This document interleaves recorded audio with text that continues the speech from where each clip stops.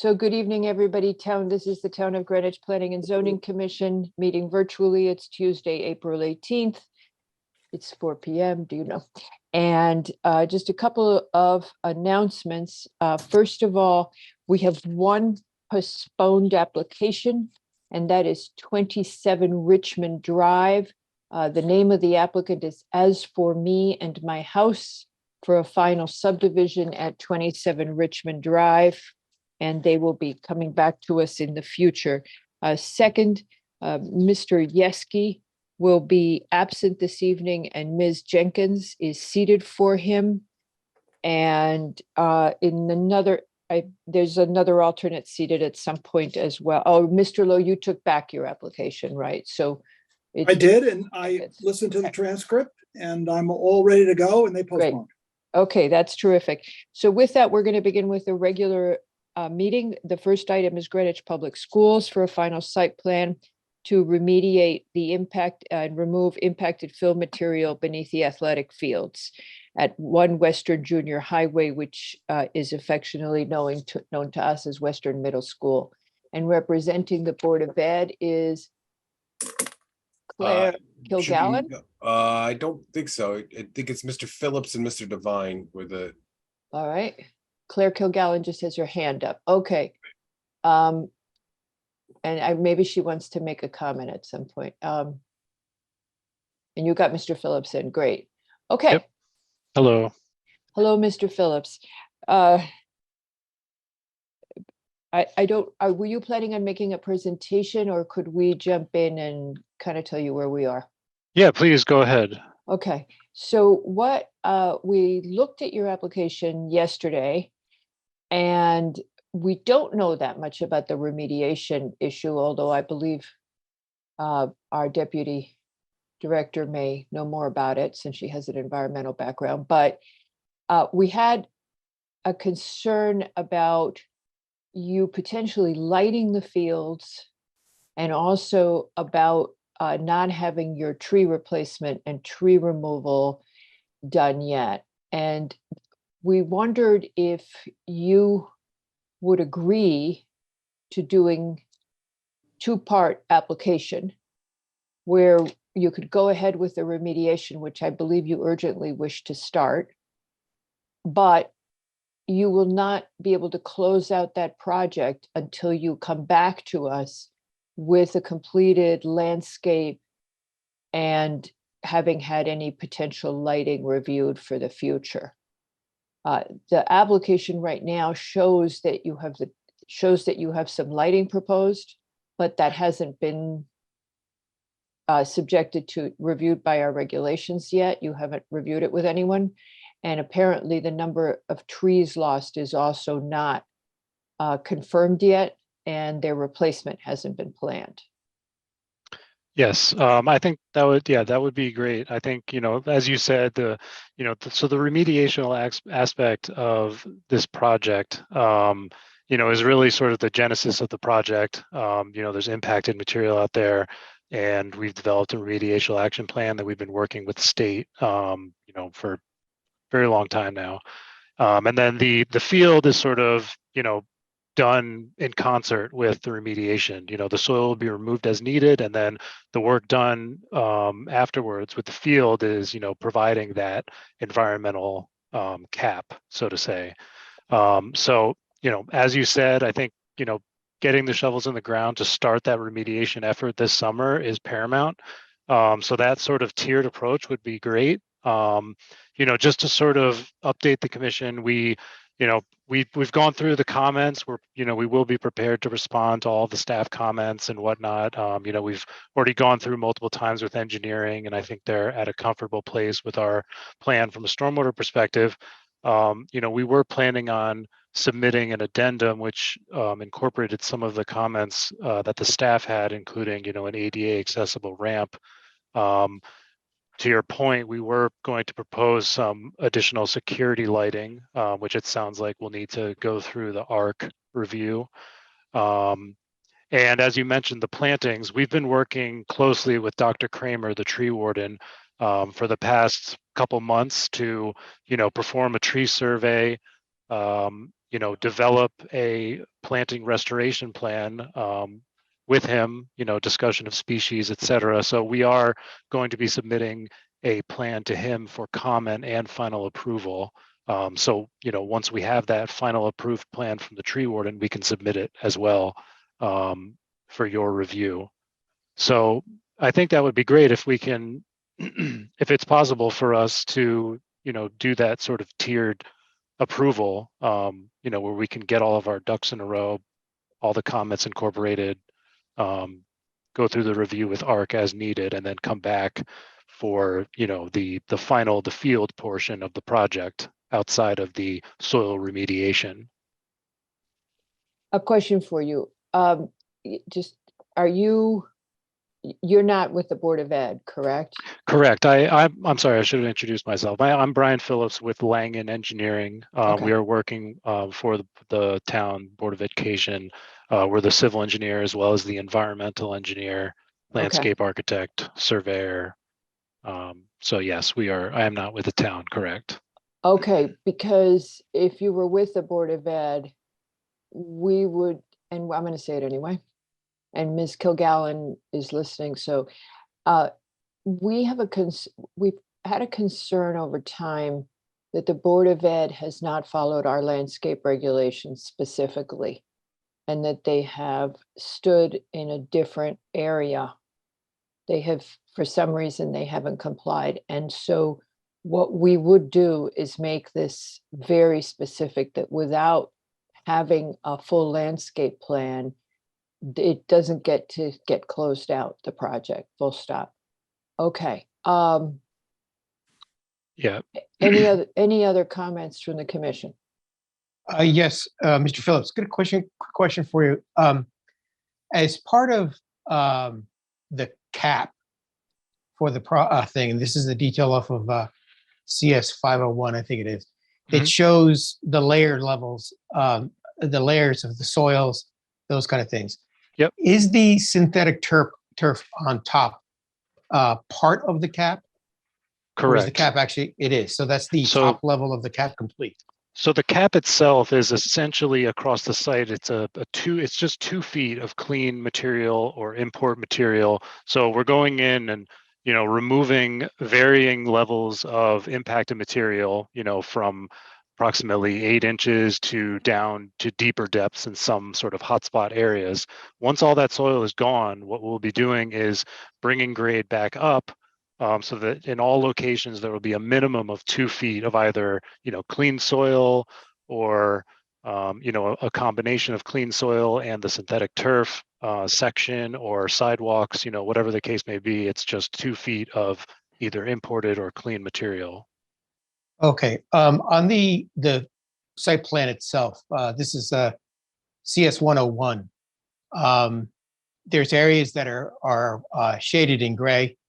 I just wanted to make sure, as I understand that and looking at that plan, that whole area that's actually shaded in gray would be turf. Correct. Yep. Okay, I thank think, you. a few pages prior. Yep, that one right yes. there. Yep. So there's 2 fields. One Okay. baseball on the right, and the left is a multi-sport. Right. And both baseball fields they're baseball fields, not softball fields. They're actually true size, that kind of thing. Correct. Yep. The Okay. baseball field on the right and then the softball field on the left. Okay, great. It's all to a standard. I believe they're all, correct me if I'm not sure if they're all, but I believe they're all designed to a high school standard. Okay. Okay, so let me go back a sec. Patrick, did we get anything else from Jody on this? No, there were no zoning compliance issues. So, so who wrote the question about the retaining walls? I did. Okay, so I'm trying to figure out how we can get them started on the remediation with some of these questions that are in front of us. Sure. The retaining walls. They haven't marked the setbacks, the height of all the fences. How would we go about conditioning all of that so that even if they're only starting the remediation, that they're consistent with zoning.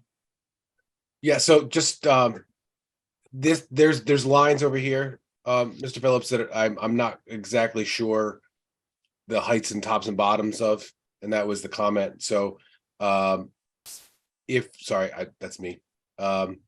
So to answer your question, Madam Chair, again, if those are fixed points, those are zoning compliance issues. They won't get permits for them without being in compliance. So those can be conditions of approval. If the commission wants to see anything, if there needs to be a waiver or variance applied, those type of things, we can absolutely cycle back with the commission before that gets started. But as of right now, they should be meeting the regulation. I don't believe the zoning enforcement officer would consider them to be a retaining wall because they're holding grade away from the building, not towards it. So I don't think there will be an issue with that. I did talk briefly with Jody yesterday about it, so I'm confident that that's not going to be an issue. However, if they are over 3 feet, the DPW will request an engineering cert, and that will need to be filed as well. Next question, can we pull out separately the circulation around the field, Mr. Phillips? Because Mr. LaRoe has raised a question as to how in the path meets ADA requirements. Can we do that in your Part 2 application?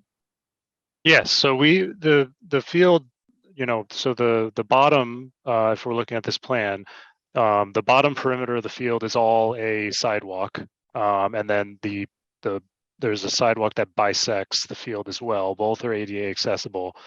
We do have, an ADA accessible pathway from the parking lot directly to the left, and we will be submitting in our addendum. There will be an ADA accessible. It's not really a ramp; it's more of a walkway, but from the existing school coming up to the field. So from the northeast corner from the plan, traversing up to the field elevation.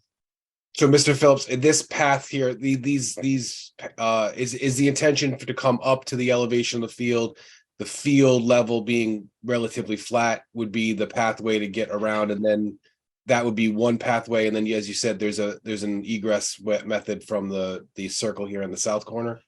Correct. Yeah. So there's a door from the building about midway point on the existing building, and then we would be coming up diagonally from plan northwest to southeast to get to the bottom left portion of the field. So to sum up, we will be providing an ADA accessible route from the existing school, the lower elevation of the school, and from the parking lot directly to the plan west, where you have your cursor.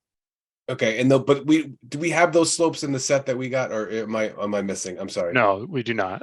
Okay, I just want to make sure that I was having a little trouble, but I didn't want to say that you didn't provide all the information, but I see the edge of pavement and those type of things. So the purpose of that is that those will meet the grades as required. Correct. Okay. And again, the elevation from the rear of the school to the top, it's 10 feet. Is that about the elevation change? Yeah, the school finished floor is at about 72 and the field is at about 81. So yeah, about 9 feet or so. Okay. Okay. Madam Chair, can I just you Yes, had asked a question, Mr. Phillips had mentioned the lighting is security lighting, or this plan currently shows only pole foundations. We're putting in foundations, but not field lighting at this point in time, just because of the nature, the fact that we can't go back and rip up without impacting, some of the remediated soil. We wanted to put in foundations for future lighting, which is shown on this plan. In an addendum, we are going to be submitting an additional lighting plan showing, ground security lighting in addition to those pole foundations for field lighting. Okay. And is that I'm sorry, Madam Go Chair. ahead. Don't, you started first. Go ahead. Is that required because the fields may be lit, or is that another? I'm trying to think of another school field that has a lighting path to it, and and I only one I can think of is the high school because it's lit at night. You're talking about the security lighting, not Yeah, the field exactly. lighting. Yeah, the security lighting, this path is heavily used, not just for the fields, but as a connection point for Okay. students. And there's a pathway that people travel from west to east. The path currently exists. And we're Got it. just providing security lighting for those traversing to get to and from I the understand. school. Okay, so there is uses, there's this typical use of the school that at dusk or whatever, you need Yeah, there is a path there currently, which is Okay. not lit. Thank you. Mr. Phillips, when you say security lighting, what does that actually, in terms of a specification for a fixture, mean? Just either bollard lighting or traditional light poles. We will be following up with a full lighting plan with Okay. photometrics. One of the things that's going to happen to you in the process of doing this, since you're doing it as two applications, is there's a big initiative in town to consider dark sky. Yes. Okay, so I figured since you do environmental. Mhm. So as you do those lights as you're looking at lights, and I'm understanding that you want to put in the infrastructure for the playing field lights now, even though we will not yet have reviewed your lighting plan, please be considering that it be mindful of those environmental aspects. We will. Okay. I think, Patrick, did we get all the concerns that we want to split out into a different application? Yeah, I think those were the two parts that if they weren't going to be part of this decision, would need to be part of a latter one. Yeah. And then do we need did they get the sewer letter in, or can we do that as for the second application? We could do it, or we could make it a condition of this. I mean, I don't know if Mr. Watson understands, or the Board of Ed understands the process with sewer, but we just need that letter. So, Mr. Watson, because we have troubled sewers in town, because it's an old town, just like so many New England communities, the sewer department sends out its comments, and every applicant has to acknowledge that they've read the sewer comments and that they understand them. So somewhere you should have that. And I don't know when you came into the meeting, so did you hear us tell Mr. Phillips we would split this into two applications so you can start the remediation work? And you're muted. You're muted, Dan. I did hear that. I was listening in my car. I'm sorry I'm late. That's okay. And then I didn't think you were coming, so I pounded him, but I'll pound you too. There seems to be some confusion at the Board of Ed. Y'all do have to follow the landscape regulations that the town has. And I'm just concerned with the trees because we've had the problem with the high school with three different site plans with the high school that are not complete on their landscaping. So there is a planting requirement in town, and it's for everybody. Yeah, we're engaged with Dr. Kramer. Okay. So it's that is part of the reason that Okay. there's going to be a second submission. So it's I think we're in good shape with Greg. Okay. I hope. Okay, and you're understanding because somebody asked me if you guys could get a CO on another project without doing your landscaping, and the answer is no. Okay. That's something we have to talk about. No, offline. not talking.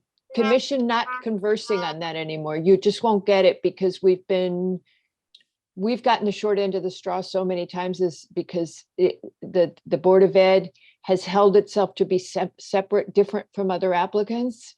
So you have to be very clear with the folks on your end that you're just like any other applicant. You got to meet the zoning regulations. Okay. And I was mean to you. You heard me. Okay. So you don't do it, no CO. Okay. And you know what I'm talking about with that? I do, but I don't know if you know the full story, so we'll I take do it know up. the full story. I don't think you do, but that's okay. We'll discuss it, and I appreciate the So, comments, and we will Mr. adhere to it. Watson, Mr. Watson, so you're aware, I've been on the Planning and Zoning Commission for 17 years. Understood. Okay, I probably know a lot more of the story than you realize. The commission is just at a point where we have regulations and we would like to see the Board of Ed meet them. Understood. Okay. Under- All right, I'm done beating you up. All right. Okay, would you guys be okay? Does anybody want to add anything else, or do you want to turn to the public for comment? Public. Okey dokey. Ms. Kilgallen, you will be first.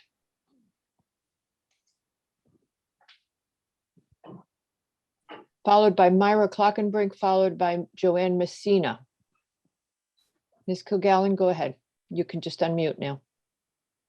Hi. Thank you. Thank you for your service and the opportunity for me to speak. For the record, my name is Claire Kilgallen. I live in Byram, a few blocks away. In addition to being a parent, I'm a former PTA president of New Lebanon. I'm Western Middle School PTA's council facilities representative, but I'm speaking as a community member.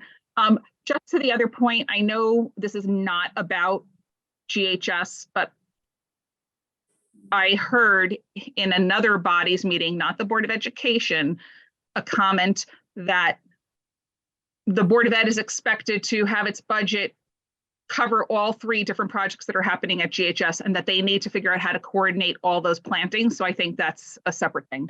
No, I understand Also that, and heartburn. I think Yeah. there's going to be a tough discussion with that other body, because I don't think I think there's been a lack of communication.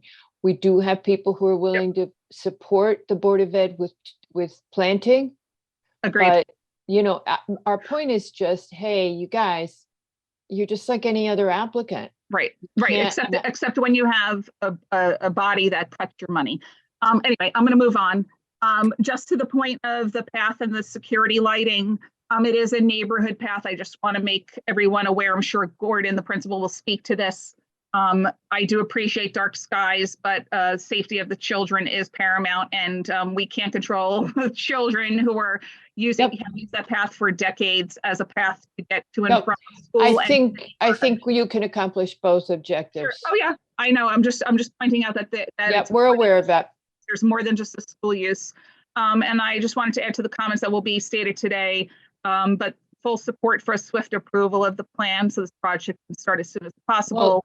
Yes, so Ms. Um, Kilgallen, one of the things with that is we are knocking ourselves out to help you guys here. I by understand. splitting it into 2 applications, okay? I'm just a regular resident, so I understand. I appreciate All right, your but process. our point with that is when we bend over backwards to help you guys, the return is we're looking for someone to respect our regulations. Okay, thank I you. agree. Listen, I'm a lawyer. I appreciate regulations. Right. Again, I'm not representing anybody on this. I'm just a regular person. I know you appreciate the length that this has taken, but just for some context, We do. to put a personal face on it, my oldest first day of at Western was the first day of August in 2016 when the fields were closed. By that calculation, 2,100 Western students have been impacted. That's just students. 7 years later, my oldest is a senior, and it's sad to see that he and children have never seen or stepped on a foot on most of Western fields. And that's true for all of my children. This is a community, a place of community, not just for athletic fields. The plans are fully vetted by the state. It's taken a long and arduous road to get here. We're aware of And that. scores of people were gave testimony in January. I would just ask that you move with, I know you are moving with all deliberate speed to approve the final site plan, and I appreciate all your efforts to make this move forward. Thank you. Thank you. Okay, our next speaker is Myra Clockenbrink, and my apologies, I forgot to say that everybody was limited to 2 minutes. I kept, so if Myra, when you come in, Ms. Clockenbrink, if you would go ahead, I'm giving you 2 minutes, and I just started the clock. Ma'am? Myra, if you would unmute. Myra, if you would unmute. Yeah, I beg your pardon. I beg your pardon. Okay, go Just ahead. one thing. I won't take anything like 2 minutes.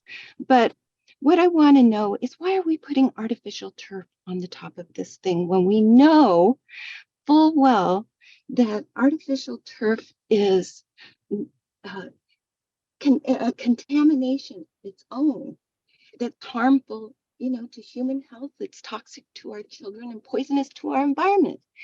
Why couldn't we put the cap below the 2 feet of new fill, put the new fill, and then put a grass field on top?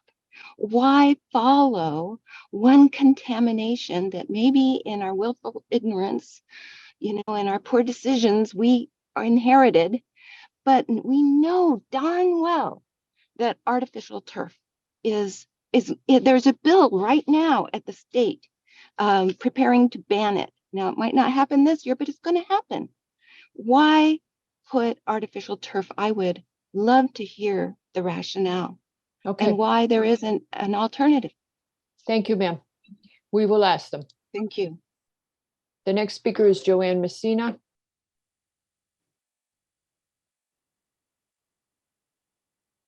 And followed by Elizabeth Dempsey. No, I'm sorry, followed by Peter Alexander, followed by Elizabeth Dempsey. Madam Messina, if you would go ahead.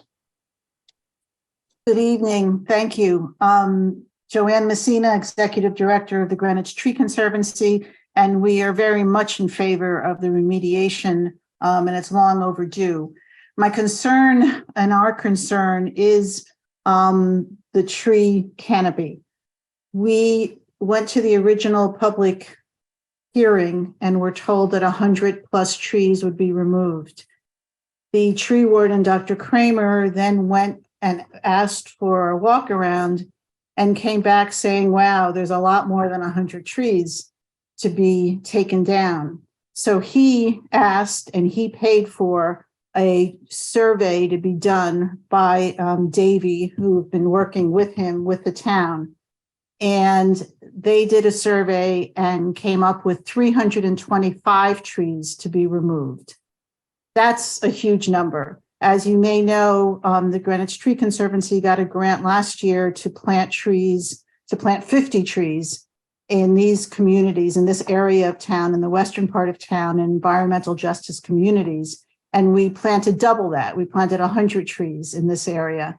And now we're talking about 3 times that being removed at this site.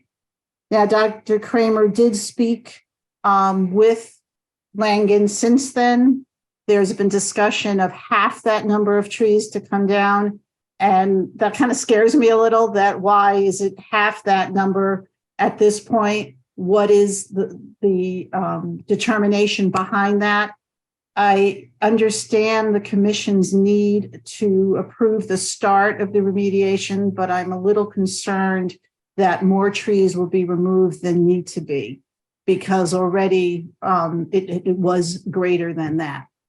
So first asked that the number of trees be determined before any are removed. And then thank you, Madam Chair, for talking about the replanting of trees. And that has to be with a plan by approval, not just review of the town tree warden, because what he has seen, the tree warden has seen to this point, is not really a functional ecosystem landscape plan. It's just some trees that were going to be replanted. So that needs to be approved by the tree warden. Thank you. Thank you, ma'am. The next speaker is Peter Alexander. Mr. Watson, you're going to look forward to answering those questions, right? Mr. Alexander, oh, you don't want to be promoted to panelist. Okay, I'm going to go on to Elizabeth Dempsey.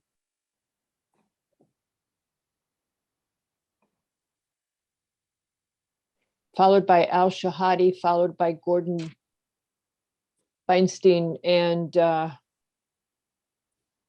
whenever you're ready, Ms. Dempsey.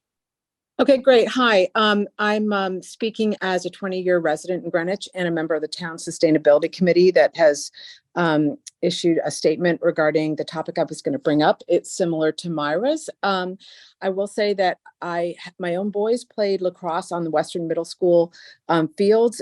They were natural grass, and I think they worked really well. I don't remember many cancellations. And I was thrilled at the time that they were on the artificial grass. It's much healthier. Now that we're at the point of remediation, I am in support of you all starting the process and getting these fields that have been out of use back into commission.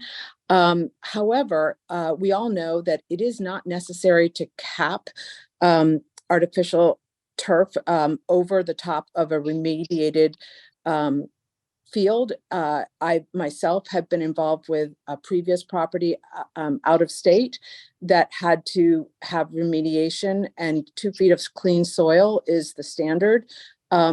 But the decision to put artificial turf was not something that was put into the public domain on this decision. So we know that it doesn't have to be on it. And I would encourage P&Z in terms of fulfilling its obligations for protection of our resources and respect for the environment, which the public values, to reconsider or ask that the proponent answer some questions or reconsider putting natural grass on top of it. Many know that I've been very attuned to what's happened in Greenwich High School, and the idea that we, as Myra had said, do remediation, but yet put something that's equally toxic that's on top of it is absolutely unacceptable. I also wanted to raise for the point that the EPA and NIH have ruled that now that PFAS cannot possibly it has to be treated by our water treatment plants. So I would ask that the proponent specify the artificial turf and that whether it's healthy or not. Thank you, Ms. Dempsey. Time. Okay, Sorry. thanks. Thank Listening. you. Mr. Shahade, you're next, and then followed by Gordon, Ben Stein. Good evening, everybody. For the record, I'm Al Shahade. Normally you hear from me in my position as the land use chair of the BNA. Today I am speaking as just as a Byram resident and also as a proud graduate of then Western Junior High School. I won't tell you what year, but it was a long time ago. At a high level, I want to encourage my support for this long overdue remediation. I'm sure you understand the frustration of Western Greenwich that this has been fallow for 7 years. I want to flag a couple of issues or reinforce stuff that other folks have already mentioned. And I also want to commend you on the idea of the split application process, which allows us to go forward while the other issues get resolved. 2 issues I want to flag are the choice of turf and the tree removal.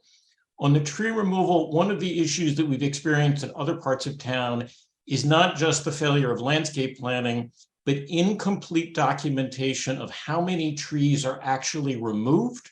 So you know whether it's 1-for-1 replacement or more than 1-for-1 replacement, the number of trees that have to be removed. So whatever is actually decided as having to be removed, there needs to be the equivalent of an as-built survey of the actual trees removed, so we know what the number is that we're trying to replace. I also very much support the commission's conversation here about requiring actual replacement before giving, this is not a C of O, but permission to go back into use, because we've also seen project, quote unquote, run out of money. And what doesn't happen is the trees get planted. This is an area that has real issues with lack of green space. We want trees. The choice of turf, I would just echo what the other folks have said. I find it fascinating that we're addressing a longstanding toxic contamination by replacing it with something that's made from petrochemicals. Artificial turf is not healthy for kids, it's not healthy for the environment, and it's not carbon neutral. We shouldn't be using it at schools at all. Thank you very much. Thank you. Perfectly timed. Mr. Feinstein, go ahead. Hi, everybody. Gordon Feinstein. I'm the proud principal of Western Middle School. I just wanted to kind of speak on behalf of the community and the needs of the building. I'm not deaf to what the concerns are regarding the trees or regarding what CAP is actually used. My concern is what the kids are actually able to play on and when they're able to play. It has been 6 years, as noted by Ms. Kilgallen. Actually, the start of 2016, so my 4th year as principal. It's now my 10th year as principal here, still no fields. I know a lot of progress has been made to get to this point where we are today, but all my parents have seen is a fence that keeps their kids from playing. We want equal access, as the other schools have. We want adequate access. We want safe access. And right now, we don't have that. So currently, I don't know if you're aware, we're taking our children to Tuftle to play softball. to Pembroke to play field hockey, Straza to play baseball, Coscott Park to play soccer, and any patch of grass we can find to do track. So our kids are bused all over town just to practice and play sports right now. And it's been 6 years of that. It's going to be at least 7 before we get actually onto the field. So I do appreciate your understanding of our sense of urgency here. And I love the idea of a double with 2 applications just so we can get started. So we don't get started this summer. We can't start in the fall because the kids are in the building. Then we're pushing it back a whole another year. So whatever you guys can do to kind of push this forward. And I'm sure the Board of Ed and Dan Watson will answer your questions adequately so that we can, everyone can leave here happy. But again, I can't say enough, the sense of urgency that I feel for this field and for our kids. It's been way too long, not your fault. This is the first time it's actually been in the town hands. It's been 6 years of state work, but now the ball's in your court and please help us move it forward.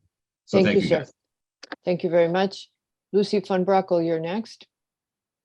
Hi, thank you so much. I'm speaking tonight as someone who lives within spitting distance of the school and who has an 8th grader there and another former student. I wanted to emphasize the fact that we keep talking about the last 7 years being an inequity, but that this neighborhood and particularly this quarter-mile, half-mile radius around the school fields has been subjected to environmental injustice by the town largely and by I-95 and a whole bunch of other issues in our neighborhood for 100 years. And this is not the first field in Byram that has been closed. We had the Byram Park field closed, Hamilton Avenue School field closed, and the William Street field closed, all for toxic soil remediation. Some kids from Hamilton Avenue and New Leb, like my 8th grader, have never had a playing field at their school. We really need to act on this inequity. And, I am sympathetic and wish that we could do grass on this field, but understand the challenges and the financial, issues there. And I am concerned about the trees as well, because replacing them in this neighborhood is going to be extremely challenging. And it would be a bummer if in replacing them, those trees couldn't be planted here. We don't have a lot of space. I don't want to stop this project. What I want you guys to hear from me is that there are other projects being proposed in the immediate vicinity of this field that also remove trees, that also add exhaust fumes to a neighborhood that has a lot of children in it. Armstrong Court is immediately, right there where Holly Hill is, and garages are planned for Holly Hill. And, we already have trucks coming in from the factory, and we've got this skating rink planned with a road that's going to divert traffic past the school. We've got a whole bunch of issues. So please take these issues into account in the future for future projects, because we have borne the burden of environmental problems for this town for too long. Thank you, ma'am. The next speaker is John. If you would just identify yourself. And again, as a reminder, we are timing you for 2 minutes. We're trying to give you a little bit of leeway, but we have a huge agenda tonight. John, if you would unmute. Yep, trying to find it there. Okie That dokie. should Hello. be good. Thank you very much for hosting the call. I echo Gordon's sentiments. First of all, my name's John Black. I'm not only a parent from the Western Middle School. I was a parent for Ham Ave for a couple of years, and now my son is graduating from Western, and my daughter is going into 7th grade next year.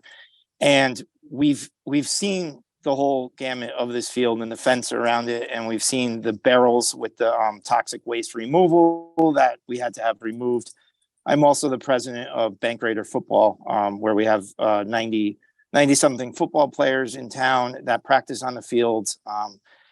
I think we have to consider this and lead with the children for this project. They haven't had a field for too long. And, we could debate turf versus grass all we want. There's negatives, pros, cons. When it rains, the fields are destroyed. The fields are closed and the kids can't come on it if it's regular grass.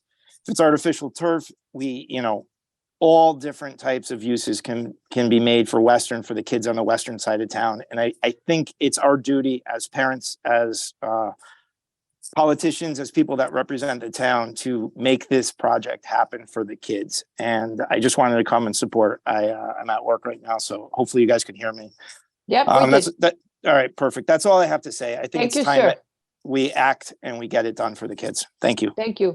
Next speaker is S. If you would please identify yourself, and you have 2 minutes. And after that, Grace Natali. Oh, hi. Hey, how are you? My name is Stephanie Otten. I'm a parent of Western Middle School.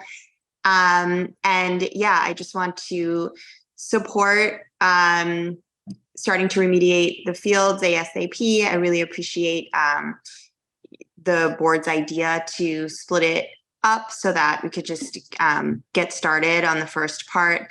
Really hoping. I have one child who's in 6th grade at Western Middle School now, and 2 more going to be on their way, and just really hopeful that we can start having fields to use like the rest of the schools in this town. Thank you very much for your time. Thank you, ma'am. Grace Natali is next. Hi, good afternoon. I'm the Western Middle School co-president, PTA, and I'm speaking in that professional capacity. I don't think there's a single parent of the 600 kids at Western Middle School who would like this project delayed any further. So we really do appreciate, right, that it's gone through a 6-year process, mostly with the state, and that now it's finally in, the hands of people in Greenwich, our community members, our peers, and you guys know how much this means, not just to the west side of town, but to all the students in the town. In my personal capacity, I'm not particularly against the use of artificial fields. I echo what Dan said, right, with the bank raiders. Usable field space in this town is so limited. As a parent of 3, right, with an 8th grader graduating from Western Middle School now, being able to have a field, regardless of the weather, is becoming increasingly important. It's one, consideration among many. Thank you very much for thinking about splitting up this process into 2. Anything that we can do, right, to get the shovels in the ground this year so that the kids who are coming into Western or at Western now, who are younger than my son, will be able to actually use fields would really make a difference. So thank you very much. Thank you very much, Ms. Natali. We have one more speaker that I haven't been able to get in. Mr. Alexander, if you would like to try and speak.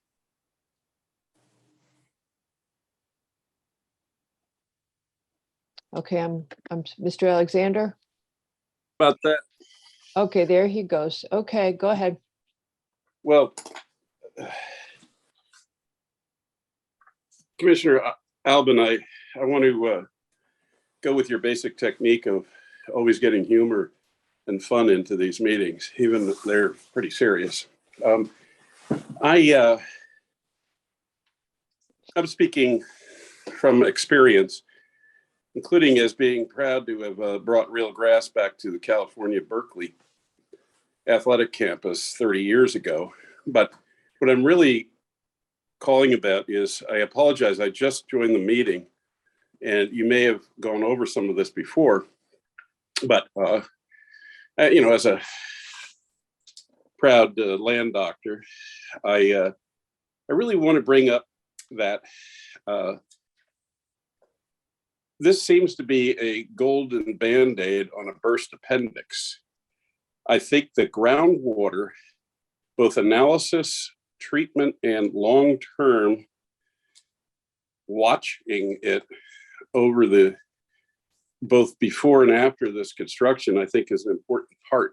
I apologize if you've already gone over that, but I think that's very important. It was quite a few years ago when I sent my surveyor and another to do some of the investigation, and they were threatened with arrest because I think Dawn Fortunato was the one who brought it up first. But I think we have to get serious, not just about the turf, but also about the water underneath. Thank you. Thank you very much, sir. I'm not sure I kept with the humor promise. But. Okay. All righty. So that does it for the public speakers. Mr. Watson, are you there? If not, okay, I guess he's gone. There you are. Okay, Mr. Watson. So we had it explained to us that the turf was part of several approaches that had been considered, and gone back and forth with Deep and finally Deep and you had agreed to this with the turf and the capping. Do you want to comment on that? I'm going to let the professionals comment further, Mr. Phillips, okay. but I would like to say that it was discussed more, not just from this office, but with the Board of Education, as well as the Parks and Recs Department and other end users. So it wasn't just, you know, a last minute decision by anybody. It was a very thought out process. If it would be acceptable to the commission, you know, we are preparing a formal response to comments, and one of those comments will include a response for the artificial turf, if that would be acceptable. Can I just ask you something on the artificial, how long from the time you start remediation is it till you get to a go, no go on the artificial turf? I believe the remediation effort itself is a multi-month process. So we could talk to you again about artificial turf when you come back. Correct. I believe that the matter has been closed by the BET is the problem. Is that correct, Mr. Watson? This is the thing I'm struggling with. I believe you're going to get funded to do it with artificial turf and the way the capping works for that. I believe that's correct. Yes. Mm-hmm. The next thing is, I'd like to make clear to the commission that even though we may be uncomfortable with this and not like it, this is not a special permit application. It is only a site plan. And the turf decision is not really in the zoning regulations. Oh, I love that. Is that your ring, Mr. Watson? I'm so sorry. It's my That's how everything. It's very timed well, yeah. Yeah, that's exactly how I felt. I'm going, wah, wah. Okay. So we can't really impose on you the way we might be able to do with a special permit. But we'd love to revisit the topic. So why don't we just make sure that we include this discussion and that we get some information. If you give us an answer, we'll see how to get it to the public as well. Because if, for example, Mr. Watson, would you be at all able to speak with the Sustainability Committee, which was well represented today? Sure, we'll speak with them. I will absolutely have the professionals with me. They're more in tune with what's going on, but sure, we can meet with them whenever So you need. that'd be great. So here's who they are. The co-chairs is Janet Stone McGuigan, Selectman, and the Environmental Affairs Director, Elizabeth Evans. That's who you heard from objecting to the artificial turf today, mostly. That's the lead speakers. As regard the trees, you're going to work with Mr. Kramer. I assume you're taking down most of the trees, Mr. Phillips, before you start. We're trying to save all the trees that we can. The reason for the tree removal is because of it's a soil that the trees sit in, essentially. So it's unfortunate. We obviously would not like to take down any trees if we could, but because of the remediation, some amount of trees, and we're doing spot testing to try to whittle that down as much as we possibly can. But with that, we are proposing a planting restoration plan. We've been working hand in hand with Dr. Kramer, and that plan will be reviewed and approved by him. Okay. And I believe, Mr. Watson, if it's of any help to you, I don't know if she's still here, but the Tree Conservancy has many times offered to contribute trees to your grounds. Absolutely. So we're well aware. Yep. Okay. So when people fuss about the landscape budget, it's worth considering that you have an enormous outstanding offer, and you could probably get help from a lot of the garden associations as well. So it's not like, and we could find you people to help with that. Understood. So, okay. So we kind of have a plan. Does anybody in the commission have any questions or comments? Just quickly, Mr. Phillips, if the field was changed to grass, would that actually change the cap design? would have to be modified to accommodate that? My understanding is no. We would just need to alter the section. Essentially, it would be a minimum of 2 feet of clean soil. Which is more expensive. But I apologize. I'm not as well versed on all of the environmental aspects and all of the many years of negotiations that has occurred with the state. So the turf might be part and parcel.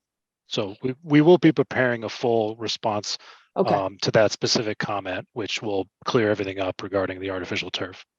And that was Mr. McRae. That's why I asked him, maybe you missed my question. That was why I asked Mr. Phillips how long they were to a go, no go decision. Once they've passed the go, no go point, it's irreversible, right? But if we can get them back before us, before they get there, we could. Yes, I did that. I did hear that. And it's kind of thing is that if we're going to actually have them go out there and start the remediation today, my thought was that if the cap design needed to change to accommodate turf, they would have to do that before they went out there with the bulldozers. And there potentially could be an effect on the remediation approval, which has been approved or is very close to approval by the state, having to go back and go through a whole nother back and forth with the state might be a timeline consideration that, I know that this has been reviewed for countless years now. That's the big question. If you had to go back to the state, I think everybody would cringe. Mr. Watson? I just wanted to say that along with what Brian just said, depending on how the documents are bid out, whether we put in an alternate for grass versus turf, the outcome of those bids is the outcome. If we go with the low bidder who said he can do the turf cheaper than the grass, but then you want grass and he's not the low bidder, then we have a whole legal issue. So we've got to be very careful on how we do this. And again, we can only ask you to have the dialogue with folks. Absolutely. Because it's not in this specific instance, to my knowledge, don't have any authority over it. Unless I can find something in one of the state statutes. It's like, okay, I'm going to go with Ms. Jenkins, Mr. Levy, and Mr. Lowe. Yes, I believe there's a public question about groundwater. I assume, Mr. Phillips, that you can address that when you address the other issues. Correct. Yep. And that was a concern as well of wetlands, and we did respond to that comment to them. And since Ms. Jenkins raised that, the Conservation Department also makes the comment about you not having any maintenance plan for the ridge, for the escarpment. Does that ring a bell? I do not recall that. Okay, hold on. The ledge formation stretching along the southeastern edge of the site is not included in the long-term maintenance plan. It's comment C for them. Under 1C, which doesn't have any other numbers, it's just 1C. So maybe you could comment on that as well as part of your site plan discussion. Yeah, we will be responding to all of staff, engineering, environmental comment, everything that was sent to us. We will be preparing a formal comment response letter. Yeah, but I think the more important thing is for you guys to work with Patrick and have that come in as a new application. Mm-hmm. In which you address all the outstanding issues, and that's going to mean getting the trees figured out. Yep. The tree loss and what can be protected in canopy. Mr. Levy. Yes, I'm not sure I got all of what this with the timeline for the go no go on the turf. I heard something like there's a matter of months before the cleanup could be completed, which I certainly understand. But what is that timeline for the turf?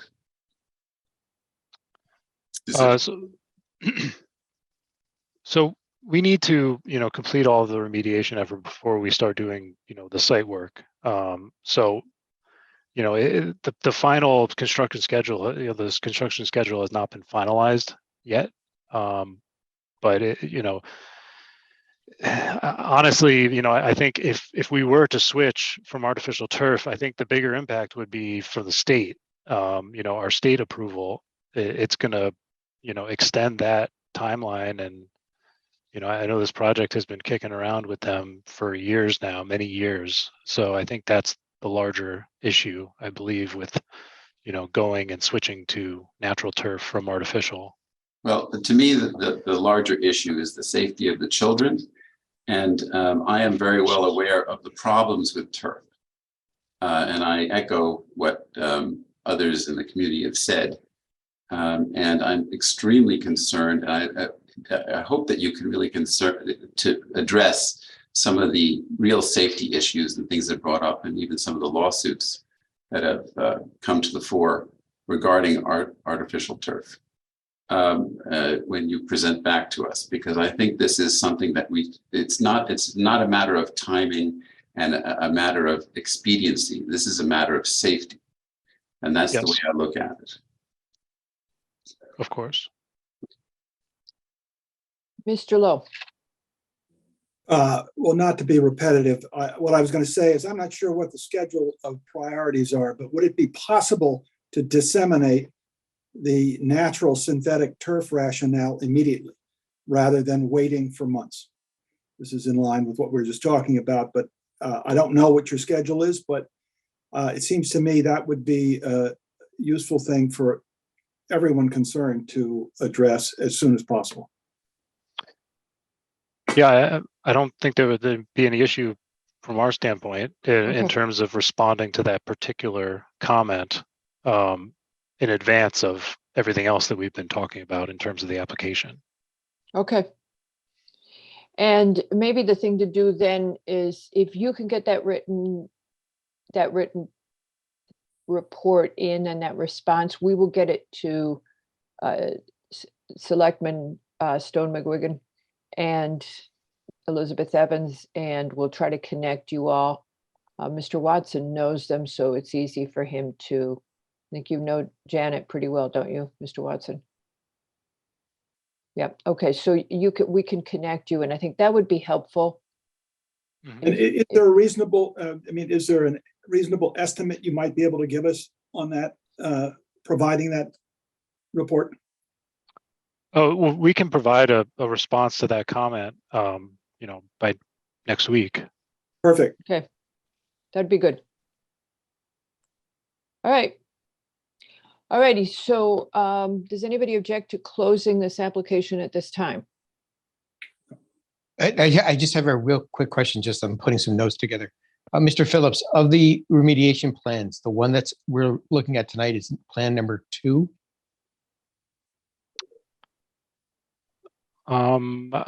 Yes. Okay. Thank you. Madam Chair, so if there's more information needed on turf, maybe it's not such a good, I don't know if it's a good idea to close. Well, what we're trying to do is approve them starting the remediation. And here's going to be the snag. They've got, and that's why we were asking about the go, no go.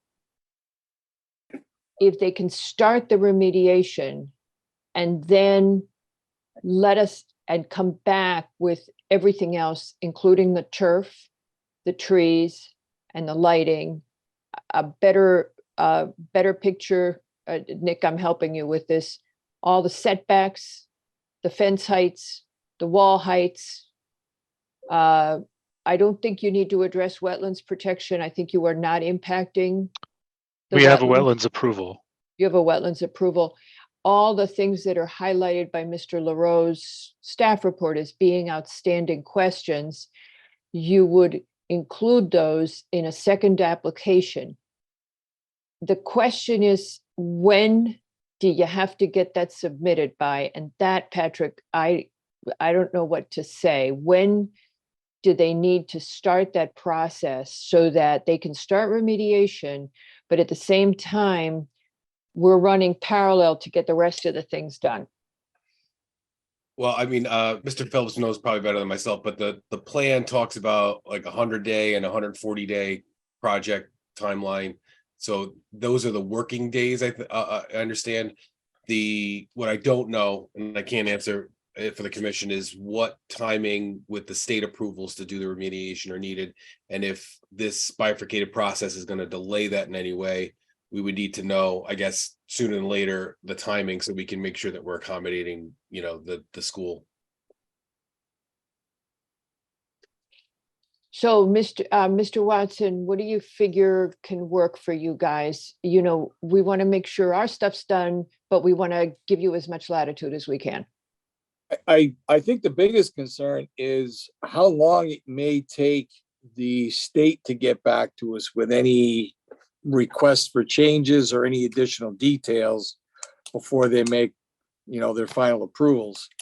I mean, we all know how long it's taken to get us to this point. So my take is the state takes 6 weeks. Is that about right to answer any letter?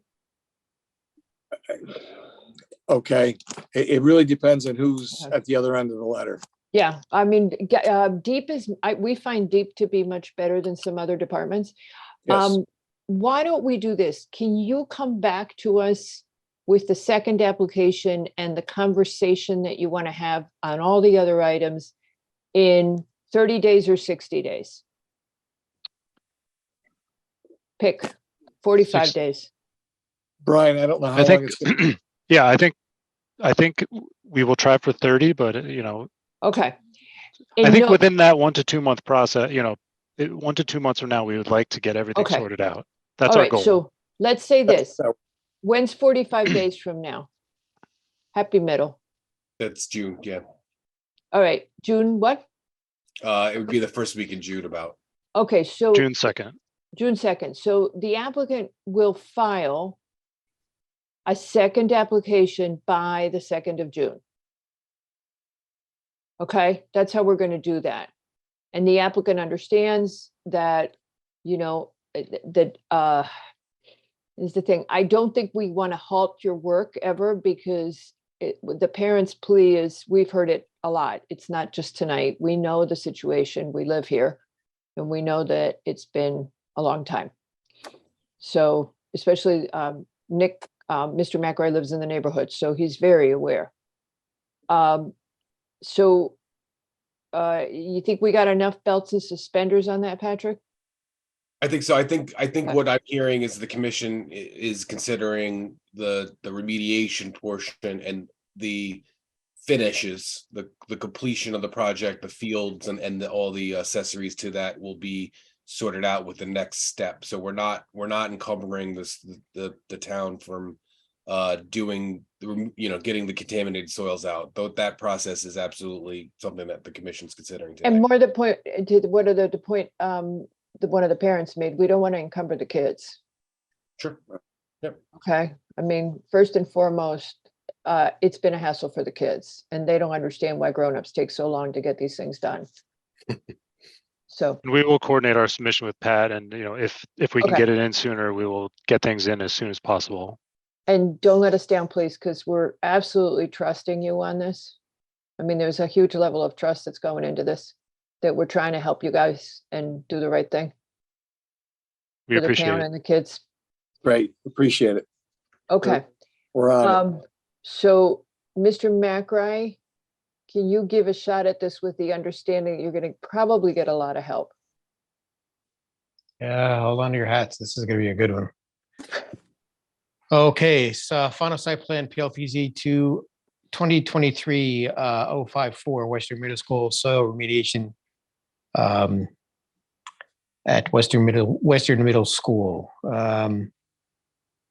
Applicant has provided detailed information on remediation for soils of 2 playing fields under remediation plan number 2. The applicant will be providing additional information under a separate application. I No, would we'll be say, submitting- hold on. Not hold on. additional information, we'll be Hold on. submitting I'm not done yet. for We're not approval. done yet. So that's, the first part would be basically an approval to proceed with soil remediation as proposed under Plan Number 2. Then applicant is to return to the Planning Commission under a separate application by the 1st of June. That's what we talked about. Mhm. Second, Whatever. That application is to include answers to turf grass specifications, landscape plan with tree removals and replacement counts, lighting fixture and specifications, and zoning compliance. Okay, so it's just that it's not answers. It is proposals. They will submit an application for our approval on these items. We Okay. are separating into 2 applications. That isn't just that they're giving us the answer. In the meantime, go ahead, Nick, they're going to give us just the turf answer. Right. I think actually Smile, they're Mr. going to. Watson, we really are trying. Right. So as part of the first under this, that prior to their return, they're going to provide a written narrative outlining concerns for turf, tree removal, lighting, so on and so forth. If that's what you want in the interim. No, sir. They're going to provide a written narrative on just the turf and the turf alternative. Okay, that's actually it's part of this approval. No. We're approving just the beginning of the remediation process. Okay. They will start the remediation. We're approving that. All right. So the second I said application is the turf, fir- landscape, lighting, and zoning. Okay. Right. And that is for our approval. And in the meantime, prior to filing the second application, the applicant will provide a written narrative to the commission describing the considerations for artificial turf. Patrick, did I leave anything out? Oh, yeah, I did. Groundwater. Yes, the groundwater in that separate application. I think, why don't you do that when you, I think the problem is you've already got that in your remediation plan. And I think you've already addressed it. You're not going to be pumping, right? Post remediation? No, we've addressed groundwater from wetlands. Yeah. They had a question as well. Yeah. We addressed it, but we will Yeah. include that response in what we send next week. Okay, and then the other things we need are the things that Patrick raised. This will come in a second application. Is that whole thing with the wall heights, fences? What else did you have, Patrick? Zoning compliance, which is all of the structures zoning proposed. compliance issues. Yeah. Okay, and Okay. I'm warning you right now that we're gonna fine tune this language a little bit before we send you the letter. So it'll be real clear and neat. So we're giving you the ability to start on the remediation. Within 45 days, you file a second application. Here's what's going to be in that second application, and it's for approval. And in the meantime, you give us the narrative on the turf trade-offs, which are really something that we're doing for information, and we'll share it with sustainability, and then you and Mr. Watson, or whoever Mr. Watson wants to bring, they'll have a meeting. I hope they're listening. I don't see them anymore, but I'll let them know. Okay. Do I have a second? Go ahead. Just quick question. I want to make sure I understand.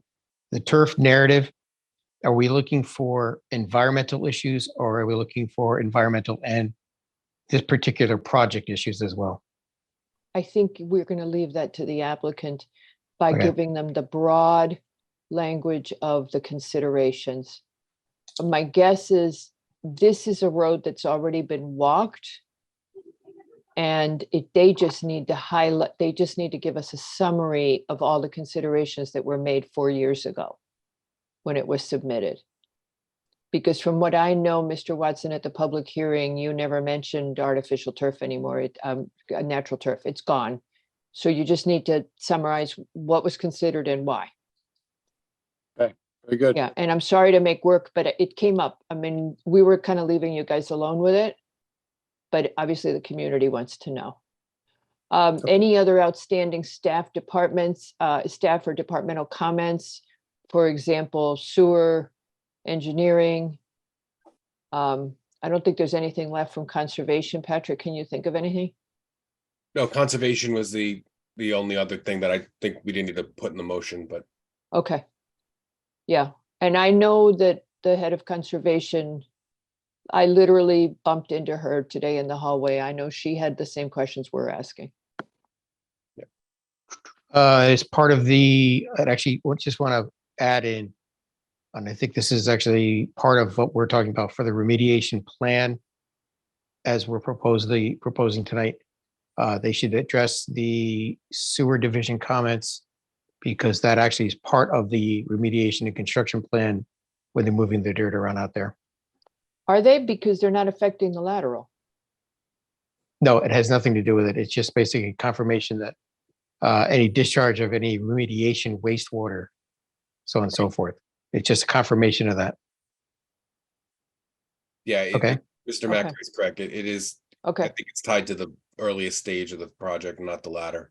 Okay, you got that, Mr. Phillips. Make sure that one of you guys, Mr. Watson, you're the guy who signs that letter.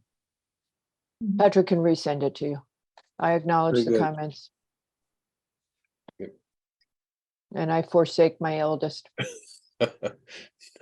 He's not even laughing anymore. He was in the beginning. Okay, all right, do I have a second?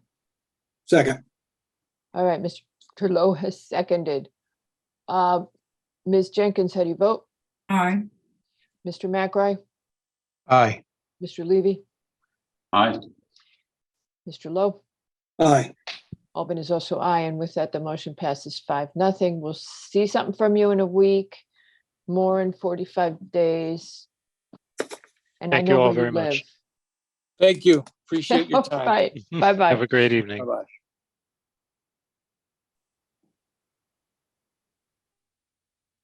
When you, did you get a chance to write Pete Minarski? He did not get back to me. Sorry. Okay, all right.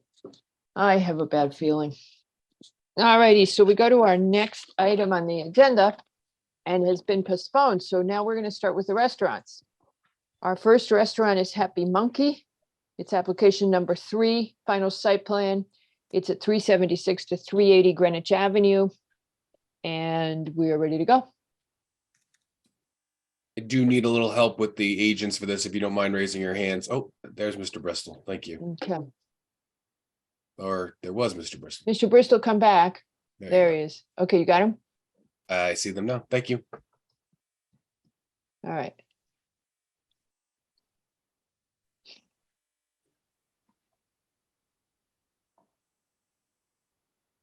Hello, can everyone hear me? Yeah. Okay, great. Good evening, everyone. My name is Christopher Bristol, representing the applicant, Happy Monkey. Do you mind if I just get down to brass tacks here? I know. No, we would love it. Do you want us to get to brass tacks? Well, if I'd love me to Go. lead if I could. Go. What I submitted, I know I was just brought into the application just a couple days ago, so I'm sorry for the late information, but I provided today a copy of the occupancy plan that was used for the restaurant build out. Because I know that we're talking about maximum occupancy and seating, et cetera. The build out plan shows maximum occupancy total of 138. It shows a seating count of 103. The only difference between that plan and the one that's currently before you is that when you come into the restaurant and just to the right, there's currently shown a bench. And if you look at the occupancy plan, there's 4 of those really small tables. So I think that might account for at least my confusion between the 103 and 105 max seats in the inside. Because you might have seen that in some correspondence I provided with Ms. Pruitt. So do you have a zoning, what kind of approval do you have for 103 seats? That we have a zoning permit. I mean, this is what we use to obtain the zoning permit for the build out for the building permits. So does that mean, Patrick, that they have everybody else? So, just so everyone is aware, every building permit needs a zoning approval. So Know that. in this instance, the building department, because again, the commission doesn't review restaurants that are Right. changing over on the avenue. Yeah. They go to the building department. The building department looks at that with fire. So the building permit set, and I don't know, Mr. Mr. Bristol misspoke, but it should be the building permit set that was approved. That is the arbiter as well as the health code. There you approval. go. That's what I was trying to Yeah, ask. so those are the two things that My mistake. we would want to rely on and not the Demerits. zoning alone, because those can be, for just from experience, can be modified later on because they are limited by those codes. So health, building department. Right. And fire have signed off on how many seats? Is that the number, Mr. Bristol, that you're talking about? It's 103. Thank you. Okay. At present, you have how many in the interior? We have and that was there was 99 currently being used when asked of the manager. So I think there might have been some confusion when they were answering that question. Okay. So but we don't have the seating plan for that. What we have before you is the seating plan. You know, what I provided was the occupancy plan. It's almost exactly the same, just so, Okay. so you understand the that metrics. means So there's a if baseline. you're gonna go outside with 24 seats, We're asking for 30. That there was health signed off yesterday. 30 seats outside, and that plan was also provided to you as well. so let me say this to you differently. If you want to go outside with 30 seats, that means that you can have no more than the 100 and, what was the number 3. finally? Than the 103 that's been approved. You're going outside with 30 and you are eliminating 27 inside. Did I do that math right? Or is it No. 20? They're using 99 right now. They're allowed to go to 103. So somebody tell me what they need to eliminate inside. Isn't it 103 minus 30? Yes. Well, I think that's 73. So that's 73, and they're currently at 99. So you need to eliminate 9 menos 3. You need to eliminate 26 seats on the inside, and that is how you will be approved. Well, let me ask you. I mean, is this based upon parking? Because I know there's no parking requirements. There is no parking. It is a commission, no parking requirements. It is a commission policy, because it is up to the commission in this regard, that seating in total will not be increased for restaurants when they do dining in the nodes or outside in general. Seating will not be increased to dine outside at all. Nobody's getting it. Okay? Yes. And it isn't because of parking. It is because it is congested, it's crowded, and the only time that people were allowed to have a greater number of seats was because during the pandemic, there was a 50% on the inside occupancy restriction, and we were trying to keep people alive. There is no pandemic anymore. The state law has changed. Nobody gets more total seats on the avenue, and we're going to do that for everybody. So we're not treating you unfairly. I know it's disappointing, but that's the way it is. It's just too tight. 26 seats eliminated. You add 30 seats on the outside. Did I get all that right this time? Did you see the email from Ms. Pruitt? No, There I was no- didn't. I'm taking it from what the applicant just told me, Okay. that he there wa- submitted that email.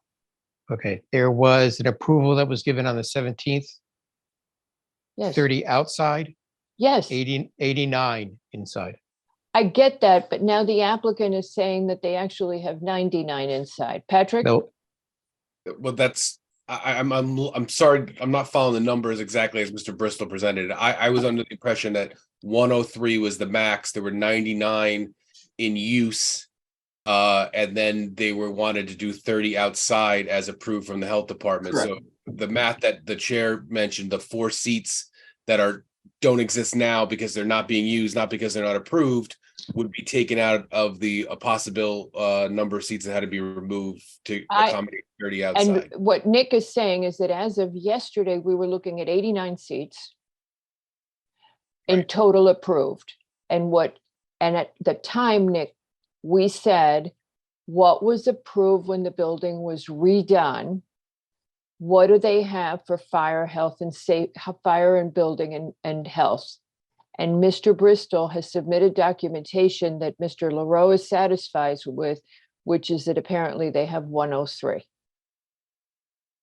I can explain some of the confusion, but I mean, I'm not sure if it's, I don't know, I'm not sure if that I helps. don't or know if hurts it's really this one. relevant. The question is, That's my point. we're gonna have to trust you, and you know how hard that can be. Well, it's, I Don't I mean, know? not that we don't trust anybody here, but it's I'm all just based on the, joking. it's based on the information that we are going to have going forward. So we have a health decision, we have a building permit plan that's approved for occupancy, and then we have the zoning component of it, which is the occupancy of the node or the space outside the building, which the commission isn't talking about right now. So those three things together is going to lead to a sum total that we're going to be able to all enforce,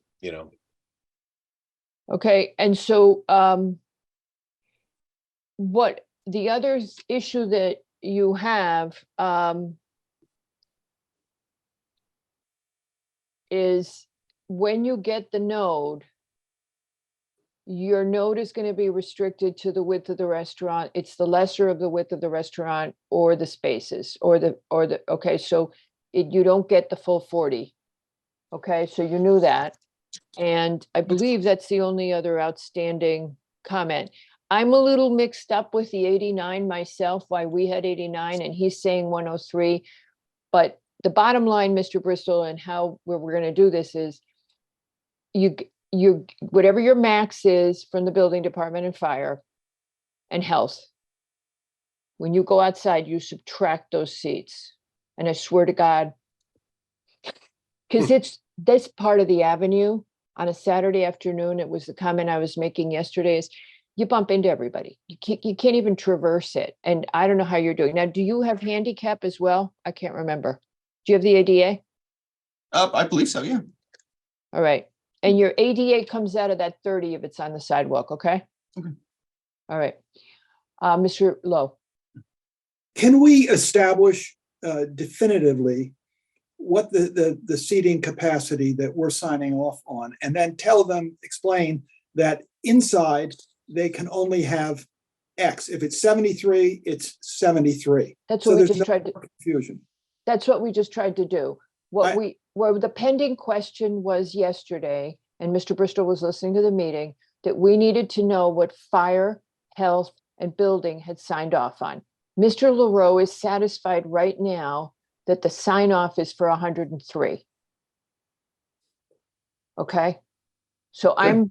I'm like big on the trust thing tonight. Mr. LaRoe's telling me he's comfortable with the 103. I definitely know where he lives. All right. So what we could do, Mr. Bristol, did you submit all this documentation? Yes, admittedly, it was yesterday or today, so it was Okay. loaded Miss down. Pruitt did not have it in the email she sent that Mr. McRae is referring to. So I don't know when you sent it in, but what we're going to do is condition you to satisfactorily establish your total approved seating, and that we're basing it on that, and that you will meet all other zoning regulations and applicable standards. Mr. LaRoe? Oh, I don't want to step on Mr. Lowe if he sells a point. No, you know, you're right Oh. next to him on my screen, so you can step on him. No, Yeah. I just saw his Okay, hand up, I've so got tread marks all over my body. sorry to add to them. This will make Mr. Lowe a little more comfortable. We will absolutely articulate in the decision letter the final number, and we will base that off of the permits that are already issued, health and building. So we won't leave this as an open-ended discussion, although it sounds like it may sound open-ended now, but it really it'll be based on those two occupancy decisions, and then we'll summarize that for everybody going. Okay, any more comments from the commission? All right, and Mr. Bristol, do you have any objection to public comment now? No. All right, I'm turning to public comment. This is for the Happy Monkey. We've got one hand up. It's Mr. Morgan. No, he went away. All right. He's the manager. Yeah, Mr. Morgan, did you wish to speak? Raise your hand again, please. Mr. Morgan? Okay. All righty. So if we don't have any comments from the public, we don't have any comments from the commission, does anybody object to closing this application at this time? Hearing no objection, this application is hereby closed and we would entertain a motion.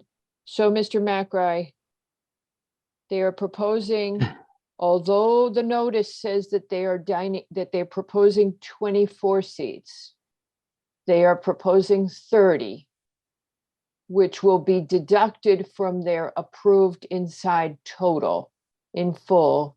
ADA will not be in addition to that 30. Okay, I'm gonna let you talk because then why am I doing it, right? Okay, 376, 380 Greenwich Avenue, application PLPZ 2023-098. Applicants requesting approval of outdoor dining seats within a street node that would displace 4 parking spaces on a 6,700 square foot property lot located in the CGBR and CGIO zones. Motion to approve the site plan, noting the following.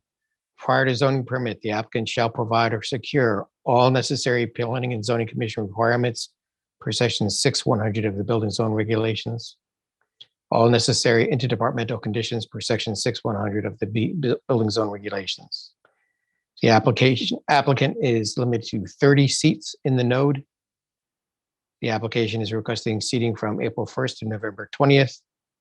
And the hours of operations are Monday through Friday, 12 p.m. to 10 p.m. and Saturday, Sunday, 11 a.m. to 10 p.m. Do I have a second? Second. Mr. Levy has seconded. Mr. Levy, how do you vote? Aye. Mr. McRae? Aye. Mr. Lowe? Aye. Madam Jenkins? Aye. Albin is also aye, and with that, the motion passes 5-0. Mr. Laurel?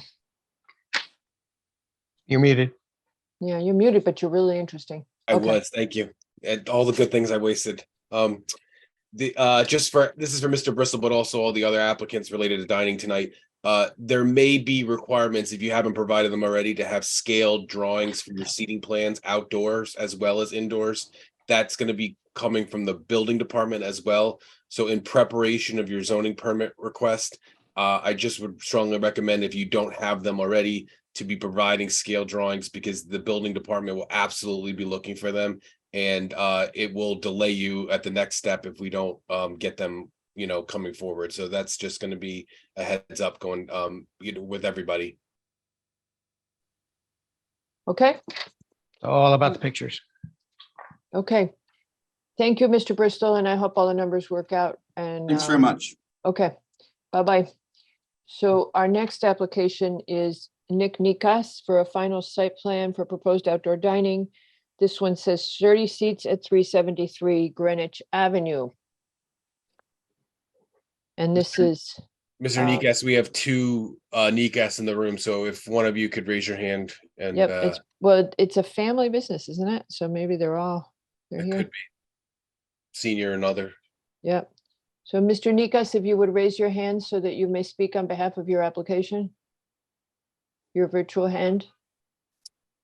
Mr. Nikas. Any Nikas? For Putnam Restaurant. Please raise your virtual hand. I'm going to try to promote both and then, Yeah, I was going to say that to you. Why don't we just, okay, there, we got one. progress. There you go. Thank you.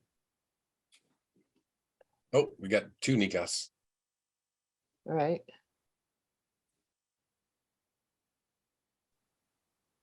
Again, in the public, we'll be promoting you to panelist.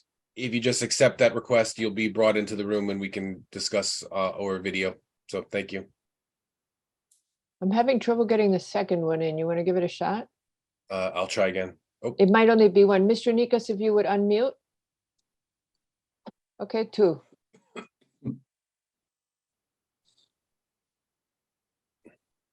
try again. I saw an unmute happen, so.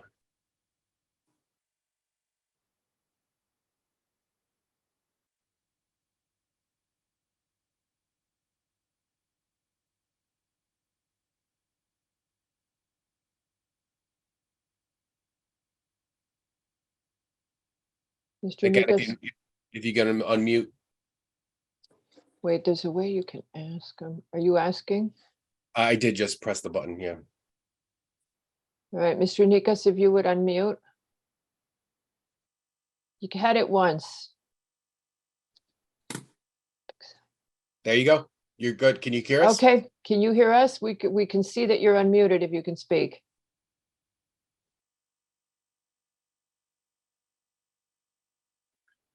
Is it possible he's coming in on the phone and needs to, I mean, No, he's not on the phone. Well, he could be on the phone now. He's left the meeting. Okay, all right. I'll tell you what, let's just go on to the next one and we'll hope that Mr. Nikas, if you can't unmute Mr. Nikas, we'll bring you back whenever you can. All right, the next application is for John Rigos, and this is 382 to 386 Greenwich Avenue, and it is for Pain Quotidien. John Rigos, if you would raise your hand. Any representative? Anybody from Pain Quotidien? Okay, Jeffrey Emanuel and Joey Alterman. I'll take them if they're from the restaurant.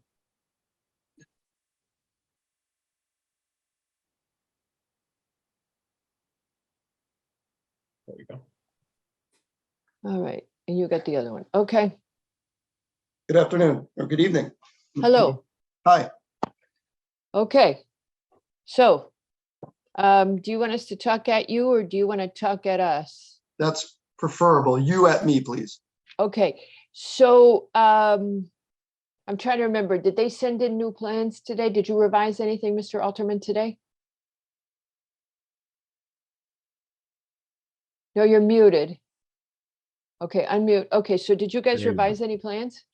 No. All right, so here's the thing. You requested to put 16 spaces outside, but your plans show 14? And then the other thing is that we require people to remove seats on the inside when they put seats outside. Sure. You would need to close off 16 or 14 seats, but your plans currently only show the 14. Can you explain to us what that is? I'm assuming that's probably just a mistake. Okay, If the which plans currently show 14. I mean, we obviously want to get as many seats out there as possible. But if you can't get more than the 14 in, and then you've got, you know, a problem with not being able to put the tables in, Nick, are you looking at the plans? I'm looking at the plans. I'm also looking at the health approval. Health Mhm. approval says 14 seats. If 14 anything it more is. than, anything more than that, they've got to go back for Yep. review. You're doing Understood. 14 because you want to get going, right? Understood. Yes, that works. Okay, so. I have 8, a total of 12 seats in the node and 2 seats on the sidewalk Yes. for a total of 14. Okay, and your seat. Wait a Say minute, you said 8 seats in the node and 2 on the sidewalk, Yeah. and you got 14 from that? How'd you do that, Nick? 12 seats in the node Okay, Oh, and yeah. 2 12 seats on in the the node sidewalk. and 2 on the, good, because I know one of your kids is a math ace. Yeah, real rocket scientist. Okay, so since that's what you've got from health and you want to get going, we're going to go with a 14. You have to eliminate inside seats. We're Sure. telling people they absolutely have to do that because the avenues get so crowded on your end in the summer that it's almost impossible to walk on it, as you know, on a Saturday afternoon, and you all have all day business. We would do it for your current hours of operation. And we would just ask you that you're going to follow all applicable regulations and you won't get the nodes until you do. Any comments or questions on that? No, that's straightforward. Thank you. Okey doke. All right, does anybody on the commission have any comments or questions? do we know what the indoor seating is? They have 90? Is that Yep. correct, you guys? That's correct. Yeah. Okay, so you have 90, that's what the staff report has, that you currently have somewhere in here. Yes, there are 90 seats indoors. And there soon will be 76 when they get their 14 Right, out. and that'll be in the decision letter. Good. Understood. Okay, all right. Any more questions from the commission? Any questions from the public? This is for Pain Quotidien at 38286 Greenwich Avenue. No comments from the public. Does anybody object to closing this application at this time? No. No. Mr. McRae. Here to go. 382, 386 Greenwich Avenue, application PLPZ 2023-108. Applicant is requesting approval outdoor dining seats within a street node that were displaced 3 parking spaces on a 15,680 square foot lot located in the CGBR, CGI zones. Motion to approve the site plan noting the following. Prior to zoning permit, the applicant shall provide or secure all necessary planning and zoning requirements per section 6100 of the BZR. All necessary interdepartmental conditions per section 6100 of the BZR. The applicant is limited to 12 seats in the node and 1 accessible table of 2 seats on the sidewalk for a total of 14. The applicant is requesting seating from April 1st to November 20th. Hours of operations are Monday through Sunday, 8 a.m. to 4 p.m. You have a second? Second. Mr. Levy, how do you vote? Aye. Mr. McRae? Aye. Mr. Lowe? Aye. Ms. Jenkins? Aye. Albin is also aye, and with that, the motion passes 5-0, and we go back to Mr. Nikas. If you would unmute, I saw you do it and you're here. Mr. Nikas? Putnam Restaurant, can you unmute?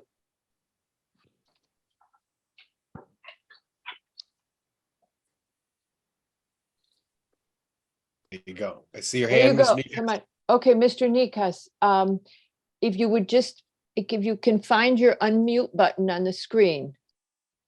You just need to unmute so we can hear you. I see your hand is up, but you're muted. You've turned off your microphone. Can you turn it on? And if your microphone is not connecting, you should select the one that is the same as your system device, and that will help you that I way. had to do that Otherwise, today. it's the phone number. Oh, somebody else just raised their hand. Yeah, I'm gonna see if Mr. Sanchez is with Mr. That could be helpful too. Mr. Sanchez? Are you with Mr. Nikas? Mr. Sanchez, you're unmuted. Would you go ahead?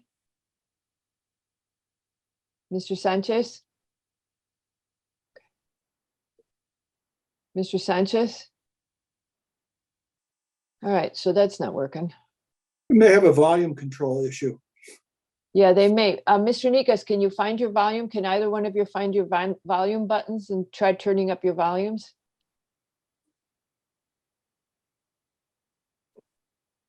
Okay. We're going to leave Mr. Nikas here in the hope that he can unmute.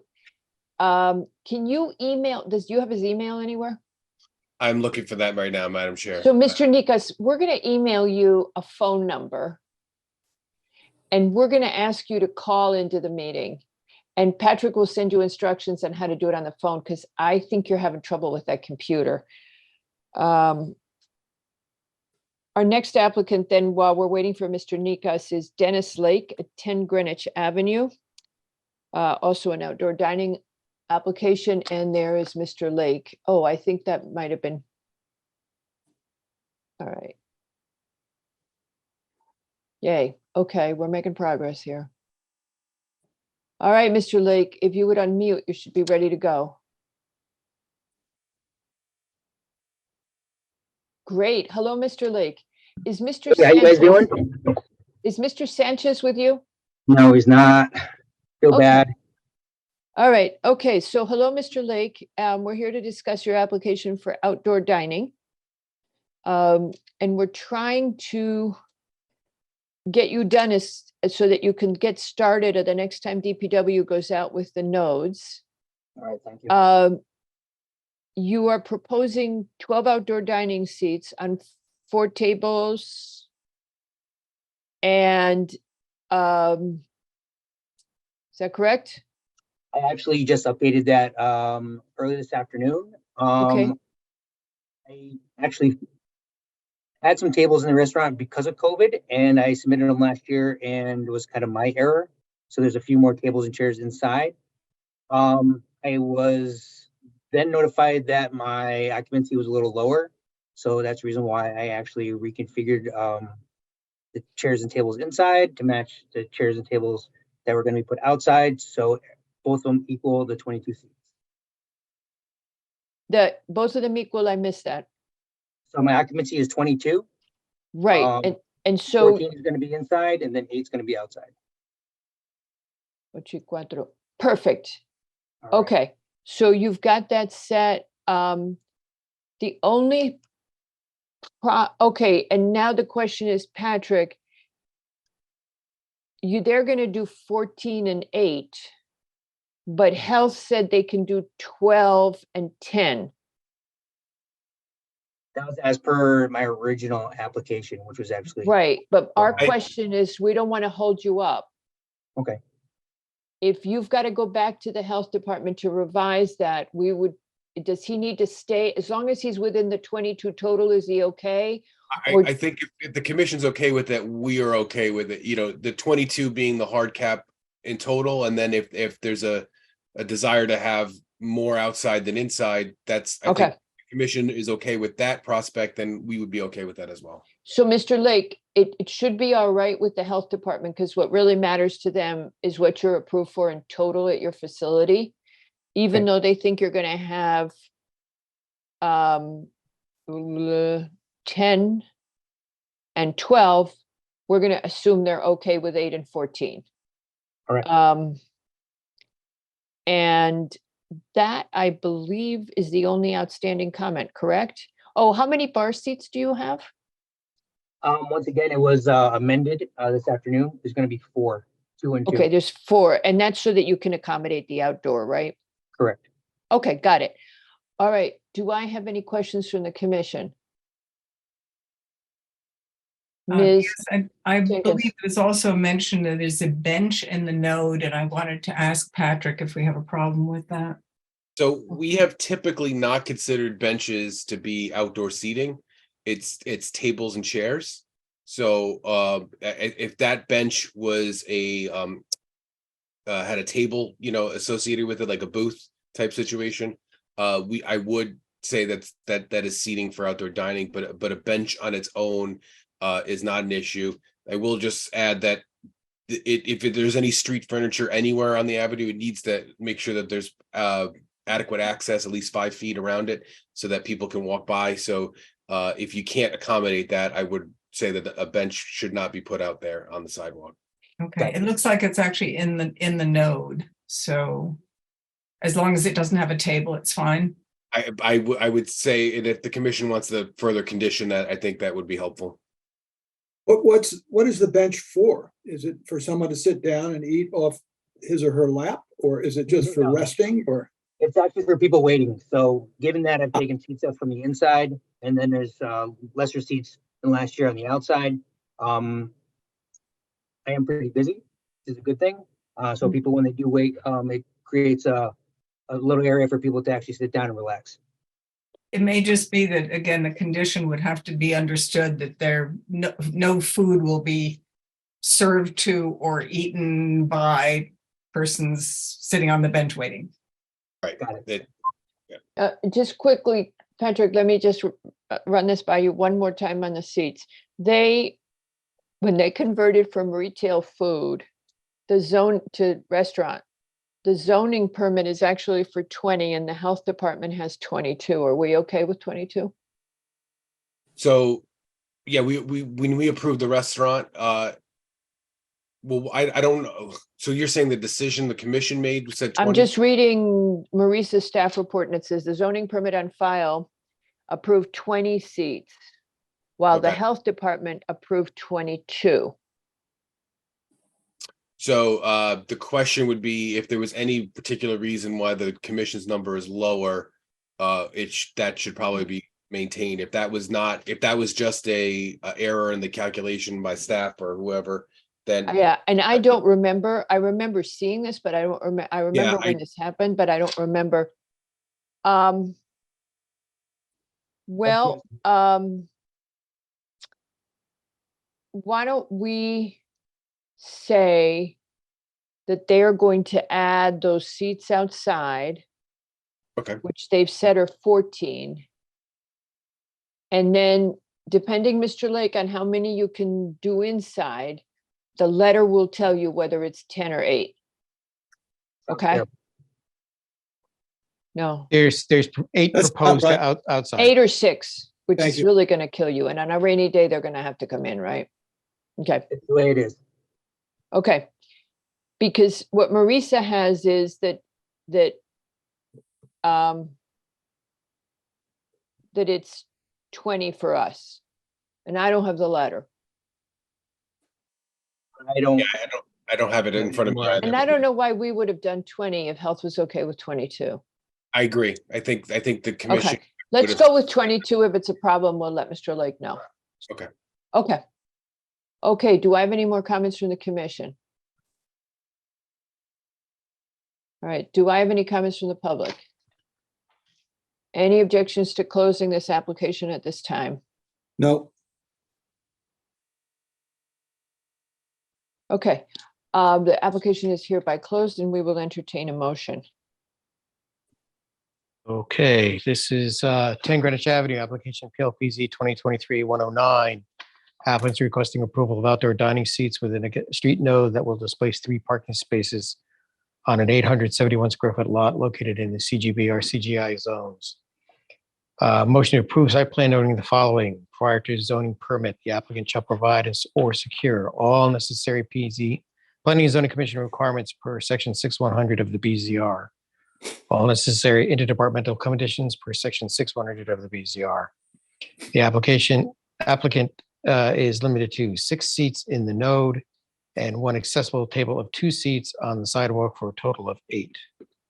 The proposed bench is for restaurant guests waiting only, no food service. The applicant is requesting seating from April 1st to November 20th. Hours of operations are Sunday through Monday, 11 a.m. to 8 p.m. and Thursday through Saturday, 11 a.m. to 9 p.m. Do I have a second? I just have one question. Yes, sure. But can you second first? The Can you second first? a second Okay, go ahead.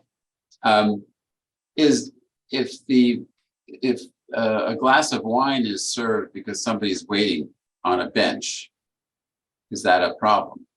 I believe it would be with the liquor authority. That's not something that we can address, but I believe that you have to serve people at a table or at a bar that's approved by the liquor authority. So drinking on the sidewalk, I'm not aware of any open container law changes, so that would be problematic, I think, if it wasn't at a service area. Okay, Right. thank you. Now, this person, Mr. Sanchez, you have your hand up. I'm just gonna see if, I guess. Can you it's hear me? closed. Yes, are you? Can you Yes, give- I am with Mr. Nikas, correct? Okay, good. I'm gonna just hang tight. We're gonna get to you. All right. Okay, perfect. Thank you. Okay, let's just take this vote. Ms. Jenkins, how do you vote? Aye. Mr. Levy, Aye. Mr. McRae, Aye. Mr. Lowe? aye.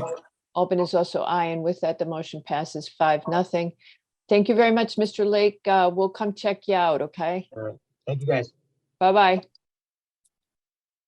All right, Mr. Sanchez, and Mr. Nikas Mr. has Nikas. unmuted. Hello. Yes, Good- can you hear Good me? to have you here. Yes, so Mr. Oh, Nikas, and great. Mr. Hi, my Sanchez, name you is have Nick conquered Nikas. technology. So you're here for proposed outdoor dining at Yes. 373 Greenwich Avenue. It's the Putnam Restaurant. And we are ready to hear you. We're glad you got here. Yes, Okay. thank you. Hi, I'm Nick Nikas, the owner of Putnam Restaurant on Mhm. 373 Greenwich Avenue. We are proposing 6 tables outside. And for that, we will give up our second floor dining room, which is about 30 seats. Okay, there is a comment that we got from the staff that you actually don't have that many seats upstairs. Well, we have been sitting up to 40 people up there, comfortably about 30. It's a pretty good sized dining room. I mean, I don't know who made that comment, but Okay. It's in the plans, you know. But they're only permitted for 24? Yes, so the problem it's is less that than that because we have 6 telgos, but since the town have shrunk it, we can only put maybe maximum 3 seats on each telgo. We won't be able. I know in the plan we show 4, but I don't think it will fit 4. So about 20 seats we're proposing. okay, so now you're proposing 20 seats outside Yeah, and you will remove, 30 from upstairs. well, that's not making any sense. You don't have to do that, sir. All we ask you to do is Yes. whatever you put outside, you have Yes. to remove from the upstairs. No, I totally, I understand And that. but your upstairs only has a zoning permit you're only approved to seat 24 people upstairs. So Okay. what you're gonna have to do, if you wanna have the 6 tables and the 30 seats outside, which is No, no, fine. no, I don't have 30 seats outside. I'm proposing 20 seats maximum outside. Okay, but that is not, that's not, what does the health department email say? I believe, Margarita, what he's saying, sorry, Madam Chair, is that that he may have been using 30 seats upstairs, but the approval was for 20. So he's going to avoid the confusion on the upstairs and just take the allotted 20 seats out and use them on the street, is what I think I understood. Yeah, Yes, I got that. I'm happy with that. All right, I think I've got that, but my concern Please. is that if you are not doing what the health department wants, they can shut you down, and they have approved you, and I can't find the letter from them. I have it in front of me. Go ahead. and For 373 Greenwich Avenue. Yeah, The proposal of 2 health department was for 30 seats. okay, They said a plan review was done in 2020, approving those additional seating. The health department has approved the application. okay, all right. But Mr. Nikas is willing to do it so that it can coincide. So, Mr. Nikas, why don't we just say to you, you don't have to do 20. Why don't we just say to you, if you're happy with this, Yes, you will remove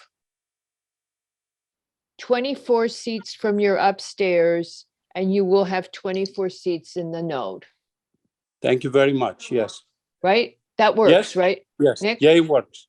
Yep. Okay. Okay. And just make sure that, that's what you do, because, we all live here and we're all going to come bother you. Take a good look at me, because I'll come bother you, okay? Oh, I would love to have you. Okay, good. I don't break the rules. Awesome, Mr. Nikas, I'm so happy for that. Okay, so because that way you can do what's comfortable. Mr. Lowe, So to be clear, the upstairs will be shut down. yeah. Completely.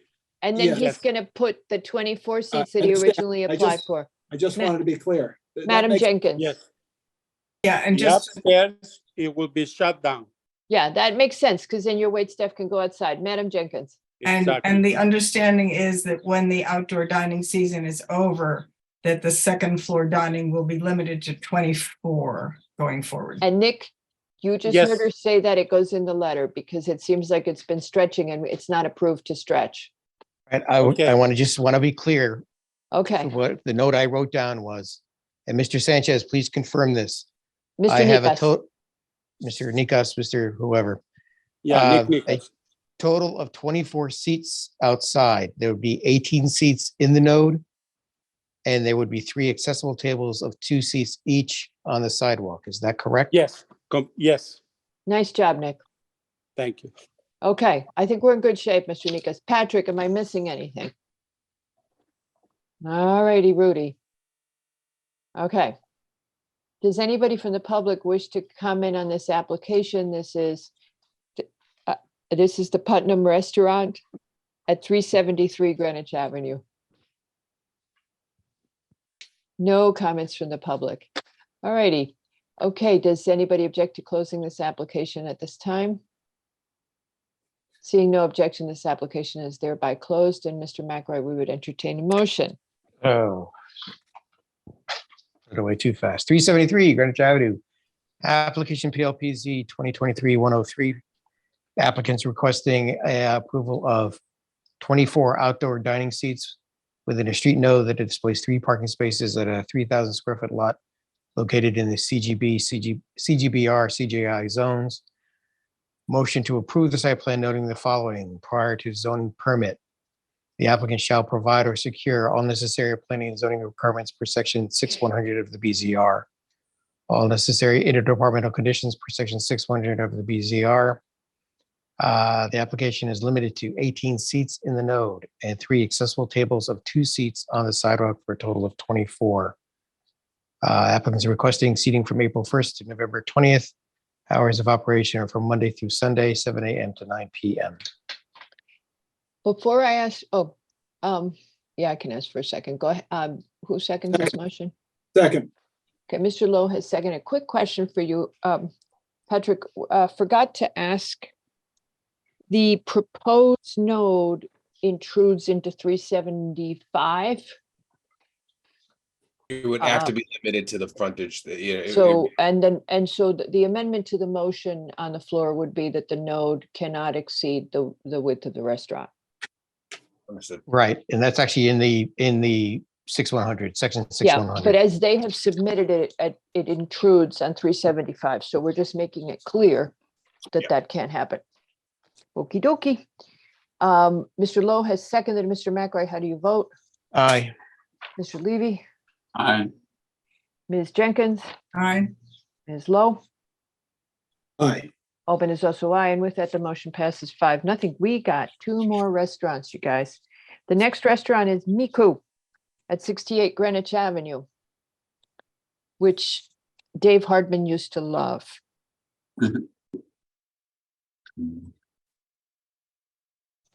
And speaking for Miku. I saw a hand up. Please just leave your hand up. Raise it.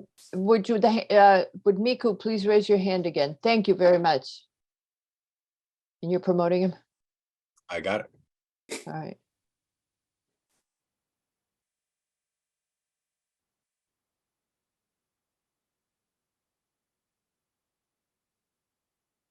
All righty, if you would unmute, we're ready to go. Did I go to that one? 68, yep. Oh, hi. Hello. Good evening, everyone. Hello, and your name, sir? My name is Sri Dong. I represent the Miku Sushi located in 68 Greenwich Avenue. We propose a 12 seat outside and taking away 12 seat inside. And your last name is Dong? Yes. Okay, Mr. Dong, thank you very much. Okay, so what you have requested is 12 outdoor seats. Correct. And just going through this really fast because now. And you would remove the seats from the inside, and you're the one who has booths, right? Yes. Okay, so what we would do, and I think your letter didn't have didn't show that you were removing the seats, but we would condition you on that you have to remove the seats on the inside. And we had one other highway permit. The ADA issue? Yes. Go ahead, Peter Lowe. Why don't you go ahead? Yeah, no, because there was confusion over whether they're the 2 ADA seats, whether they're included in the 12 seats or were they in addition to the 12 seats, I believe. Wasn't that it? I don't see it on this one. Yeah, this one's a little confusing because the plan has 2 on the street, it's 2 on the sidewalk, and it looks Okay. like 12 in the node. So, Mr. Dong, how would you like to do that? You can go 2 ways. You could remove the seats. You have 12 in the node, and then you'll have 2 more on the sidewalk. Do you want to have 14 seats you remove from the inside? Yes. Okay. That is including the ADAC or not? Yeah, your ADA counts as an outdoor seat if you've got it outside. Right, Health Department only gave approval for 12. So Oh. then, Mr. Dong, you actually can only have 10 seats in the node. Oh, okay. Thank you, Nick. Okay, Yeah, okay, no problem. And the way we were doing this, Mr. Dung, just to be clear, is if you have to go back to the health department for another approval, you're going to delay opening your outside. And I think everybody's eager to open their outside. So easiest thing is the health department approved you for a total of 10, including the ADA, as Mr. McRae just said. So if we approve you for that, and you want to add 2 seats, just go back to the health department and tell them, and we will have an administrative approval with staff to give you the 2 more seats, but you would need to get it from the health department. Patrick, do you want to add something? I'm just confused about the math there because the ADA seating is inclusive of the number. It's not like parking where you have to have ADA spaces in addition to your minimum. But it's he has 12 in the node and he has 2 on the Right, sidewalk. so Hell's approved 12 outside, so I think that's the max number, regardless. That's what we're saying. Okay, I guess I was getting confused by the So division. the math is 10 in the node and 2 on the sidewalk, Thank you. Okay. right? Right, Nick? Yes, correct. Well, Okay. outdoor is outdoor regardless of node or sidewalk, right? Right. Right, I think it's That's actually what we just, were yeah, trying to say. right, just making Thank sure you. that it all adds up to whatever was approved. So, and Mr. Dong, as long as we have you, it's not our job, but we just want to pass this on to you. You have a neighbor who's been complaining about your garbage. And yeah, your garbage. A neighbor submitted a letter saying that you shouldn't have outdoor seating because you have a lot of garbage behind the building. Could you cover it, close it? I didn't get a chance to walk back there and look. No, because there's on our parking lot, there's a like few tenants to put the garbage out. It's not just us, but we will do whatever it takes to maintain Okay. the cleanness. Just, I mean, just keep yeah. everybody happy. What we found is in the summer, it's always a problem, and you do fish, and really, that's the biggest problem. yeah, I mean, we do our best, to make Yeah, I everybody. know. Yes. But it's just hard because on a hot July night, fish carries when it's outdoors in a garbage container. And that's probably why the neighbor was complaining. Okay. Yeah, I So- would take extra caution on that. Okay, yeah, so just take a look and do it. Okay, so you understood that the health department only approved you for 12 in total. I had missed that. And so you just adjust that, and you're going to get a letter from us as quickly as we can get it done that Okay. says all that, so you'll know exactly what you need to do. Understood. Thank you. Thank you very much, Mr. Dong. Okay, any comments from the commission? Any others? Nope. Any comments from the public? And this is on Miku Sushi. Nope. Okay, so we will then close this application. Does anybody object? This application is hereby closed, and we would entertain a motion from our illustrious secretary. 68 Greenwich Avenue, application PLPZ 2023 110. Applicants requesting removal of 12 outdoor dining seats within a street node that will displace 3 parking spaces on a 2,500 square foot lot in the CGBR CGI zones. Motion to approve the site plan knowing the following: prior to zoning permit, the applicant shall provide or secure all necessary planning and zoning requirements per section 6100 of the BZR. All necessary interdepartmental conditions per section 6100 of the BZR. The applicant is limited to 10 seats in the node and 1 accessible table of 2 seats on the sidewalk for a total of 12. The applicant is requesting seating from April 1st to November 20th, and the hours of operation shall coincide with the daily restaurant operation. Do I have a second? Second. Mr. Lowe has seconded the motion. Mr. Levy, how do you vote? Aye. Mr. Lowe? Aye. Mr. McRae? Aye. Ms. Jenkins? Aye. And Albin is also aye. With that, the motion passes 5-0.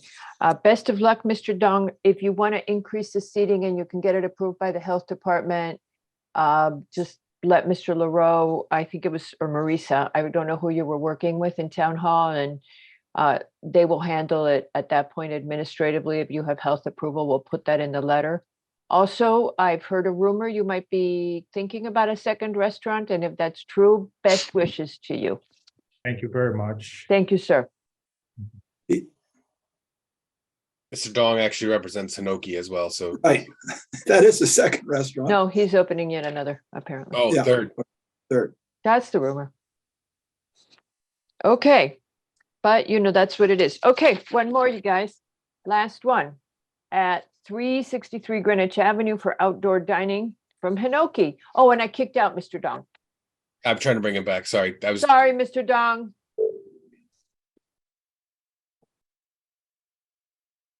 Mr. Dong, I'm so sorry I kicked you out. Hi everyone again. It's Hello. me. Hi, how are you? I represent Hinoki, located 363 Greenwich Avenue. We proposed 30 seat outside total. We're gonna take away 30 seat inside as well. Okay. Health department only has 18 seats. Okay. I'm confused. I feel like I'm looking at the wrong application. Are you sure? Yes, I have the same note.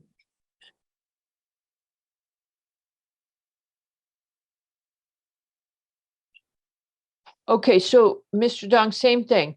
And on this one, you may really want to change it. The health department has given you 18 seats. Mhm. We would approve you for 18 now because that's all they're giving you so that you can get going and get your nodes out there. And then if you want to go to more seats, just you get the health department to sign off, and all you have to do is come into Mr. LaRoe, and once you've done everything, he will approve you for more seats, as long as you have the health department. Will do, because I think because of the last application, we expand the next door. So we actually have a more indoor seating right now, a lot more, because we doubled the size of the indoor seating. Got it. I think that decision maybe is from the previous year. But anyway, I'm gonna work with the health department to see what's my capacity is, and then we'll get down from there. Okay, so Patrick, you just have to remember, so there's two letters. It's both Miku and Hinoki, that if the health department is agreeable to expanding the seats, it would be administrative review for the expanded seats. So Mr. Dong doesn't have to come back to us. Correct. You guys, you're approving a max cap based on what is approved by the health department right now. But if he's expanded into the second restaurant, he's going to be looking to have more. Now, the thing that I'm wondering is if he's expanded into, so Mr. Dong, I didn't realize you'd done that. So at Hinoki, you went to the space to the south of you? No, we're taking the next door. We expanded last October. So we finished a renovation on last October. So we're adding at least like 50 more seat indoor. But I think that is different than from the previous year, our outdoor dining application. Yeah. But anyway, we do whatever is healthy requirement, whatever they require. We follow. Okay. So the only thing I'm thinking, Patrick, is if we could take a look at that somehow so that when DPW puts out the nodes, they don't have to go out twice. Yeah, I will. This one will definitely double check because you're right. We don't want to make sure that we'll get Mr. We'll clarify with the health and we'll follow up with that. Because it would disrupt you, Mr. Dong, if we set up if the nodes get set up for you and then it has to be one end of the node has to be taken off and moved down, it's going to disrupt your operation, although it's only at night, but you're going to have to move all the tables out of the way. Okay. But if you get in touch with the health department, we'll do what we can to get you going on your expanded space. Okay, thank you very much. Okay. Any comments from the public? Any comments from the commission? Just to be clear, there'll be, of those ultimate 30, there'll be 6 ADA and there'll be some. Well, right now they're only going to do 18. 18, but that will include right 2 or 3 ADA, I assume. Yes, you are correct. The plan that was provided by staff indicated 3 tables on the street with 6 seats and 12 seats in the node. Okay. And so that would be, do me the arithmetic, there's 18 in total outside. How many ADA? Six seats on the sidewalk. Oh, those are the accessible So tables. there's 12 seats in the node right now, Mr. Dong. Okay. Okay, and then, so you're really gonna have to get to the health department quick if you want to move, because that's a big difference for you. I have a quick question for Mr. Dong. As part of your expansion, did you get, you got a health department review? A food service review on that expansion for your building permit? Yes. Okay. So it's just the problem is, Nick, that they're looking at Oh, I didn't know. I just, because actually his that's, outdoor from last year.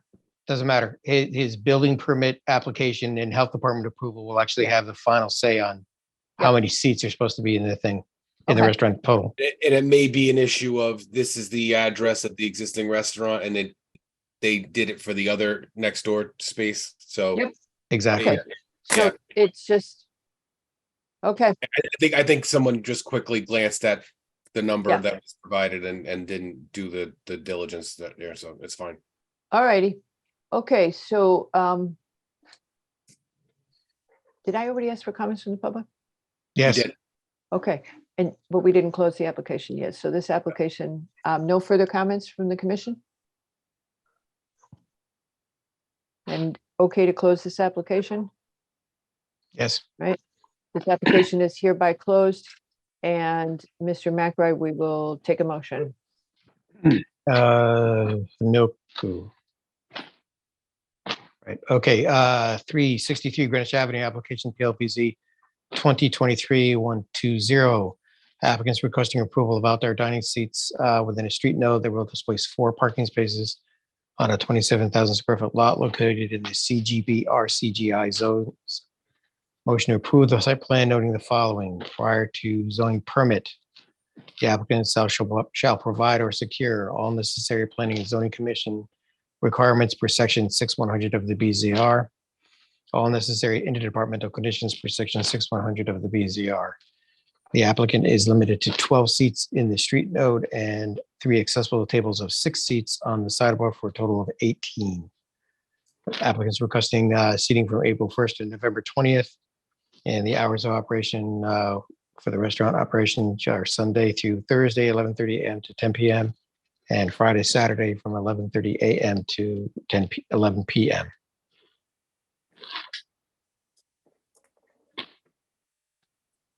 Yep, that's it. You're muted, Margaret. Yeah. Yep. Do I have a second? Second. Oh, that was a close one. I think it was low. Yes. Okay, Mr. Levy, how do you vote? Aye. Mr. Lowe, Aye. Mr. McRae, Aye.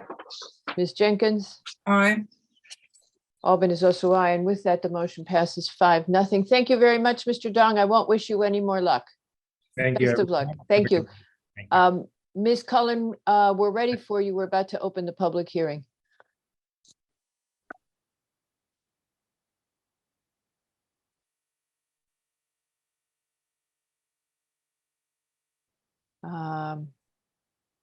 Ms. Cullen, anytime we can bring you in.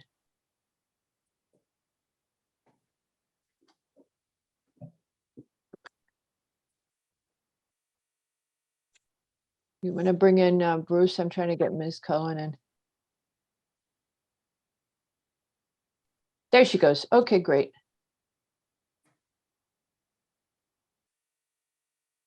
And just a second, Mr. Cohen. Ms. Cullen, just doing a sound check. Yes, I'm here. Are you ready? We're ready to go. Oh, And we now open the public hearing. Thank you. So the first item on the public hearing is Tamarack Country Club for a final site plan and special permit to construct a roofed outdoor pool bar addition to the club's existing day room building, alter the pool patio and golf cart path, add a side patio, and make other lighting and landscaping improvements at 55 Locust Road. And with that, Mr. Cohen, if you would go ahead, I believe that as of today, is that correct? Ms. Kolkowski, we don't have any outstanding items on this application? We do not. They were resolved this morning. So, Department with NDEP.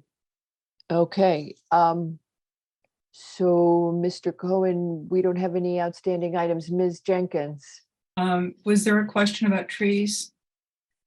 There was they removed two trees. They removed two trees like bad children, Mr. Cohen. There is a tree replacement plan, Ms. Jenkins. The Conservation Commission report suggested 4 trees instead of the 3 that we proposed. 3 happen to fit into the area that our landscape architect was planning, but we can certainly find a place on the 170 acres for another nice tree. Thank you, Mr. Cohen. Thank you, Mr. Cohen. Would anyone like to hear any part of my presentation, or are you finished with me? Well, it depends. You want to take a win and go home? Yes. Okay. I mean, you're not going to say we didn't let you propose your application, right? Not at all. And I think the record is pretty complete based on our written submissions and the material that you've got. We've also provided a set of images to Patrick or to Tracy. And so with all that in the record, I'm content. Great. Okay. Is there anybody from the public who wishes to comment on this application? Are there any comments from the commission? I would, the only thing to say that have the tree instead of someplace else on the club, put it somewhere near where you're working. The landscape architect is listening to this, and we will be guided accordingly. Okay. You can make up for some of those trees at Western Middle. Sorry. Okay. So does anybody object to this application being closed at this time? No. Therefore, this application is closed. Mr. Cohen, I would like to congratulate you on one of the best presentations you have ever given. You mean the shortest? We call it pithy. It was good. It was great. I loved it. Thank you very much, sir. We will move on then. Thank you. Okay, next application is the Brunswick School for a final site plan and special permit to modify the conditions placed on the use of the property, to change the student enrollment, and to renovate 3 of the buildings. 4. To renovate buildings 13, 14, and 15, and then renovate a whole bunch of other buildings for faculty housing. The first 3 are for students, and then the rest are for faculty. Okay, Mr. Haslam, hello. Good evening, Madam Chair, members of the commission. Chip So- Haslam. Before you start, Yes. just a couple of clarity issues. First of all, you want to talk about the special permit conditions and how we react to those. I think we can get to that. I'd like to just kind of recap how we got to where we are currently and then go over the staff and department comments. Okay. I think that we are much farther along than the commission seems to think. And I hope that, I think some of your concerns came from the fact that you didn't have any department comments, or very few, as of Friday, and even you didn't start getting them until yesterday. That does not mean that we haven't been working hard at responding to issues and making sure we have everything in the file submitted to the commission, so that hopefully you can make a decision on this application. There was I thought you were going to just ask me about some confusion, I think, in the staff notes as to what we are actually planning to do. And I think that confusion probably stems from the fact that an earlier version of the staff notes from a prior application leaked into this. So if I can just explain. Right, and so that's why there was that whole confusion about building 4 that unsettled some of the commission. Yes. The other thing that I'd like to make clear to the commission before we start is that the layout of the apartments themselves for the faculty housing is not a zoning matter. It is a zoning matter how many bedrooms there are, because we need to know the traffic and the parking the intensity of the use, and we need to know the impact on sewer. But what they do in terms of those apartments is not a zoning matter unless they change the dimensions of the building. And the application has made clear that the building footprints are remaining as is, which is also something we want to ask you about. Okay, Mr. Haslam, so go ahead and tell us where you are. Good. I also want to mention the fact that with me tonight is Tom Phillip, who's the head of school for Brunswick. Got it.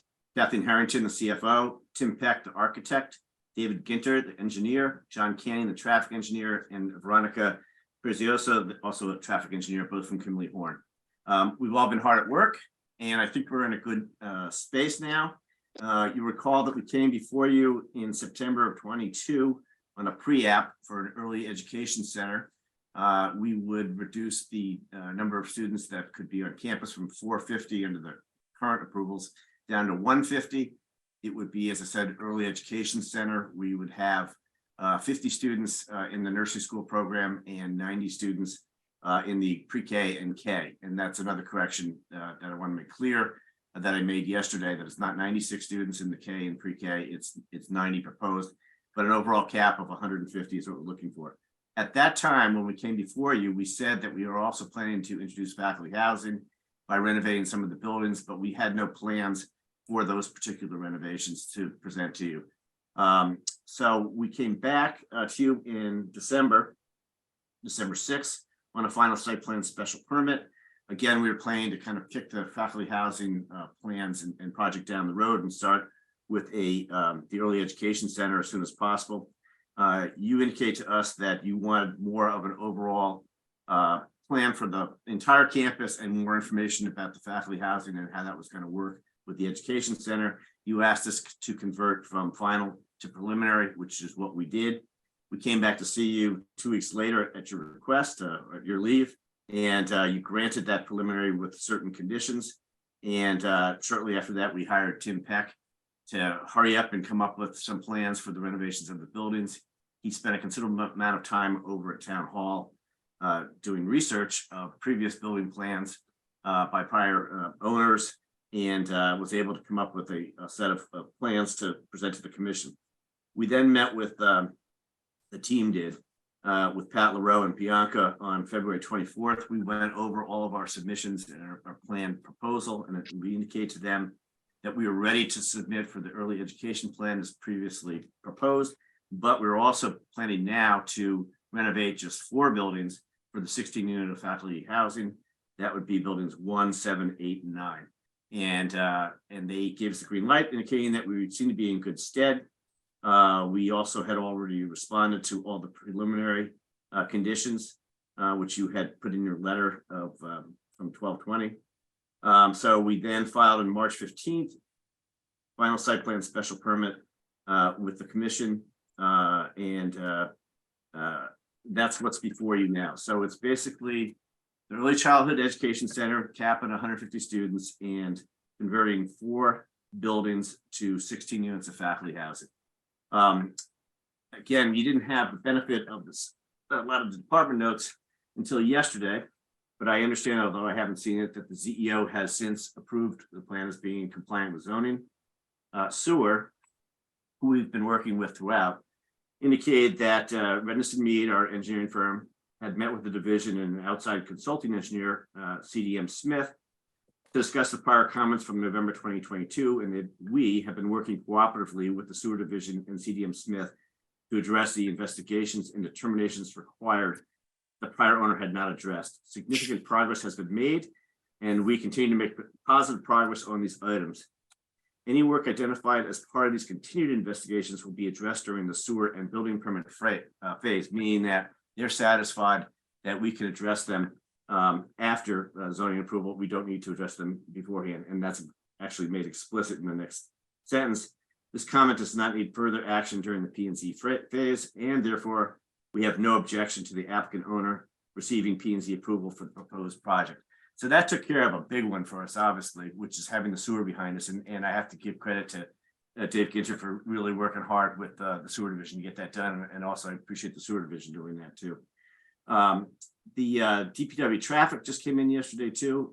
You'll note that it references the traffic report that Kinley Horn did back, a revised traffic report, December 15th. That was actually before your preliminary approval. We had addressed that and also responded to beta comments.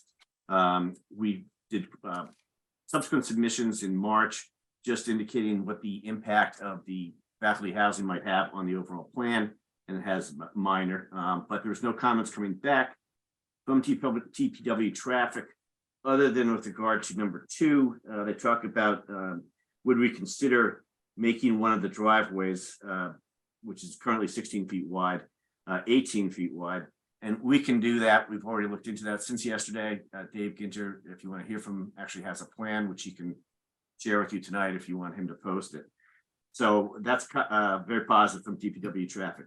Beta's comments all had to do with signage. We can adopt those.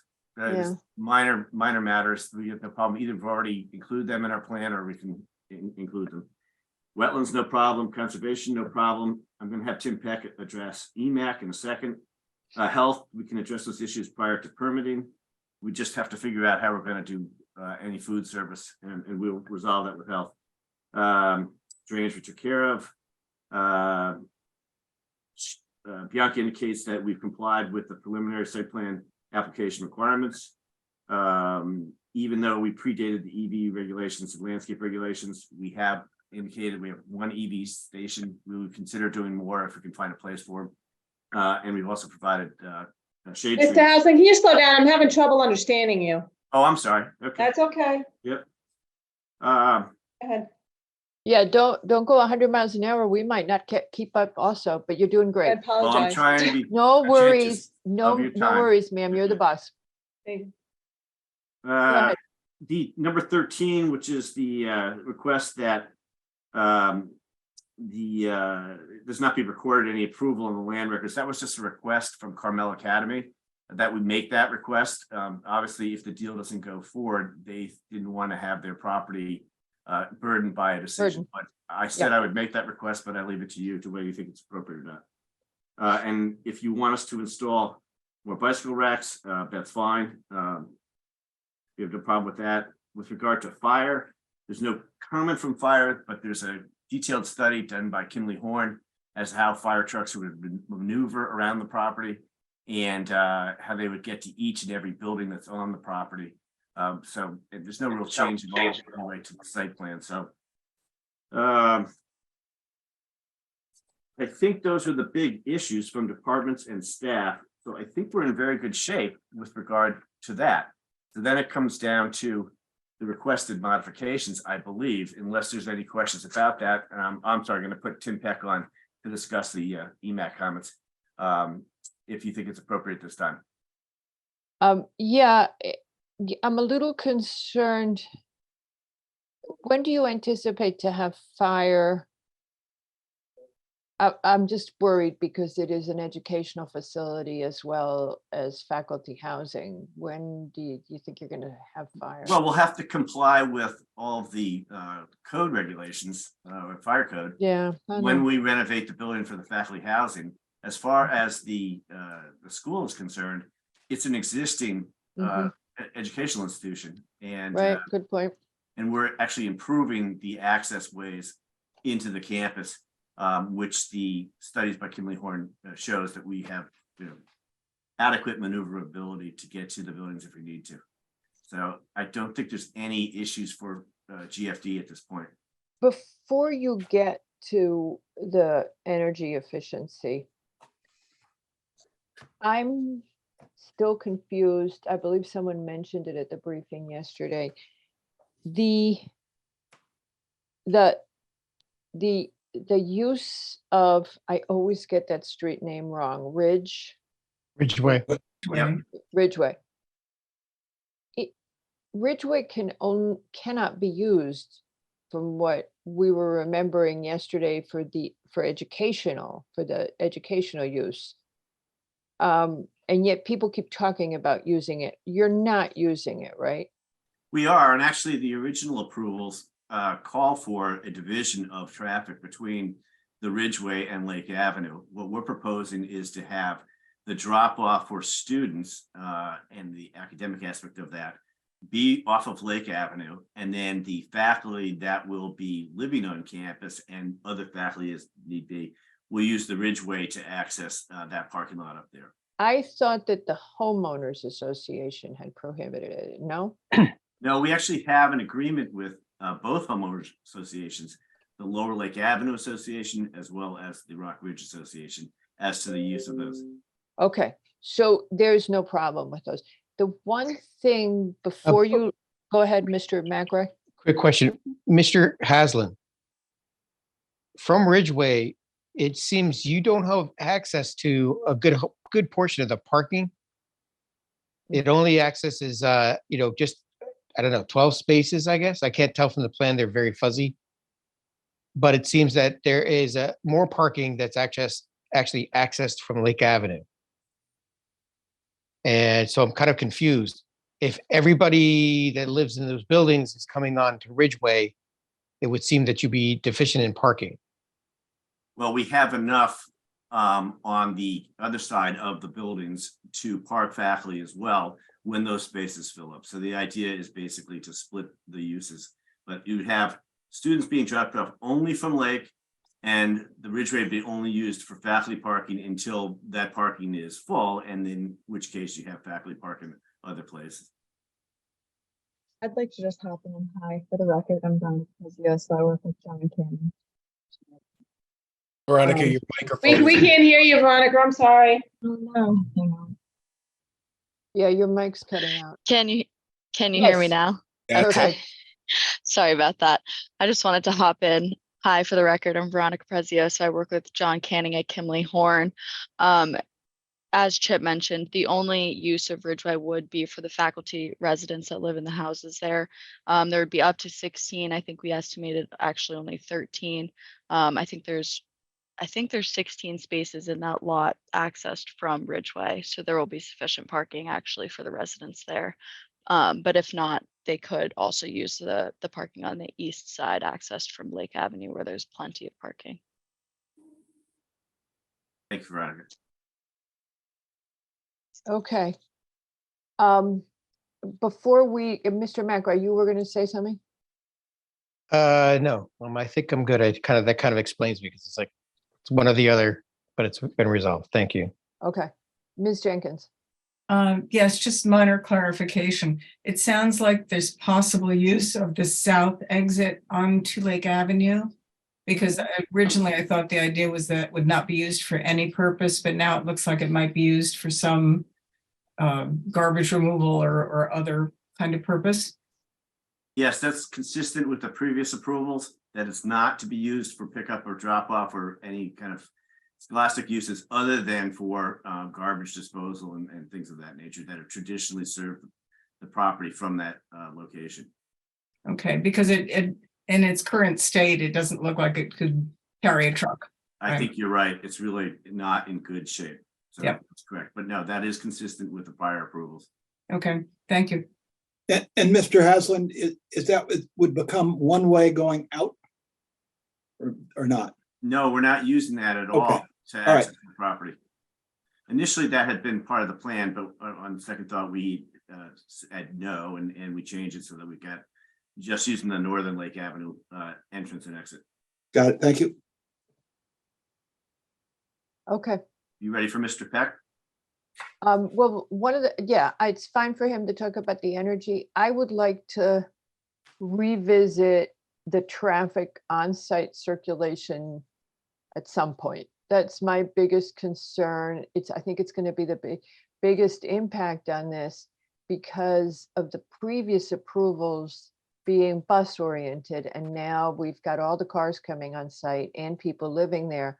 So it's interesting, whereas the sewer intensity goes down, the traffic is much higher. And I just want to look at it one more time. I guess that would be Ms. Precioso.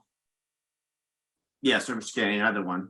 Do you want Okay. to do that now, or you want to? Well, Mr. Peck has been waiting with Well, bated breath. it's fine. I was going to say, Chip, why don't you stick with the traffic now, and then I can jump in Okay. while great. Veronica's on. So thank you. If you wouldn't mind,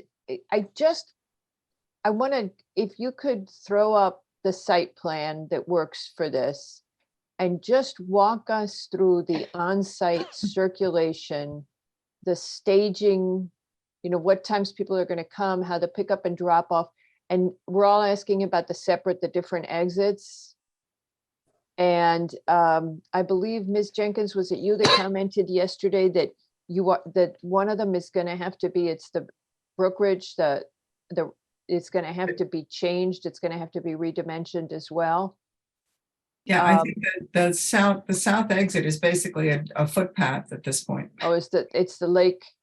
So The lake, all of the those south things, lake. if you could just walk us through how the site's going to work and how it's going to empty out, and then quickly where you got the intersection, any changes in your as-built plan versus the no build in the future. Sure.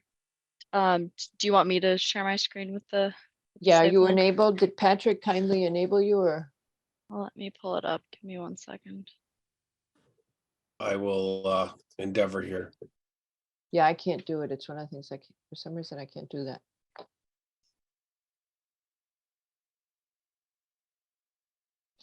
Oh, it's like 3 clicks now. Sorry about that. Go ahead. Okay, 1 sec. I'll share the right screen. Or All you right. could show us a different application. You never know, we might not even notice. Let me know if you can see it. Yes, ma'am. Good. All right. So I've provided these to the commission. These are the vehicle maneuvering plans. I'll walk you through them. So the first sheet is for the passenger vehicles. So for the parents dropping off and picking up, they will be entering from the north driveway on Lake Avenue, pulling in, coming down. They'll be queuing along the driveway as needed and dropping off and picking up in front of the building here, and then circulating back through and out where they came from. So first question, Go ahead. will people be getting out of the cars and walking their kid in, or will somebody be meeting each kid? The way that it works currently is someone meets each kid, and I believe that's going to remain the same in the future. Okay, so for the record, there will be staff waiting as each child comes up and bringing them into the building. Now, what do you do with the ones that aren't ambulatory? That I'm not sure of. Mr. Haslam, Mr. Phillips? I can, Kathleen. there actually is, I Ms. can Miss jump Harrington. in. Yes, hello. Yeah, The boys are generally greeted, the students are greeted by a staff member and by a student, an older student, an upper school student. Usually we assign 2 per each campus every morning. oh, cool. And if they open the door and they shake the kid's hand and bring him into the building. If there's a student who is unable to, has broken a leg or is. No, the little guys. I know, if one of them is unable to walk on his own, you can see they're in the center of parking spaces here. The parent would pull into one of those spaces. and Okay, the Kid would be walked in. so now tell me, There's also an ADA space here. I just want to mention that. This is an Okay, ADA space. but that wouldn't necessarily be ADA, it would just be a small child, right? Now. The you pull in- infants, yes. Yeah, so you pull in to those parking spaces with your baby, your infant, your non-walking child, and you go inside to the building. How many people are coming in each one of your waves? So the Chip can interrupt me, but we've specifically designated waves for the 2 graded levels, the pre-K and the K. And they are staggered at different time slots. The nursery comes much earlier because it's going to be working parents who are dropping off their child. it. And that doesn't come as it's not like there's a 7:45 or 6:45 arrival. They're going to come over a staggered period. So with a little less regularity. So Both you pick up won't and drop off. have, you're not going to have that queue. I'm sorry, I just wasn't grasping this. I haven't grasped this till now. That queue of cars isn't going to be there yet when the babies come. Right. That's correct. Okay. So you can fill up, how many total spaces do you have there? 26, I believe, or 25. Okay. And how many faculty people do you have inside the building? Inside the, give me a second. Inside. Yeah. the- It's in the plans that we submitted. It's 13 for the daycare center and 14 for that larger building that we're looking at right now. All right. The now- daycare centers are off the map at the moment. Okay, so you're not gonna, so these parking spaces are gonna be active only when you're dropping off little guys. The rest of the time, when your people are coming into this building, they're gonna be coming in cars, someone's gonna greet them and walk them in. Right. Okay, now, what about the residential buildings, the faculty buildings? And anything else in your 150?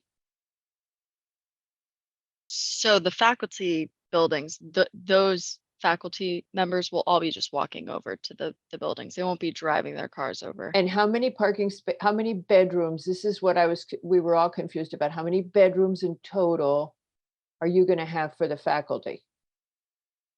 I believe it's 20 In terms of 22? adult. 22 bedrooms. 22, yeah. And And how 16 many? units. Okay, But yeah, that's actually, but to fine tune that a little bit, Kathleen, it's 16 units. So there are 22 bedrooms, but some of them conceivably could be the child of a faculty member, which doesn't, isn't in this math. So it would be, as far as adults, it really would be, we think, sort of 16, maybe on an odd, it'd be an 18 or 20 if there's a faculty couple, both of whom are faculty members and work at the Gotcha. school. But that's not that common. okay, in the but in the faculty housing, which you have in, I'm gonna get this wrong, you guys, 3 buildings?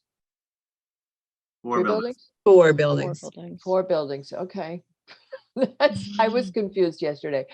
4 buildings, you're gonna have the faculty in 4 buildings, 22 bedrooms in total. How many parking spaces are gonna be provided for the faculty? There's 16 in the lot accessed from Bridgeway, and then Okay. there's a lot more on this side that could also be utilized. There's some right by the chapel that could be utilized and they could walk over. I don't have actually I do have the breakdown in here somewhere. I think you do, yeah. I have it. Give me one sec. Yeah, there was just by the time I got to this, I was just having trouble piecing it together in my head. Okay, so up to 113, but in this area, there's 19. In this area, there's 16. now, You see Ms. Preciosa, what do you use as your guide point for parking spaces per bedroom? We used a combination of ITE and what they provided to us, what the school provided to us based on their knowledge of who would be utilizing who would be living in those units. And so I'm doing it roughly, you're basically providing at the residential buildings, you're doing around a 0.8. Something like that. I think we Yeah, said 13 out of so 16. I Yeah, don't want to 0.81. force you guys to add impervious. I don't want to go there. I know that that's not an objective for anybody, but I'm surprised that your faculty is going to potentially have children here. They're going to be young. They are going to have strollers. They're going to want to park by where they live. Is there any way that you could do better to accommodate their parking needs? I think one of the things we could do, because it's actually to be 2 types of faculty members. The 6 units that are multi-bedroom are more likely to lend themselves to faculty with children. And then there are 10 that are en suite, single room units. And so we could easily assign, just looking at this map and agreeing with you that we don't want to put more impervious surface up there, we could easily assign to Lot C the single faculty members, the younger interns, the younger faculty, and say that's where you park. A is reserved for the families with children that live in the 6 units that have multiple bedrooms. We assign parking spaces to our faculty in all of our other campuses, and they have to Yeah. buy. So we could easily do that. I'm just thinking, because on average, what we find is somewhere between 1 and 1.6 per bedroom, depending on how your units are splayed out. So if there's a way you can accommodate it better, because what you don't want is your faculty cruising around, right? You want people to go home and park. Okay, I mean, it's as long as you can keep your people on site, and that's clearly not going to be a problem, I'm just making that suggestion that you would explore that. Okay, so that's it for everybody is arriving by car? Yeah, For no, the- no buses. We're not gonna have any buses on the site. Few vans, but no Yeah, there buses, will be no shuttle large- vans for For some. activities. For pre-K and K boys that come from Mar Avenue, Mar- they currently come from there to go up to King Street.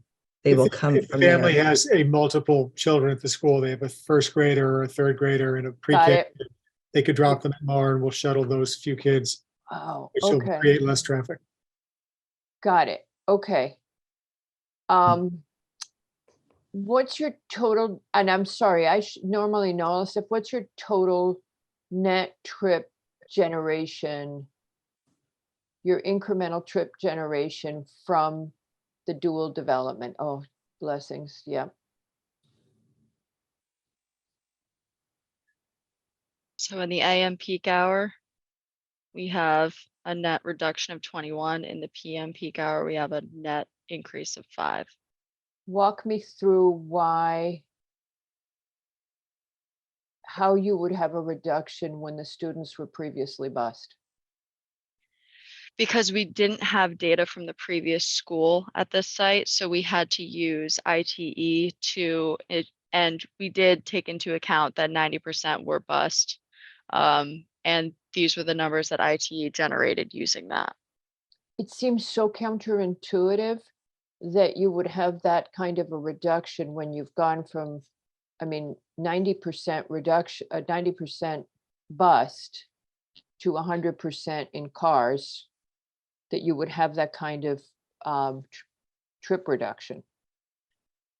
Well, so not all were bused previously. There were probably up to 50 cars. And I think that's now, what the max was. yeah, and now we're at a lower number of students on the site.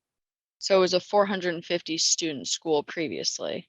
Right, and I'm getting that, say 90% are being bused, 400 kids are not on site. So you're now at 150 and everybody is getting bused. Everybody's a private driver. You should have a net increase.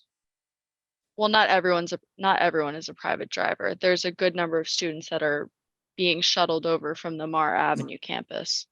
Okay, so is there a place where you give us that breakdown? Because Yes, we have that in our appendix. We have a full table of. I did not find it, but you can tell I didn't do a great job. I'm sorry, I did not do a great job on your report. That Okay, is okay. It's in here though. all right. So we have some of the staff walking, we have some of the staff and students being shuttled from the Mar Avenue campus. And how many go in a shuttle? I want to say 16. 14 to 16, correct. So you hold the shuttle till you've got everybody aboard. Yes, that's Okay. the way it works just now, yeah. Very understanding. orderly. Very orderly. Okay, Sacred Yes. Heart does the same thing. They're very orderly. Okay. And we also know they reserve, so in the summer, we Yeah. get indication from the parents and reserve the spots. So we actually, it's orderly and the kids are assigned a seat. We know exactly who's coming every day. Okay. Okay, so you're assuming out of the 150 you have, how many are in shuttles and vans then of these kids?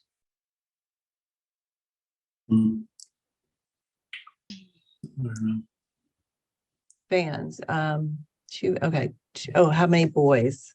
Yeah, 14 in each actually is what we, No, but how many in total? So we have 28. 150 kids on site. I'm trying to figure out, so there's 4 shuttle van things. just 2 shuttles each 2 shuttle each vans. day and 2 and shuttle 2 that vans. leave. So that still leaves you, back to my not quite understanding your trip change. You've got 150 kids with only 28 of them in shuttle vans. And yet you have a net reduction in trips when you originally had 450 kids, of which 400 are in shuttles and buses. That is in big part due to the fact that we will now be staggering the arrival times and the dismissal times. Previously, they did not stagger. Even so, in the future, they will be staggering by, I think, 30 minutes, as shown here. And the so your arrivals. AM peak. So you only- have. Oh, So you because have, your yeah, little kids are done coming in at what time? 8, I believe. Yeah, And then your next older kids, your K and pre-K, 8:30. come in at 8:30. And Right. so you basically have 2 phases. And the nice thing about your pre-8 o'clock ones is it's before the traffic gets going heavy on Lake Avenue, correct? Correct. So you have very minimal impact on any of the intersections. Exactly. Yes. Okay. I think I've got this. Does anybody have any questions from the commission on this? Did I miss anything? I do have questions. Yes, go ahead. This is for Mr. Peck and for Mr. Haslam. Are you shifting away from traffic? Yes. Oh, okay. I meant on this. Because the single greatest change that I'm seeing on this site in terms of possible intensification is the shift in how, we previously had 90% busing. Even though we had 450 kid cap, we had 90% busing. So single greatest impact on the town in general was potentially due to the traffic. What they're telling us is by the way they've split it, I think it's very important when we make a decision on this. If they were ever to change the age of the kids, it completely changes the traffic picture. But the way they've got it right now, the traffic impact appears to be minimal or positive. Is everybody comfortable with that on the commission? I was going to make a Okay, go ahead, Mr. Lowe. You can take Um, it down, Ms. Precioso. Okay. Thank you. Go No, ahead. I put my hand up a while ago, but when you were, We uh, can't see, I can't see your hand. no, when no, you- no, no, that's not a complaint. Share I'm just, goes back to your expressed concern about that, the incoming cars and the need for, to get kids into the building. I'm assuming that with nursery, pre-K, and K, all these students are assumed to be ambulatory. But they have infants as well. Are there infants? Nursery program would include infants. Okay, so there would be some that actually cannot walk. Yep. Correct. Okay. All right, that's a clarification I did not. And that's why I was so worried about. Rightfully so. Okay, got it. Okay, because one of the things is when you have people that don't walk or don't walk well, you got to keep them safe. I understand. Now, And they're all boys, right? I keep forgetting because That- you're you moving out of the not G. hold that against them. You're The nursery. In theory, the you're nursery. moving, you're could be moving girls out of too. the GA though, right? But you've got kids in the GA right now, right? Yeah, and there could be girls, most of the nursery program would be really dedicated to faculty and children. There could be girls as well as boys in the nursery. But doesn't GA have nursery in theirs? I don't They remember. do. They have nursery on their Maple Avenue Cowan Center. Right, and and so they may actually switch over and then we might see an application from GA to convert the use at that Maple Avenue? I can't speak for Okay, GA. don't speak for GA because they'll be mad at you. Ms. Jenkins, you had a question. Yeah, I think I'm fine, Madam Chair. Thank you. Oh, that wasn't fun. Okay. And Ms. Madam Mac- Chair, can I just Yes. add that also reduction in traffic because there's a number of siblings assumed between all of the 3 divisions we will Yes, have. so enhance your legacy program. Correct. And you're just, and the older kids, they're just still not old enough to take any kind of, well, the ban is all you can do, right? Yeah, okay. Or you could be like Greenwich and not have any buses at all. Okay, Mr. McRae. Inside joke. No, Mr. hey, Harrington, they just- live in town. Anybody who tried driving crosstown on Monday was ready to shoot themselves. Go ahead. Mr. Harrington, just a quick question. For for procedure, parents with infants come, they get out of the car, take the baby in the baby bucket, bring them inside, sign in, so on and so forth. Is it the same process for the toddler age? Do they actually have to bring them inside or sign them in there? That's a pickup at the curb by the staff. And what date or what age does that change? Our assumption is at age 3. So 4-year-olds and above can be dropped off and ambulatory and walk into the buildings, but Okay. younger ages. And would for have a dismissal, parent it's drop. right. Dismissal will be same kind of a staggering. You'll Absolutely. have nursery to leave at a certain time before or after the toddlers end up. That's correct. Nursery tends to go longer from our research, from the work for the working family. And did you give us the stagger on those? Yes. It's in, Okay, I'm sorry, I tried to get through some of it and I was There's just the having same trouble pulling charts. it. Okay, got it. Okay. So we don't normally ask you questions that are in the submitted material. We've normally memorized it, but I was having trouble. Okay. All right. Mr. Haslam, Mr. Hack. It says that renovation of 10 other buildings, 1, 2, 3, 4, 7, 8, 9, 10, 12, and 16. I only saw plans for a few of them. That's a misstatement, Mr. Mecker, as I thought I indicated earlier. Okay. The application states specifically that we are renovating 4 buildings for faculty housing, 1, 7, 8, and 9. I don't know why Okay, that. Mr. Haslam. Yep. Understanding that statement just now, Yes. what happens to the other buildings? Well, they're currently zoned for academic use. We have no. What is the immediate- plan, Mr. Haslam? What is the plan for the other buildings? So I've got daycare on the east side. And I have some faculty housing on the west side, but I've got a bunch of buildings on the west side. That's my question. What happens to the buildings that are not being included in the faculty housing? Well, it'll be used, if they're used at all, for the same educational purposes or school purposes. We have a auditorium that might be used for the people who are living on the campus, not outside events.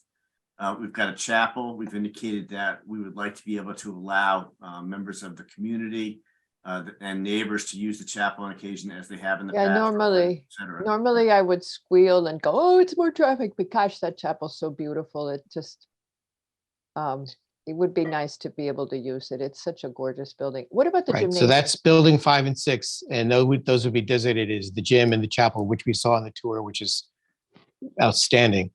So again, leftover buildings. I think I'm having a real issue of understanding the grand scope of things here. And I'm looking at a full site. I'm getting, a good percentage of what's going on. I'm discussing drop-off pickup. I'm looking at plans with potential units in it, but then I've got leftovers. I'm concerned that I'm looking at something today, and then next week I'm going to get, and I'm just saying as an example, I'll get a research laboratory tomorrow. I think I really would like to know specifically what the plan is with what we have now and what you intend with the leftover buildings. And also I really don't want to be blindsided by something that, if it's going to be faculty housing, then I understand that. We can put that as part of this. So if it's going to be something else, I want to make sure it's included in any discussion we have. So, okay, so before anybody answers, just to build on what Nick just said, one of the problems that we had is that in the public notice, in the agenda, it says that there are 3 buildings being used for education, and 1, 2, 3, 4, 5, 6, 7, 8, 9, 10 buildings being used for faculty housing. That was not our application. It is not our application. I'm sorry, I'm reading Brunswick School number 11, Brunswick, and to subsequently renovate buildings 1, 2, 3, 4, 7, 8, 9, 10, 12, and 15 for faculty housing. That's what's in the public notice. I didn't write the public notice, Madam Chair. The Okay. application is for the 3 buildings that we. So just now mentioned. you understand why Mr. McRae got slightly concerned about what's going on with the building uses, because he was finding conflicting information. You look at this agenda and so 13, 14, and 15, it says it's early childhood. What would help us would be if we just had a listing. I think this is what you're asking for, Mr. McRae. A Building? couple of different things. Okay, but first here is building and proposed change of use. What we just need to know, and there's a place where zoning ends, right? And we stay out of your way, because like how you lay out an apartment's not our business. But just tell us what the proposed uses are by building. And that got us confused. Okay, that was the first one. Mr. McRae. So, Mr. Haslam, I think actually a couple of different things, and Mr. Peck as well. It's clear to see actually, yes, the east side being the daycare center and those 3 buildings. I would actually suggest that actually on plans going forward, on the plan, you provide a keynote or a key map, so we can indicate if I'm looking at a plan, what building am I actually looking at, because it's very difficult to identify other than those 3 buildings. I think you have that map in the file. Yeah, we do have Yeah, it but I in the can- file. No. We can give you one on the sheets, Nick. I have Yeah. the map in front of me, Oh, I see. and I'm looking at the plans that Mr. Peck provided, which are very clear. But I really identify on the map what building I'm looking at, Certainly. other than 6, 7, I think it's 6, 7, and 8. Yeah, 7, 8, 7, 9. 8, 9. Okay. Now, it also may clear up actually where the proposed, as of today, residences are in comparison to all the rest of the buildings that are out there, so we can understand what's left over. Now, I got a question. Patrick, don't go away. Okay, just quickly, and then you can go away. I got a question for Patrick on this. Patrick, residential is an allowed use on a campus, on a school campus. But it is reasonable nevertheless for us to ask for the split of residential and academic, correct? By building or Split. not? I'm sorry, split as in, We want to know what building is academic and what building is residential. oh, I think it's absolutely right, because we need to Okay. know where the uses are and the activities. Yeah, so that's what we're asking you then, and then we got confused because you can see that so there's clearly an error. There was an error that somehow got into the agenda, but that confused us. And then there was that other error where building 4 was in the wrong group or something. Mr. Haslam? That's unknown to me. No, you wrote an email and said, I just need to correct an error. For some reason, building 4 is listed as X and it's really not. I don't recall that. I thought it was building 4. You wrote to staff yesterday, to Bianca, or the day before, yesterday. Oh, yesterday, yeah. You wrote an email yesterday morning and you said there was an error and such a building isn't doing this. Yeah, I may have corrected that if it said 4, but it's 1, right? Okay, all right. That's what we had in our application. That's what got us confused. And No, then, I don't know why that again. yeah, we don't know why it happened either. I kept saying that in the meeting. So that's what that's why the commission was confused. If you could give us that breakdown. Okay, Nick, what else are you missing? Okay, so this kind of dovetails back to actually everything that you were talking about, Chairwoman Whatever, Alban, Mrs. Chair. is that we were talking about parking and flow, because I have right now 16 units in 4 buildings, so on and so forth, 16 spaces, et cetera, et cetera. If I start to actually now expand into building, I guess it's number 10, then what happens? I have more bedrooms. Now, do I need more parking and now more paving, more access, so on and so forth? So I think it's actually very important to be clear as to what's actually happening here holistically. And then, so, I've got parking coming, or I've got access to more parking from Lake Avenue as opposed to Ridgeway. Am I going to get more units in the future? But it doesn't matter, because I think to me, if you have some buildings that are TBD and that are going to remain vacant, just tell us. And we're good with that. We just need to know what your uses are today. What's the traffic? What's the occupancy? What's going on in the buildings? If you've got somewhere you want to see how the world plays out, okay, just tell us. And then we'll work that one out when it comes. Right And now, there we're was a- just addressing what you're definitely doing. There was a chart, we updated the chart and submitted it yesterday to staff too, to share with you, because the chart that was in the staff notes, I don't know how that got in there either, but I did not submit it as part of this application. Showed a very much earlier plan with the tenant center, but you have that chart, or you should have it in the file as of yesterday, making clear what the uses are in each building. So now you know why the commission was all squirrely when we were talking about this yesterday, because we were so confused. Yep. And, okay, so. And that's why I wasn't trying to change things at the last moment yesterday. Right, but we didn't know that. That We wasn't were- part of our application, right? Right, and the notice was confusing relative to the content. At this point, if we could have that, I think we're all agreed, we want to minimize impervious surface. You've got people who can walk to parking. You got a lot of buildings on site. I'm guessing you're going to leave some of them as TBD right now, Yes. right? Yeah, And absolutely. figure it right. out, because the first time I walked that campus, I said to myself, well, what would I do with all these buildings if I was anybody who owned them? You got to figure that out. And I think when the commission walked it, they probably wondered the same thing. So that's fine.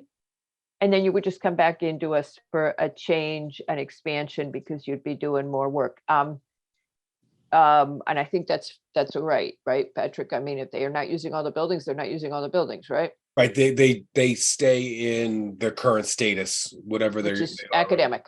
Right. But within the 150 cap, how many are you going to initially have? 140.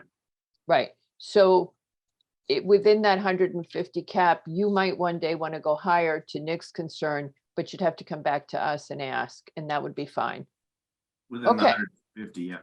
All right, so that's what we got. Anything else, Mr. McGrath? Just Mr. Haslund, you sent the chart in to staff. When would that be? I want to make sure I've got it here in my.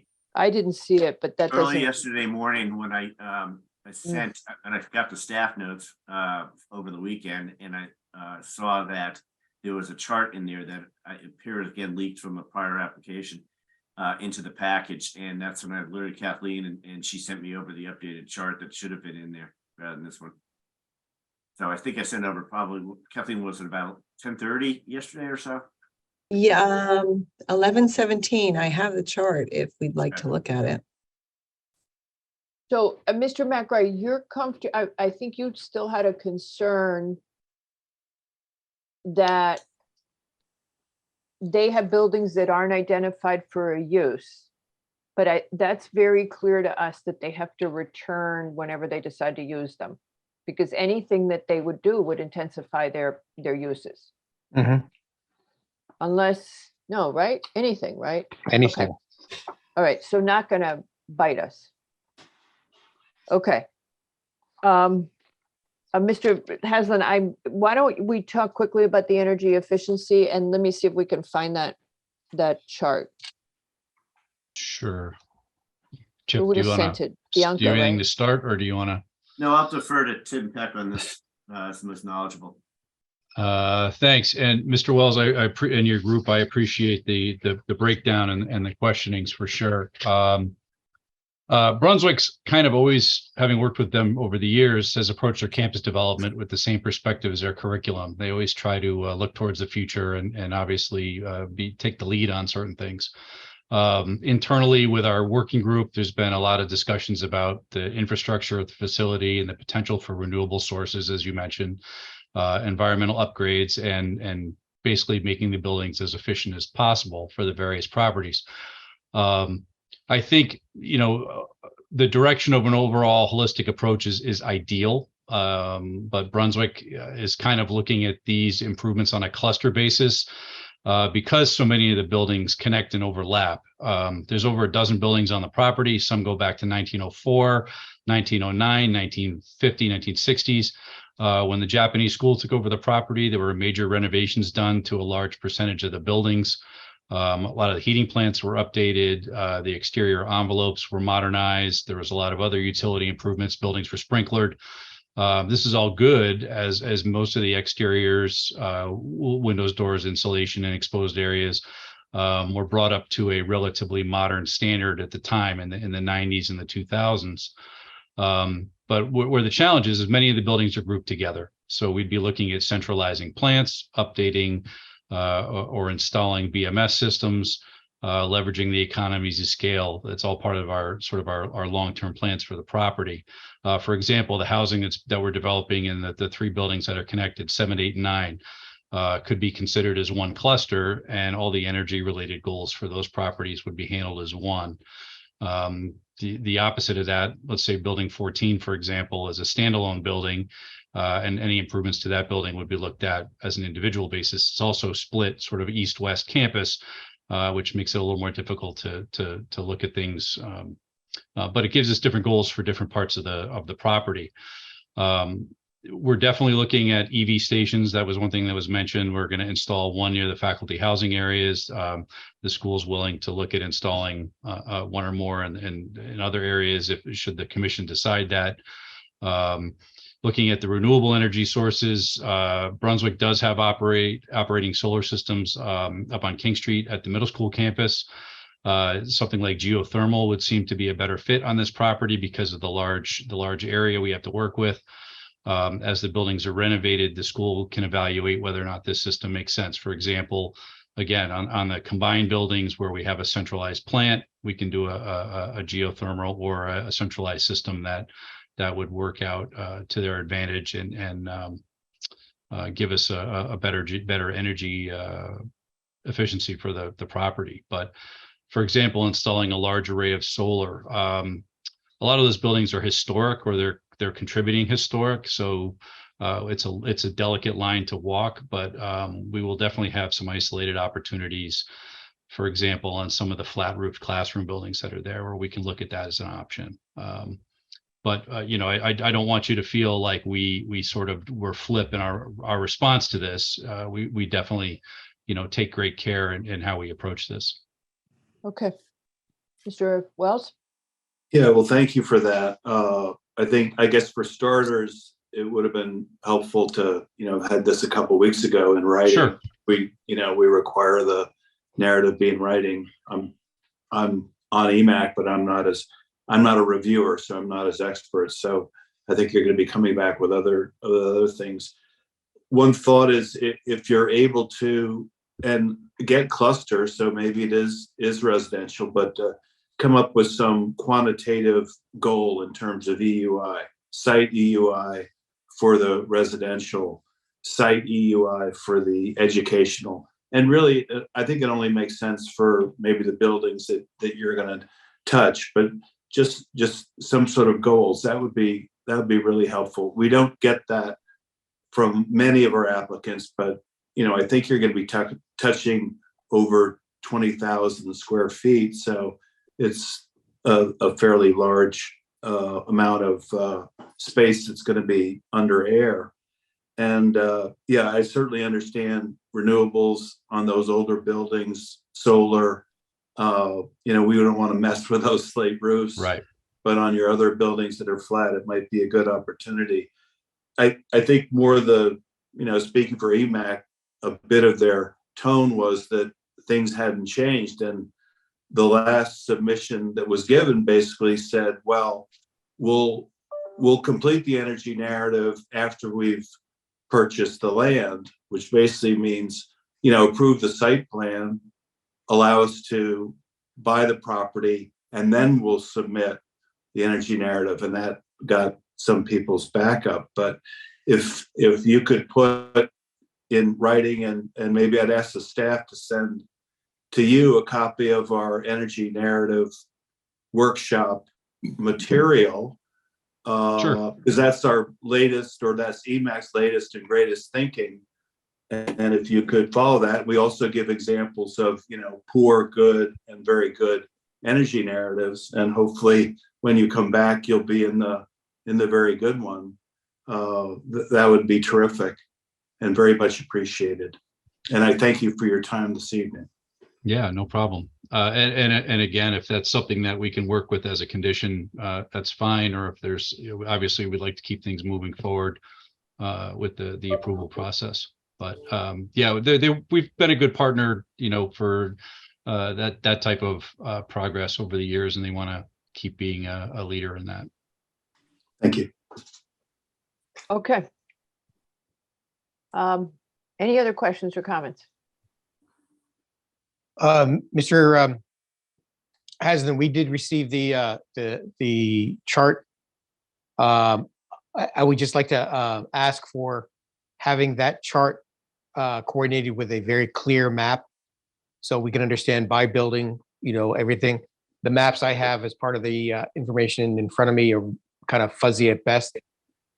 I just want to make sure I understand what building 1, 2, and 3, so on and so forth is, so it coordinates with the chart. Of course. Any other questions? So I had a question. It's not our business, but trying to be helpful. I know that you're working towards whether or not you can close. We'd like you to come back as soon as possible so that we don't get in the way of, and we're not asking you for a lot right now. I mean, I think actually if we just had a chance to study some of what we got tonight, we'd be all right. But what about the rest of the commission? Are you missing a lot of information on this? To help you make a decision, and you don't have to do it now. We can turn to public comment and then we can kind of just talk about where we are on it. I'm not polling you guys. I just want to know what we're missing in terms of information. I'm very comfortable now with the traffic. At least I think I am. Just don't let me out of the room. Well, should we review? We should review with it. We've got zoning. Engineering is a written exemption, but they said it's okay for traffic part of zoning permit. Sewer has the letter. Health department, it's food service part of permit. I think EMAX kind of outstanding, but I think actually if Arn is comfortable, that's resolved. So just think about if you have, let me just ask Nick for a sec. Does anybody from the public wish to speak on the Brunswick School application? Kindly raise your virtual hand. Brunswick School, 270 Lake Avenue. Anybody wish to speak? I had a feeling. We did get some letters in. Oh, there we go. Okay, Mr. Sternberg. Anybody else wish to speak on Brunswick School, 270 Lake Avenue? Please raise your virtual hand. And Mr. Sternberg, here he comes.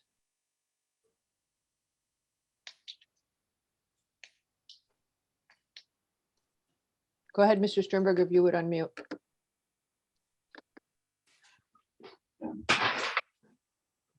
There we go. Okay. Hi, Scott Sternberg. 2 minutes, please.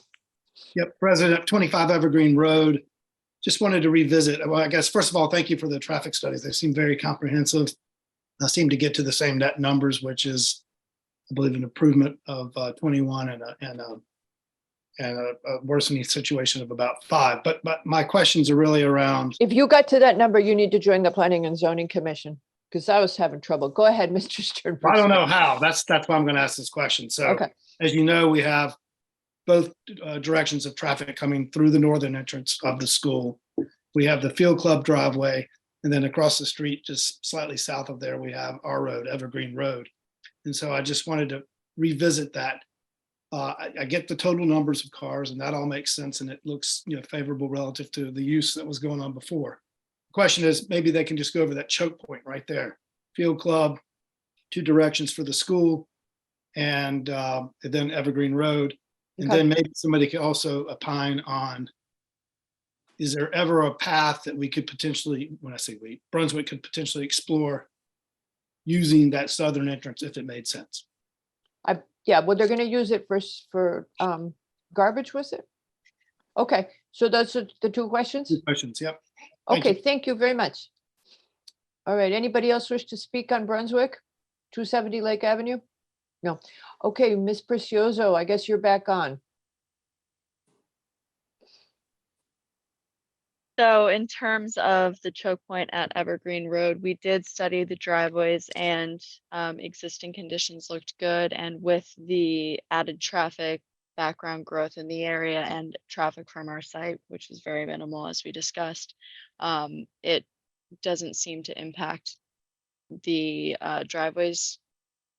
So we didn't study the Evergreen Road intersection particularly. So I can't speak to the chokehold there. However, I don't believe that our project will add any substantial traffic to that already, that intersection that's already there today. And what about the south entrance was the Oh, second sorry. question? Yes, we actually did study that originally, and it worked. It worked well with the southern driveway and the northern driveway both being utilized. However, as discussed, and as is currently, well, as the previous occupants used, the southern driveway wasn't in use by vehicular activity aside from garbage trucks and the potential fire truck. So that's why we're restricting it for now. But I'm sure in the future, if we need to, I don't know what the process would be, but we could definitely talk about it. Ms. Jenkins. Yeah, do you have any sense of which direction traffic is coming from? In other words, are you going to be getting more drop-offs from cars coming north or south on Lake Avenue? Especially at 8 o'clock. I notice you've got a nice group of things happening right at 8 o'clock in the morning. And I'm just curious as to whether you're going to be seeing people coming south on Lake Avenue and just making the right-hand turn, or coming north on Lake Avenue and having to wait for serious traffic, southbound traffic, to clear. I'm just looking right now at the report, and it looks like in the morning, it's about a 40, 60, maybe 45, 55 split, slightly favoring the southbound direction. Okay. So. Okay. And you were going to have Brunswick was going to have a traffic director person available, or? Yes. The question from Mr. Hassan. We committed to that both for pickup and drop off. Okay, thank you. Mr. Wells? Yeah, and let me know if I'm out of line. Now, I'm not seated, so when this closes, I don't say anything. Can I propose a condition if we do close? Yeah, go ahead. Okay, and that would be that the applicant provides a energy narrative. It would be a condition that EMAC judges to be complete. Okay. All right, thank you. Thank you. And so that brings us to, are we missing information? Are we in a position to close? Do you want the applicant to come back, etc.? I've lost Mr. McRae, Mr. Lowe, Mr. Levy, Ms. Jenkins. I'm Seems okay. like a lot of the things are clerical, so I'm pretty satisfied. I'm good. Yeah, I have nothing major. Mr. McRae?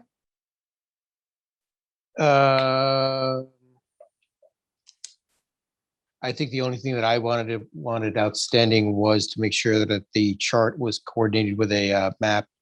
But I think that may be put together as a condition, because we'll have to go back to any kind of a decision we make for anything else that happens on the site anyway. And Mr. McRae, what we would ask them to do is to denote very clearly, which is already in that chart. By the way, Mr. Haslam, I just told Patrick, your email with that chart attached, when it got distributed to us, the chart wasn't there. Oh, so okay. we had never seen it, the updated chart. So massively confused people yesterday. So there you go. Okay, so if the buildings are TBD or whatever, and you've got them the way you've got it by square footage and what's going in and what's going on, I think it would be helpful to us when you do that also is if we know the the total that's going to be assigned to residential, the total that is currently be assigned to academic, and the total that's being left to be decided in the future. And that way we kind of know where we were going. What is your total uses on campus and how are they allocated by building, and also how are they in total? It's a simple thing. I agree. It's just something to send us. Okay, so there's no objection to closing this application at this time then? No. All righty. This application is hereby closed. Thank All you right. very much. Thank you very much. And so, oh, wait, Alice Duff has raised her hand. I unclose the application, okay? What? Alice, well, Alice Duff is there and she just raised her hand. And I might have missed it earlier. I mean, she didn't raise her hand when I called for comment, but. All right, she's not coming into the meeting. Oh, there she goes. Sorry. Okay, unclosed. I make a motion that we unclose. She hasn't in yet. Madam Duff, if you would unmute. Alice, if you would unmute. There you go. Yes. Perfect. Okay, I hope you're here to speak about Brunswick because I was looking Of for people. course. Okay, go ahead. Of course. I'm delighted that Brunswick wants to do this, but I am concerned about what's going to happen with the remaining buildings. And you all keep saying they'll come back, but I'm concerned about what's going to happen when they do come back. Yes, we are too. Thank you. I totally hear you. Bringing that up. Yeah, so just to answer your question, absolutely, because it's a lot of square footage. Now, they've reduced the number of students, but what we don't know is, could it become something really messy for the neighborhood in the future? Brunswick has been pretty respectful of what they've done so far, so I'm hoping they're bearing that in mind. Good. But yes, you're right. Just make sure we get good planning and zoning commissions when they come back. All of you, I want to keep you guys. Don't go away. Oh God, they're cute, aren't they? All right. Madam Chair, before we close this, did you want to discuss the special permit or the conditions? Oh yeah, Mr. modifications? Haslam, you fell down on the job. I actually, and so did I. I don't have any problem with the special permit conditions. I think it's a great change. Does anybody else? No. There you go. Mr. Haslam. The I'm only thing I wanted to ask you is, are you guys going to protect the gymnasium or only the chapel? We're going to protect both. Okay. I mean, because the gymnasium is really cool too. But, you know, you do have to run a school, so I would understand that maybe you didn't want useless cool buildings on campus, but boy, it's cool. We're absolutely committed to preserving both those buildings. Okay. And it's got a great heritage, right? They're stunning. Yeah, and it's stunning. Okay, so once again, if there's no objection, we'll close. this I just want application. to Okay. make Mr. Haslam. Third time's going to be the charm. Yep. Hours of operation, we've got that. That actually indicates you're staggering. Yes. Student cap is there. Third parties in number 4. Transportation and parking. Total number of buses, vans not to exceed 18. Was my understanding in the narrative, it's only 2. Is that correct? 2 It's vans. only 2, but why don't you give them What another page you number on, Mr. McRae? I'm sorry.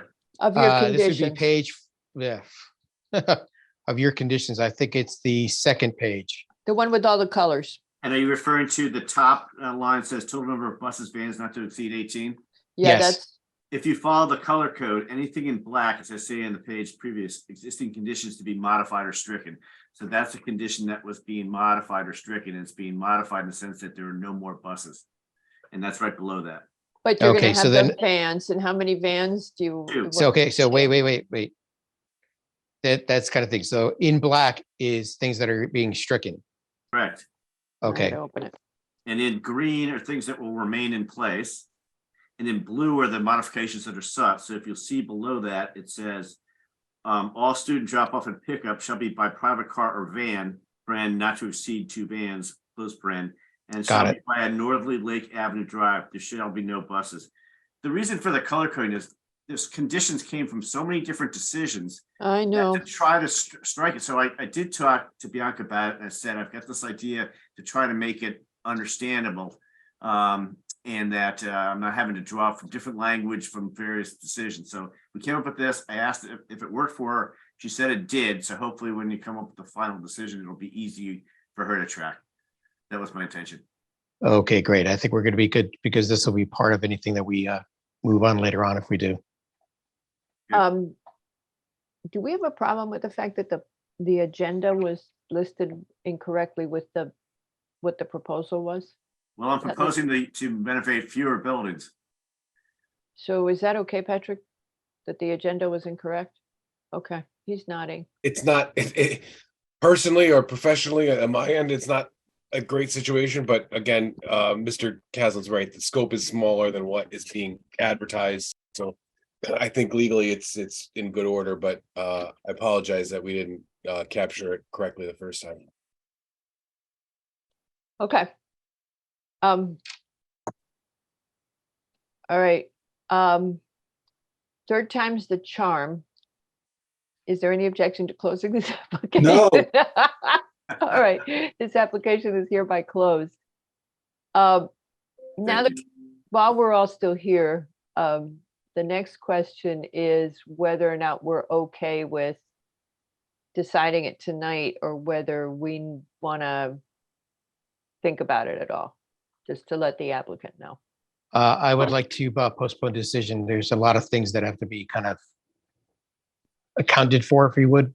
Yeah, and what I want to kind of summarize what's in the traffic study and our understanding of that whole circulation plan and the traffic study and give it to them.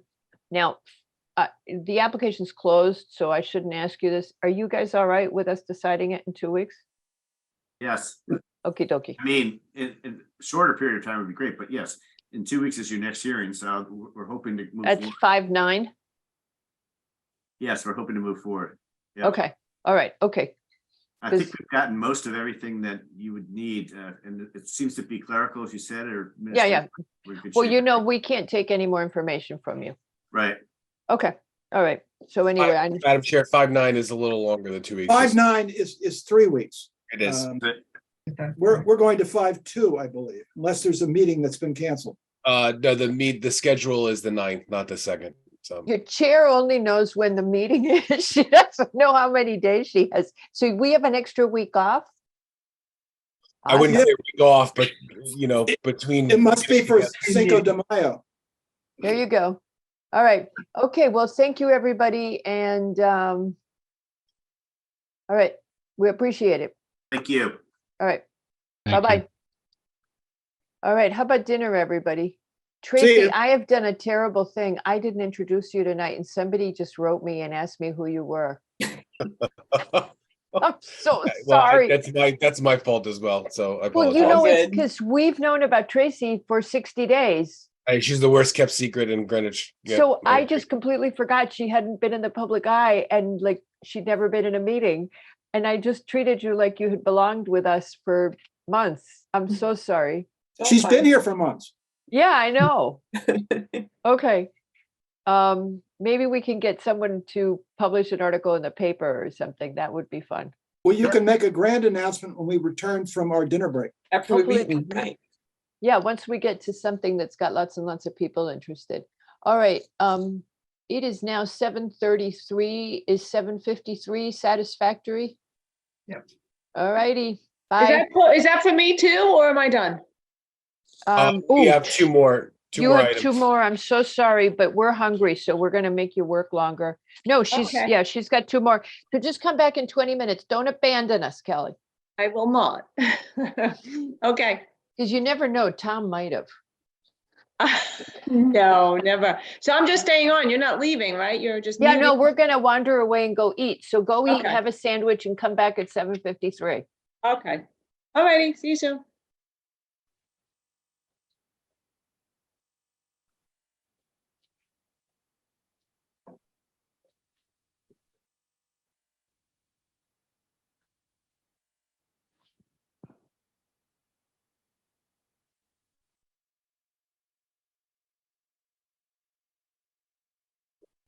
All right, everybody. So continuing with the public hearing, The next item is number 11, and it's 100 Field Point Circle for a final coastal site plan and special permit to an existing single family dwelling.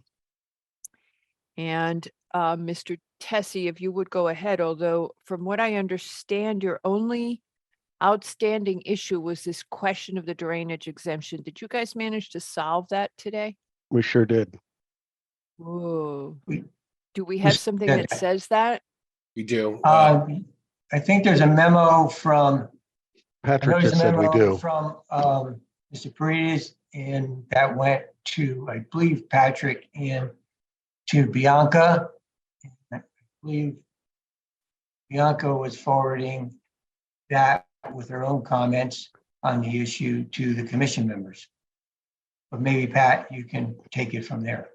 If My understanding is that we got a synopsis from the other John Conti, but through staff and DPW that they worked out details today and that the exemption would still qualify. For clarity, since we're all family here, I call my son Johnny. We can all call him Johnny, and then you guys don't have to no, say we the don't other. do that. We do Oh no, Mr. that's Conti. his formal name. So that's true. What we did is we took We could call him Mr. Johnny. Do you like that? Mr. Johnny. We took some additional impervious surfaces away so that we stay within the qualifications. So we're totally good with that. And there was one other open item that got closed today, which was the health department sign off. And I believe Patrick received that memo also. I think that was earlier on the day. Yes. Yes, thank that you. was earlier. That was earlier in the day, but I just want to make sure it made its way to the file. Okay. So as I recall, is this correct? Am I recalling correctly? There were no other outstanding items on this application. You received this zoning sign off from Jody Couture, and I think the answer is believe- yes. yes, the long and short of it is yes. All right. And then, Mr. Conti, as long as I have Conti Senior here, think about one day changing that drainage exemption. Think about Okay. how DPW should change it, because there's stuff that shouldn't be exempt. Okay, well, you probably Yeah, but want that's all. you probably want Johnny on that because he's the civil engineer. No, it's not a civil engineering thing. It's how much impervious Oh, okay. can you really add before on an old house? Before you Okay. redo a drainage. Let's do Okay. a workshop. Yeah, there you go. All right. If we have nothing from the commission, do we have any questions or comments from the commission on this application? Nope. Okay. Do I have any questions or comments from the public for 100 Field Point Circle? Mr. Sandolo. And anybody else for 100 Field Point Circle, please raise your virtual hand.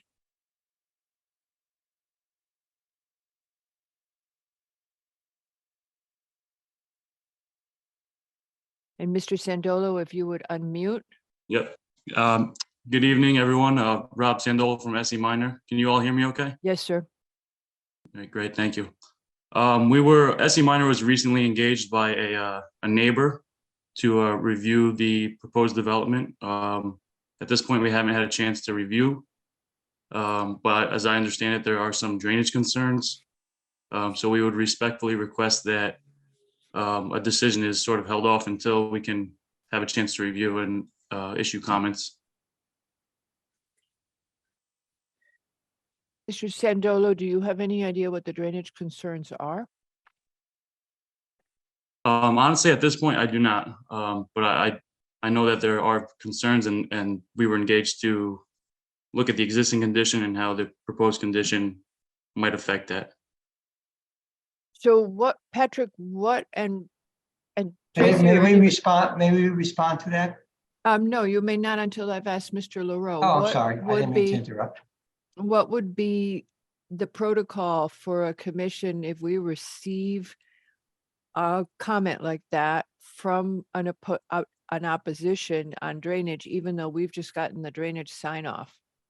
So I guess the question would be, what exactly are the concerns? Because, And I asked and they don't know. yeah, because, Well- right now we have a positive comment from DPW.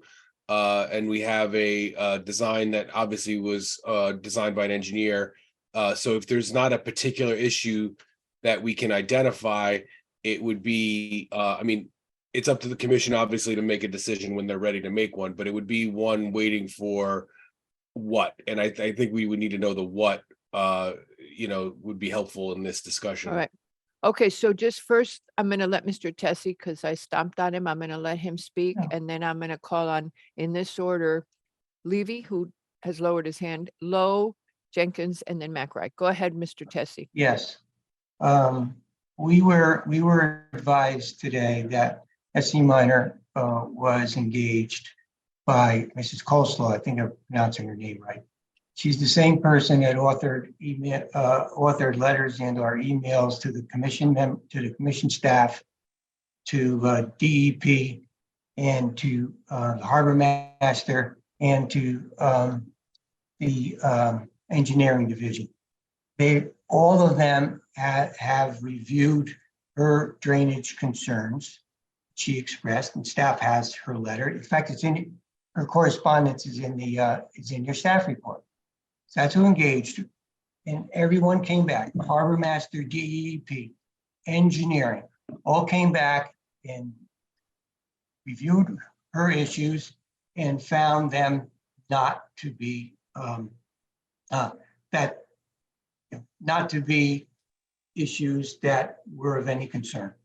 So she expressed issues and concerns.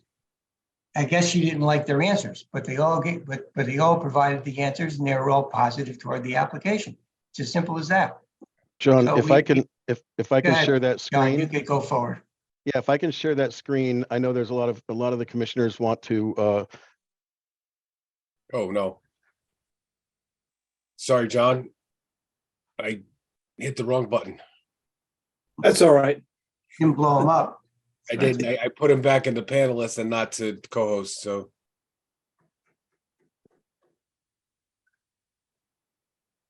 Margarita, you are muted, so you know. Am I back? Okay, so you're Mark, back. Okay. that was Okay. Johnny's Yeah, fault. Okay, I'd love so, to show. okay, I'd love to hold, show a screen, Madam Chair. okay, go ahead. And then Mr. Lowe, I had called on you, but too late. Go ahead, Mr. Conti. So what I'd like to say is, first of all, we've already spoken to the president of the homeowners association and are more than happy to meet with the neighbor or her consultants to allay any fears and to show that we are more than comfortable that there will be no adverse effects. But I also want to show the reason why we really would not like to have a 3-week delay on this for virtually no practical reason. This is the neighbor's house, and this is their tennis court. You're This not is the sharing your screen subject. yet. God, you're not Oh, I'm not. sharing. Nothing's Oh up gosh, yet. I'm so sorry. I do that all the time. Is it up yet? Yes, sir. There it is. Okay, so this is the subject property here. This is our project. This is the neighbor's house that's writing the letters. The flows are, this is more than 30 feet above our first floor elevation. There's a very, very distinct swale. That underground garage that she references will go here. We are designing and adding to the existing swale that runs down alongside the property here and out to the sound, which both DEP and the town engineers have said is fine and has no adverse impact. Her tennis court is stacked up on 1, 2, and 3 retaining walls. It's several feet above grade. So I'm not sure what all the letters of concern are about flooding, but there's virtually no way that this project can have an adverse effect on her home or her tennis court.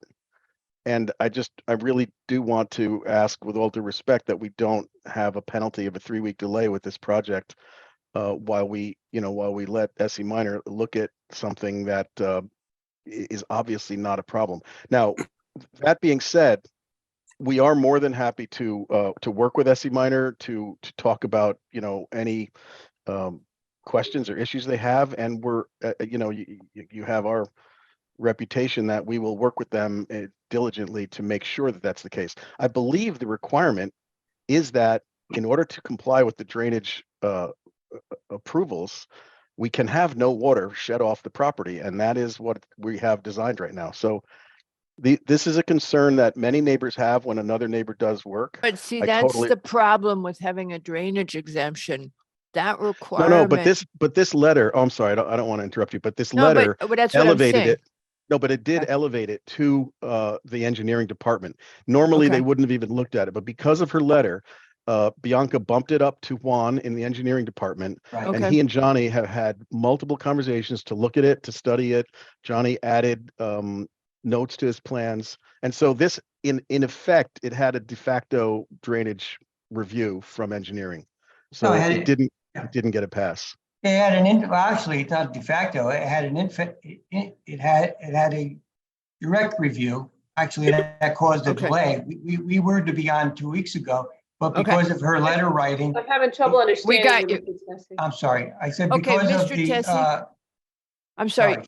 No, I think Mr. Conti made his point, and I'd like to you. hear from the two commissioners, from Okay, Mr. that's fine. Lowe and Ms. Jenkins, and then Mr. McRae, 3 commissioners. Should I take Go, the screen down? commissioners. Yes, please. Yeah, you can always, now that you know how to share, John Conti, you can. Okay. All right. So we have 4 commissioners with their hands up, Yeah, and that's why so- I cut you off, Mr. Tessie. Go ahead. No, So I think I was first, but You were. is there the, I have a couple of questions. Is there the equivalent of a statute of limitations with regard to these kind of issues? And how long has this application been out there to for people to review, namely the neighbors? I'd be curious. And does that matter? Or are we under guidance to take into consideration every complaint until the last minute before it's resolved? That's a question for. I don't know anybody what who you knows mean more. by statute of Well- limitations, so we're just Well, going to skip well, that because the timeline for us doesn't change. Mr. Patrick, as Yeah, opposed to thank Mr. Johnny, would you answer the rest of Mr. Lowe's questions? The answer is no. I will say just, and I think this is probably obvious. It is difficult to find engineers to review work in a timely manner. So it may have not been something that can be. It's not something that can be. You know, you don't order them like an Uber, right? You do need to vet people and find. So I appreciate that members of the public may not have access to engineering consultant right off the bat. However, I don't know how the commission is supposed to react to a comment that they have a concern when the concern is not at least specified. Well, here's what the letter says. Well, I meant So- from an engineer. I'm sorry, Madam Chair. I understand Mrs. Kuzla's letters are in the Okay. record, and I So- surmise that those are what Mr. Got Zendola it. is looking into. All right. But Well, again, I guess what I'm asking also is, is everything open-ended, and what is the, what is the responsibility of the commission in terms of incorporating the last comment or complaint from neighbors, et cetera? I think if you feel you have all the answers to make a decision, you are within your right to make that. If you feel like there is something that is worth waiting for investigation for, you're also within your right to do that. I can also say that for drainage issues, if they do arise, because it is the drainage manual that talks about the mitigation of those impervious additions on the site, that those things can get addressed, before permit as well, because we do get complaints all the time about the efficiency of designs and the efficacy of things, and those get addressed with the permitting reviews, so to speak. So there are opportunities for people to again put input in and submit reports and do those things. However, the commission doesn't want to kick the can down the road. Again, you're well within your right to wait for whatever the answers that you think you want to have addressed before. And last thing, we've had the various arguably relevant departments weigh in on this. Is that correct? We have, Yeah.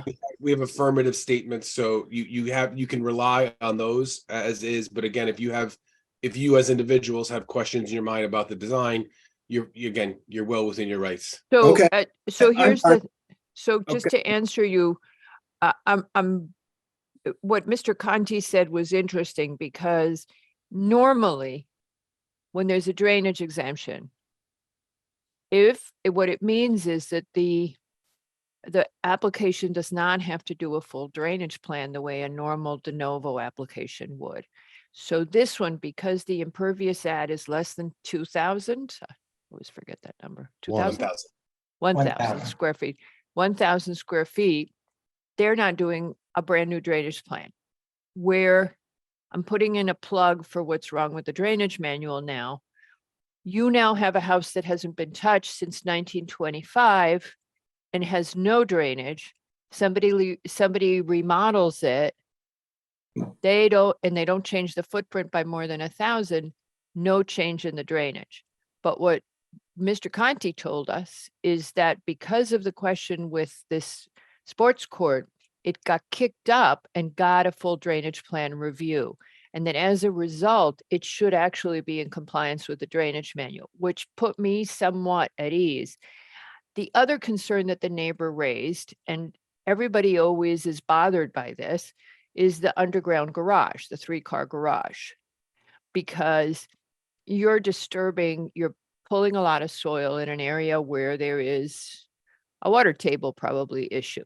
But again, this has been reviewed by everybody. I know that one of the ones in Bellhaven, Mr. Lowe, has several sump pumps. They have a 27-car garage. That's the big case in Greenwich, one of the first ones that was done. And they have a lot of pumps in that garage. But it's a question of, is it environmentally good? Let me go to Ms. Jenkins next, and then Mr. McRae, and then Mr. Levy. Yeah, I think I'm just going to echo Peter a little bit. It seems to me that we got an awful lot of information in the last 24 hours. I agree. The briefing, and I really don't feel that I have had the opportunity to look at it. I saw emails. We got 5 emails after 3 o'clock today. Which I haven't even there seen. may not be open issues, but I'm really uncomfortable with not having had the chance to review it. And one of the things, Mr. Tessie and Mr. Conti, that I'm going to stop and share with you guys for a minute, is that the commission had a session last week in which we said we were done with 8-hour meetings because we're going 8 hours straight. And that part of the problem is that our Tuesdays are so bad because applications change on the fly during the day on Tuesday. And we can't keep up with the volume, and we're normally in other meetings, especially, for example, both of the school committees met today. So people can't keep up. So the commission made a decision that unless it was from a staff department, we would not consider new information that was received from an applicant. This is from a staff department, so it's different. Mr. McRae, please go ahead. Mr. Sandolo, quick question for you. You're asking us to hold off on this. Is that to provide you time to look at everything that's come in, even though you don't have a specific issue in mind? Yeah, so we were engaged earlier today, actually. We haven't had a chance to review any of the application materials. Okay. I think the concerns are groundwater and drainage patterns. Generally, that's the concern that she has. Okay, Mr. Contis and Mr. Tessie, have you met with the neighbor before? You indicated you would be agreeable to meet with the neighbor. We have We not met with- met, we have met not with the- met with the neighbor. We have not met with the neighbor. I think it's fair to point out that our notice to her was sent over 2 months ago. She articulated, just looking for the dates on her letters, but I think it was 3 weeks ago or so. Again, that's what precipitated, let's remember, that precipitated us getting knocked off the last meeting of this commission, or we would have been on your previous meeting. That caused it to be knocked off because staff wanted DPW to further review in depth the issues that she raised. And as I said earlier, not only that, she reached out to DEP and the harbor master, and all their responses are in your files. There actually is no new information from us today, in the sense that DPW had indicated in its department report to you that the application from their standpoint could be approved by the commission. And there was one issue to address, and staff felt, and Mr. Paredes felt he could address that because of the contact in between the Conte, both Contes, Johnny and John, that they could adequately address that issue regarding the amount of impervious surface prior to zoning permit. And I would echo what Pat said, that's often the case that during that period of time, we're not going to get our zoning permit and a final sign off from DPW until they're 100% satisfied. So there's there's been like a 3-tier approach to this drainage concern by DPW. And that final tier, if Mr. Sandola wants to reach out to Free Country, to Mr. Paredes and have him take another look at it, he can. But it's been reviewed well more than the normal so-called exemption in all regards as I just stated. So we would respectfully request that this be closed, and Paredes, Mr. Sandola, who could have been hired anytime within the last 2 months, but for the neighbor to turn around and to retain them today, the day of our hearing, is patently unfair to us, because she's been articulating these concerns a long time, and she's chosen now to bring it up and to have him come at the last minute. I mean, we have rights too, and we should have some deference too. We played by the rules of the game, if you want to call it a game, but we take it very seriously. It's not a game. And it ain't over till it's over, as famous Yogi Berra said, in terms of a final sign off from staff. Mr. Tessie, I'm in glad that DPW. Anyway, I'm done. I'm glad Yes. that you brought up the process here. Yeah. And that you're requesting that we close this today. Well, we're hopeful I'd like to of actually having I hearing want to today. put something here. Yes, sir. Okay, I want to put something, I say, as I see this in the agenda. Yeah. The commission doesn't have to open this until next Friday. Exactly. I'm aware of that, sir. Okay, that's so not- you're asking me to point close making. it tonight. I don't have to open it until next Friday. Right, and I let me would just, think- I'm sorry, Hold on, I'm not finished. I'm sorry. Okay. You actually said that you actually would be okay meeting with the neighbor. I don't see what a delay is going to cause, other than you're not going to get to shovel in dirt next week. Well, I that's think actually in for our deference to a client. neighbor, Don't interrupt Mr. McRae, Mr. Tessie. Oh, I thought he was asking me a question. in deference to Not yet. neighbors, as we do, a neighbor has a concern. If you can explain it away when discussion with the engineer and the neighbor in hand and resolve it, then you're good to go. Right now, the neighbor has concern. If I say, oh, I'm good, everything's fine, peachy, close it and we're done, I've just completely dissed this neighbor who's got no recourse whatsoever. Okay, Well, so, Mr. okay, Macri, so that before you question was to answer. me, but I'm sorry, can I answer? Yeah. I thought it was addressing Yeah, it to me. no, I'm sorry. He was asking you a question. Go ahead, Mr. Tessie, and then I'll ask. All the right, board. well, Mr. Macri, I don't know how many times I'm gonna repeat myself. It's been 2 months. She's had a letter writing campaign. The last minute she comes in and hires Mr. Sandola, doesn't know anything about, as he said, he just got hired. So I appreciate the fact that I can't really tell you what the concerns are. But the bottom line is that you make the decision. But to say she hasn't been. I make the to decision. say she There we hasn't go. been shunned, End to of say that story. she hasn't been given due respect is just not. Okay. Fact. So I'm gonna leave it at that. You all make. Okay, so, but Mr. Tessie, okay. Mr. LaRoe, there's a couple of things I don't have clarity on. Mr. Tessie said something about being kicked off an agenda. No, So we were I said, trying, Mr. let me so- rephrase. No. I used the word kicked off. I didn't mean kicked off. Okay. I was saying that we were hoping to get on the previous agenda, but the issue came up and it and it was determined All by right. staff rightfully to move the drainage formally to, okay, we were hopeful of getting on the previous meeting. I was just trying to emphasize the point that this issue's been around and vetted by the other departments. But I won't repeat myself. Okay, Lord, and so, I respect the commission's concerns and all right. you'll Thank you, Mr. Tessie. do what you Once think you again- have to do in terms of Once again, I'm making gonna sure try to, there is the protection you need. just What else trying am I to going speak say? to Mr. LaRoe once again. Your microphone went a little south, Madam Chair. You sound like you're in a tin can. Tin can. Okay, Oh, can you much hear better. me now? Yeah, no, perfect. Thank you. Better. All right, it's much more sensitive than the old one. Is that okay? Yeah. Yes. All right. Okay, so Mr. LaRoe, the applicant got staff comments with all the concerns that staff had raised when? Friday. Friday. And I mean, prior to, not to reuse the word that Mr. Tessie didn't mean to say, but that kicked off. I believe that we had issued a bunch of comments several weeks ago asking to clarify some concerns, the neighbor's letter being one of those issues. And the applicant was willing to address them, and we were waiting for that response, and that's why they weren't included in the prior agenda, but they did, for this one. and then they came back, although they knew the concerns were outstanding, we heard from them yesterday.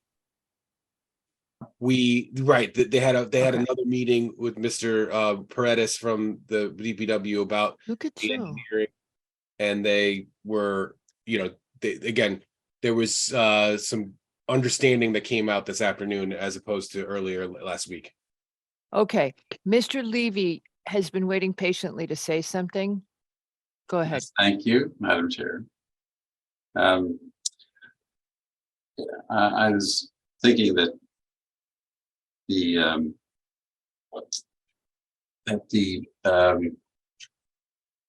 neighbor has some concerns that aren't well articulated, and the applicant has explored what they might be and hasn't found anything that could be of any true consequence, and feels that whatever the issue is, it seems like they are surmountable with discussion with the neighbor, and they've agreed that that's what they intend to do.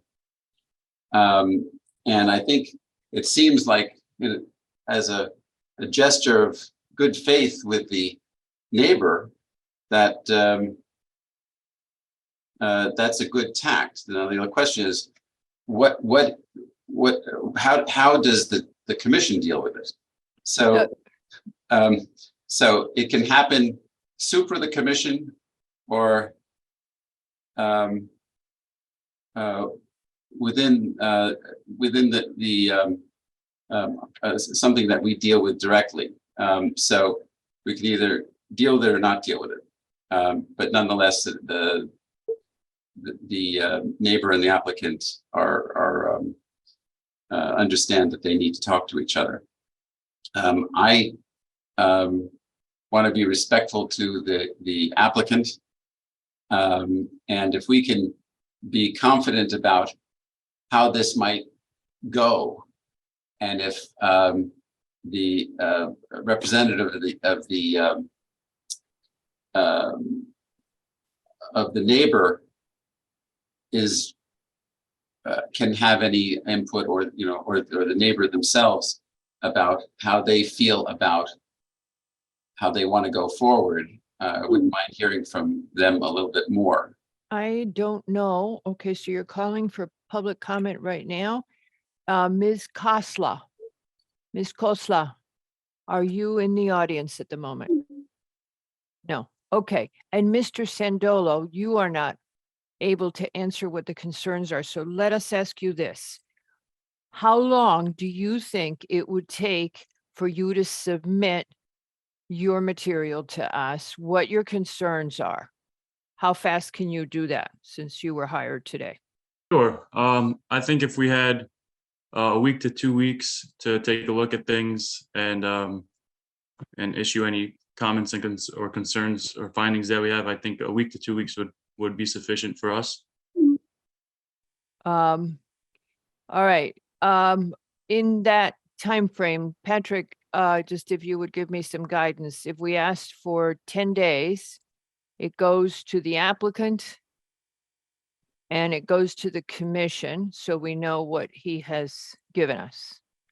Right, and And- we would also submit it to DPW for their comment as a Right. it's a cohort, but You're gonna have to give it to conservation as well, because if Ms. Kozla, if I'm seeing this correctly, she's raising questions about the excavation, the removal of dirt, and the proximity of the proposal to the Long Island Sound. So conservation, I know they've signed off, but they should see that. Now, Mr. Sandolo, when you do that, I would stay away from, apparently your client has written to Deep. Deep has given us a sign off.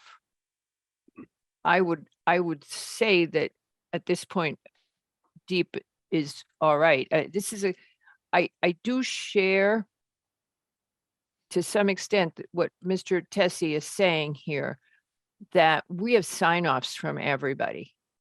At the same time, I would hate to think that we had somehow missed a significant issue because we didn't give an opportunity for someone to voice their concerns, even though they are late in doing so. So my leaning is get something into us in 10 days. We will guarantee a slot on the next meeting for this applicant. And we're gonna make a decision regardless. If you don't get your stuff in, we're gonna go forward. well, I would also like to put in there, Madam Chair, that the applicant needs time to also review whatever comes out. That's why I said 10 days. That gives So the that- applicant a no. full week. Our next meeting, we're giving the applicant enough time to respond. So we can make it less days, Mr. Leroux, if you think. I just want to make sure that we are understanding that it's a response and answer kind of situation and not, just dropping off. Yep. sort of Well, final- there's an over, if I may just interject, I'm just trying to talk Yeah, about. go ahead, Mr. The other- Tessie. The other concern is I'm sure the commission will want to have DPW weigh in on whatever's provided. Right. And I'm concerned about their lag time. And Well, John, I don't think can you I have a, address that? hold on a second, Mr. Conti. Madam Chair, Hold I'd on. love to. Yeah, Mr. Conti, hold on a second. I Uh-huh. can answer that. Okay. Our answer is, we will personally contact Mr. Paredes. Mr. Leroux has a great relationship with him. Tell him our situation.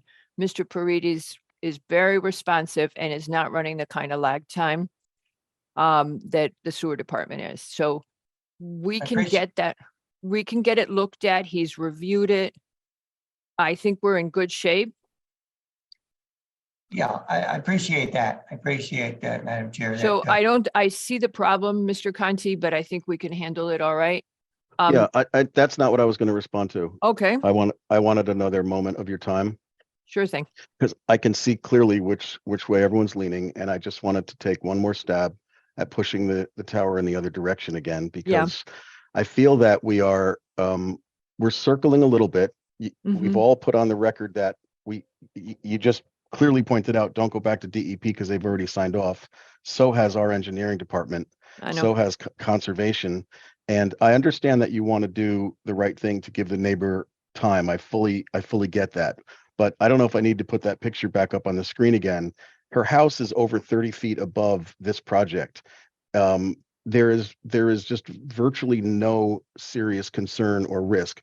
But to give the agency, the commission, that additional layer of comfort, we still do, as John Tessie said, we still do need to get the final sign off before we get our building permits. So this process that Mr. Sandola would like to go through, we don't need to negate that. We're more than happy to have him go through that, have him make his comments and concerns back to the engineering department.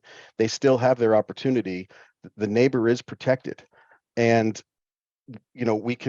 we talk about these long meetings. We don't need to put this on your agenda again because all the planning and zoning issues are resolved. This comes down to just a neighbor being hyper concerned about drainage when there's no visible logical concern, but we're giving them the time and the opportunity to go ahead and have it reviewed by a consultant. We're more than happy to meet with them. So I just wondered, I mean, Mr. Levy, your group is a little bit split. I know you're leaning towards the delay, but even a Well- 3-week delay here is a big cost to us, because it's not that we go right to work. After your permit is approved, then there's another 3 weeks while your zoning letter comes out, and there's weeks and weeks ahead of this approval. So Thank you, I'm Mr. just Conti. kind of pleading. I Thank think you. what we would. Okay, Mr. Tessie, suggest- enough. Please stop. Just hang on a second. Okay. Mr. Levy, you wanted to add something, and then Mr. Lowe. Yes, thank you, Madam Chair. I appreciate what the applicant is saying, but I think that they're tending to overcharacterize what the neighbors' issues, and they explained why there should be minimal kind of concerns, but nonetheless they have something in mind, and they're willing to hire somebody to look into this, which is significant. So, but going beyond that, I do think that I'd like to just ask I understand this correctly. We could still open this tonight. It's open right now. It's totally is? open. Yeah, Okay. once we're in this process here, we're open. Okay, So we're open, and really we had no outstanding issues ourselves. So we were actually going to close it until Mr. Sandolo raised his hand Okay. to comment. Very good. So, Thank you. Mr. Lowe.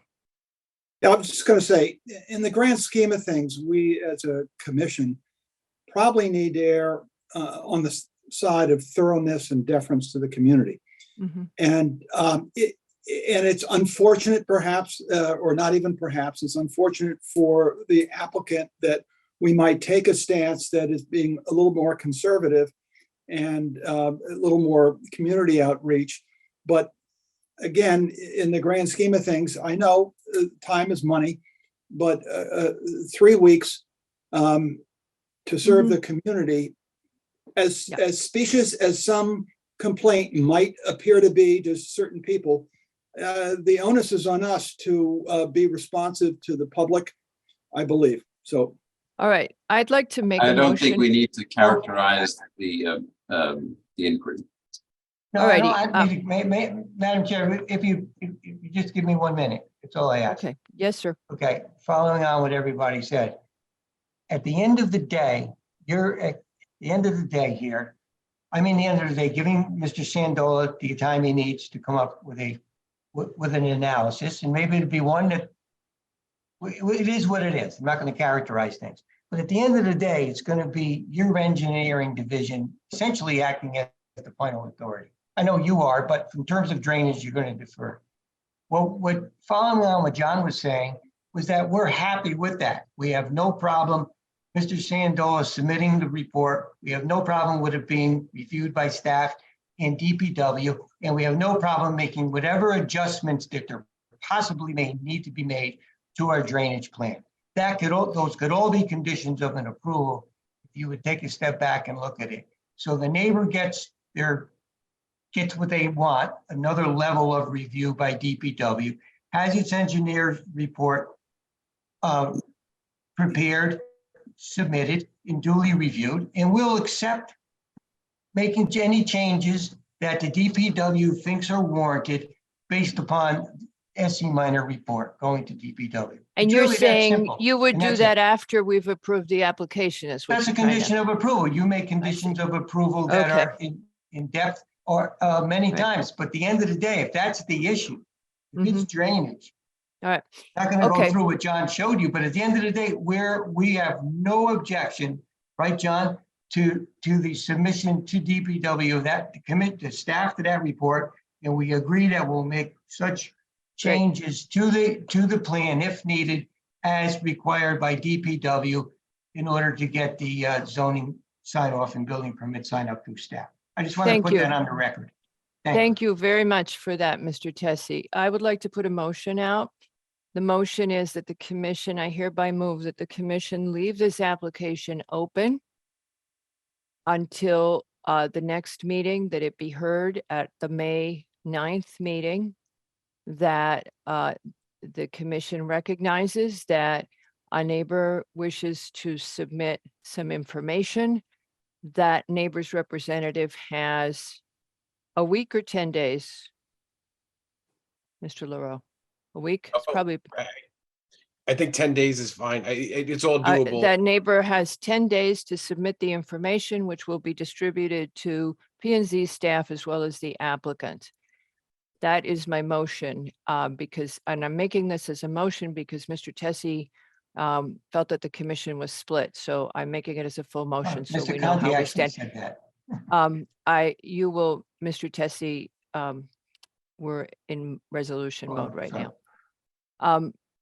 Do I have a second on this motion? Can I ask a Would you, clarification? yeah,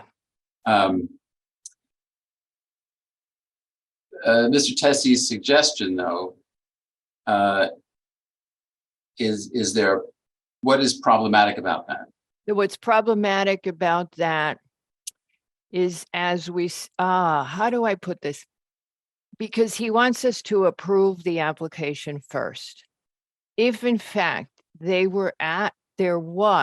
turned out to be a major issue that needed to be resolved, which I highly doubt, given the professionalism of the team that's here, but nevertheless, if there turned out to be an issue and they could not reach agreement, we would be powerless. And our job at the end of the day is on behalf of the town. So my concern is if we're to close and decide, we would no longer have any influence if it went. Well, that's okay, good. So, but even if it couldn't be resolved, the fact that the neighbor has not been able to voice a concern until now, they still have the options of using the courts, you know, and They do, but that's and so- expensive and we're free.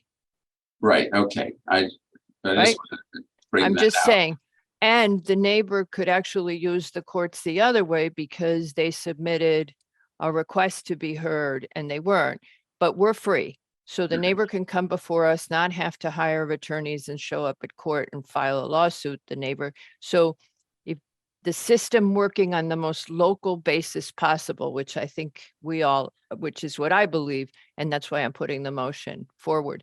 Now, if you guys don't agree, that's fine. I'm just trying to find an answer so we can move on. Do I have a second for this motion? Second, Ms. Jenkins has seconded. Mr. Lowe, how do you vote? Aye on your motion. Ms. Jenkins, aye. Mr. McRae, Aye. Mr. Levy. Aye. Okay, and Albin is also aye, and with that, the commission is 5-0 that we wish to leave this application open.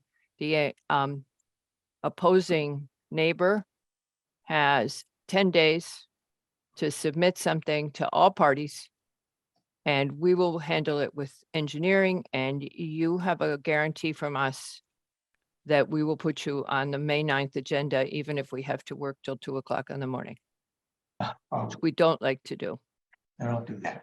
anymore. I know it disrupts the neighbors. Mr. That's Conti, Johnny's birthday. okay, we'll so celebrate you your know. birthday, Mr. Johnny. We'll celebrate your birthday. Really? It's 4 days later. And Mr. Conti, Yes. I think part of what you're hearing from the commission is one of our greatest commitments is to always do everything we can to be responsive to the community. And I would only say to you that if you were the neighbor, you would want us to listen to you. And that's what we're trying to do. So I'm sorry, I know it's disappointing, and we'll see you in 3 weeks. Thank you. Thank you, sir. I do want to add one thing. Staff has been amazing They are work with. amazing. We have an They've amazing been staff. extremely helpful, extremely responsive. We didn't wait till the last minute to talk to them, but there's been No. multiple conversations and it does No. take a few days back and forth. Every department that we worked with was responsive and helpful and professional. No, they're I do want to say fantastic. that. And may I Good. take the opportunity to introduce you to Tracy I look forward to Kolakowski. working with her. Tracy is, yes, and so if you come in to meet her, John is the vice chair of the ARC Yes, I attended an ARC meeting in his other last hat. week. Yes. So it's always tricky. Okay, thank you, gentlemen. All right. Thanks, everyone. Thank you. Happy birthday, Patience. Johnny, almost, or Thank you. Mr. Well, Johnny. you can say it to him on the 9th. Okay, Yeah, thank you, sir. Sorry to ruin your birthday. that's all right. Have a good evening. Thank you for your time. All righty, folks, we now move on to Mr. Rydberg. Well, that was quick. All right, Hi, good evening. You ready for me or not yet? we are ready for you. Our next Okay. application is 206 SBA Property Owner LLC for a final coastal site plan and special permit to renovate the existing single structure. The first thing at 206 Sound Beach Avenue, the first thing we're going to ask somebody to do is to give us that front elevation, okay? Because that was giving Please. us. Yep. A 4.0, Pat, if you could, please.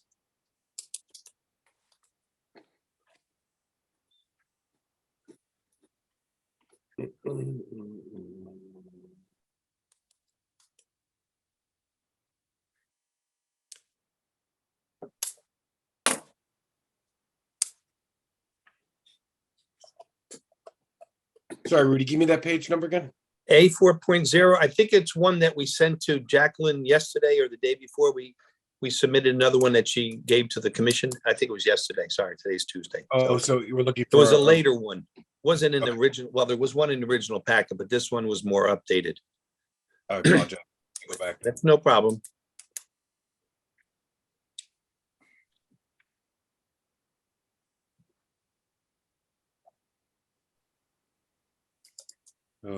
So you think you gave it an email? Yes, and then Jacqueline sent it through yesterday. If I was astute enough, I would try to share a screen, but I'm not sure I'm capable. Yeah. We're not trying to make anyone feel inferior here. We're just. Yeah, it's okay. Wouldn't be the first time I've done that.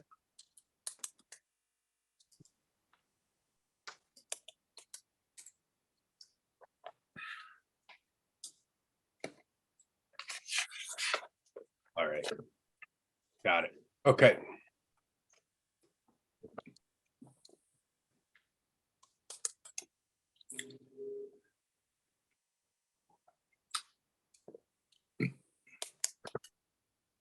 Great. Okay. Do you want me to commence? Well, were you listening yesterday? Oh, yeah. Okay, I just thought I so, should say that I'm who I am and for the record. okay, hello, Mr. Rydberg.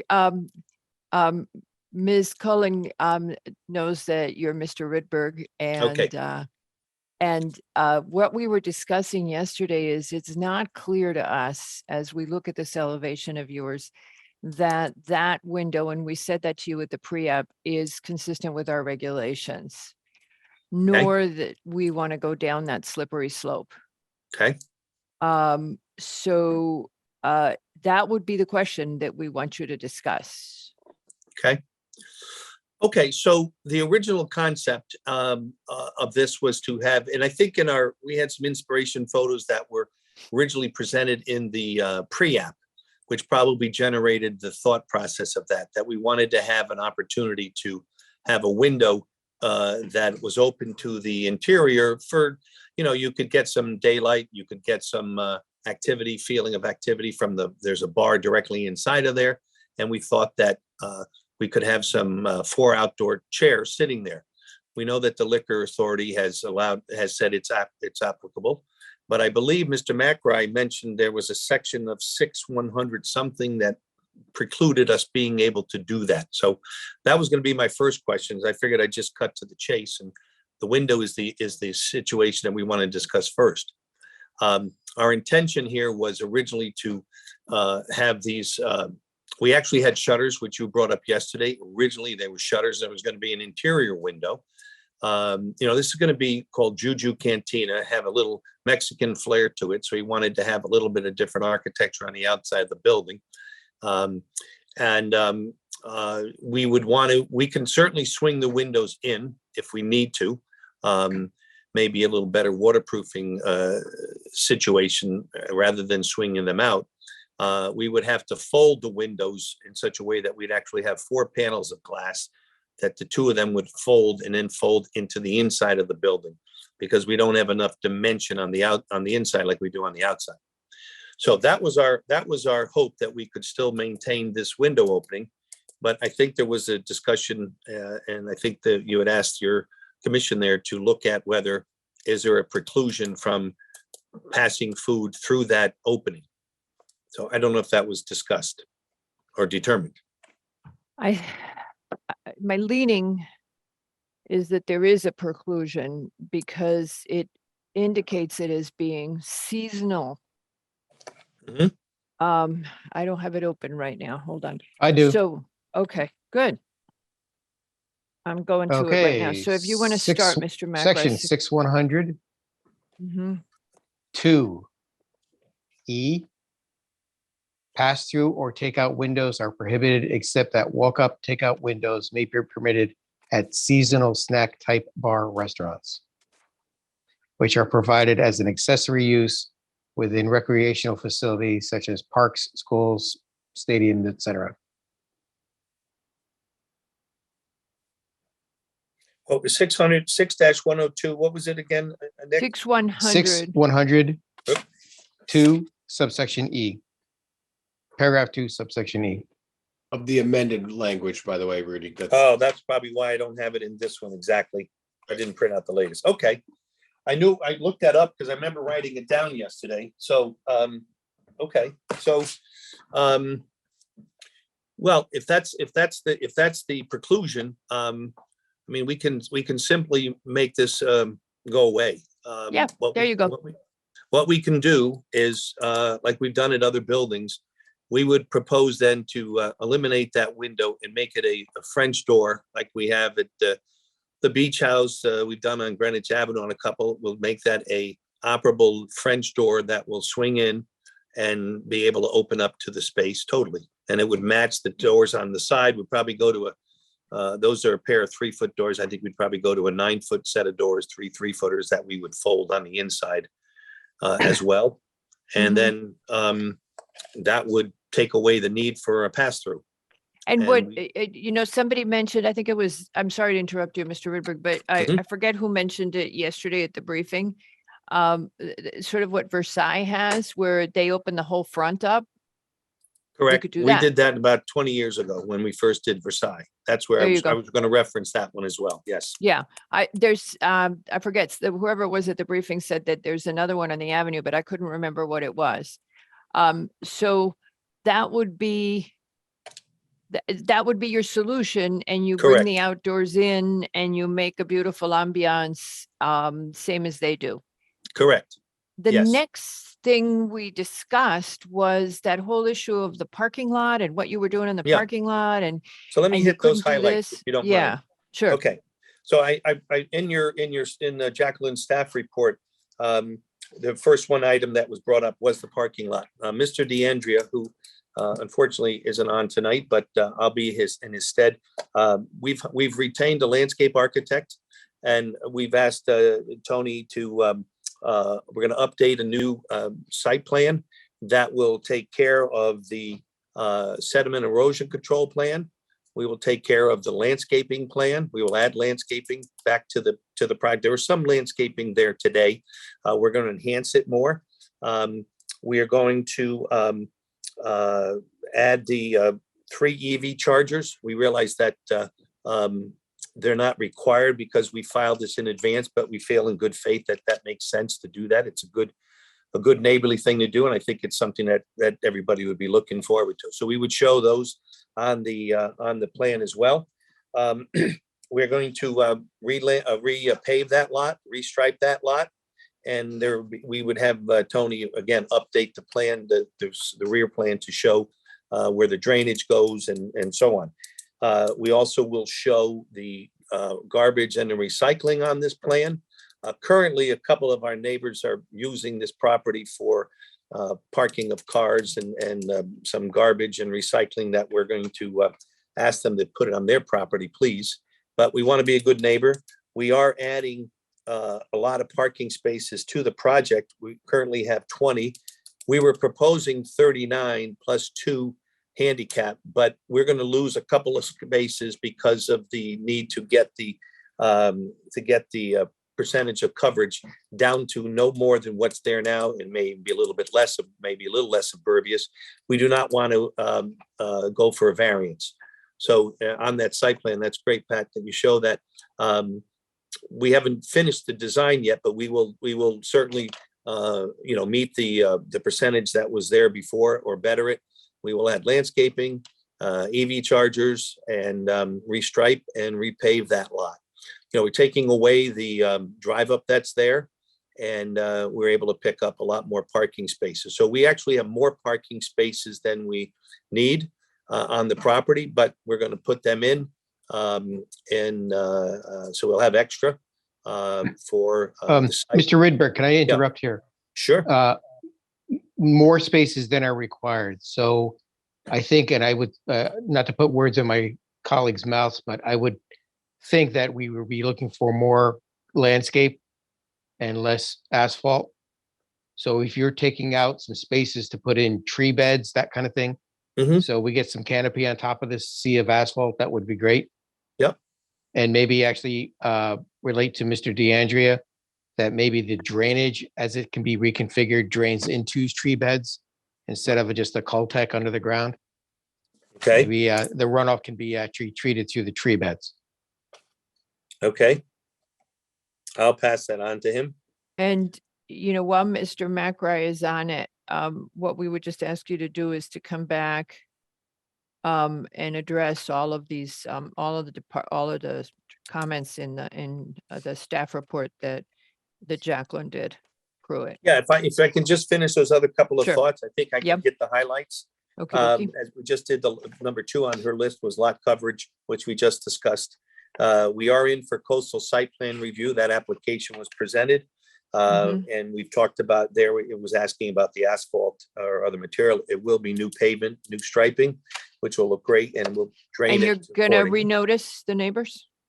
Yes, that was a question I wanted, because you have the butters there. We'll renotice it's there. I think it was that we have 2 addresses here. One is Arcadia and one is Right. And so Sound Beach. So we'll you're- renotice the neighbors. Yeah, so your public notice is incomplete and you really have to do it complete before you can be approved. Okay, so can we do that with our next I believe you application? can do it with the next Sure. applicant. Okay. Mr. Town Planner? Yes, we can renotice and have it incorporated, ready for the next meeting. Great. Okay. Can I, sorry, Rudy, can I ask you a question on this? Sure. This removal of the ATM, it's going away, right? It's Going not away, taking it away, totally. Okay. I just wasn't sure if it was going away, putting drainage in, coming back. Thank you. No, go on. That was for Bank of America. So that'd be No, kind I- of cool though to I- have it for takeout, but no, we're taking that away. Okay. We are in the reference in there was a flood zone. I think Mr. DeAndrea sent the notice that the building is actually in an X zone. It's at elevation 14.4, which is more than the 12 inches requirement by FEMA. So we therefore are in an X zone. We can maintain the existing basement that's there. There is a small basement in the back half of the building. There's a crawl space up front. We do have some electrical panels in the basement now, which we'll maintain, but we will provide new mechanical rooftop units down the road as we develop the property, and they'll be screened properly for ARC, which we will talk about in a minute. Energy narrative. Yeah, it's an existing building. We're going to bring it all up to code in regards to energy. We will insulate the exterior walls that are not insulated now. I think they're just covered with plaster and some gypboard. So we'll insulate the 2 exterior walls that are there. We have roof insulation under, it's a new roof, but we'll check the energy code according to the current new energy code that's out, and we'll make sure it complies, and we'll give that documentation to the building department. We are going to use LED lighting everywhere. We'll make an update the energy narrative for the next presentation or for the next submission. We are going to do LED lighting. We're going to have Energy Star appliances, energy, the best. We have an MEP engineer who's already on the project, and he's designing the new mechanical units to meet the new energy code.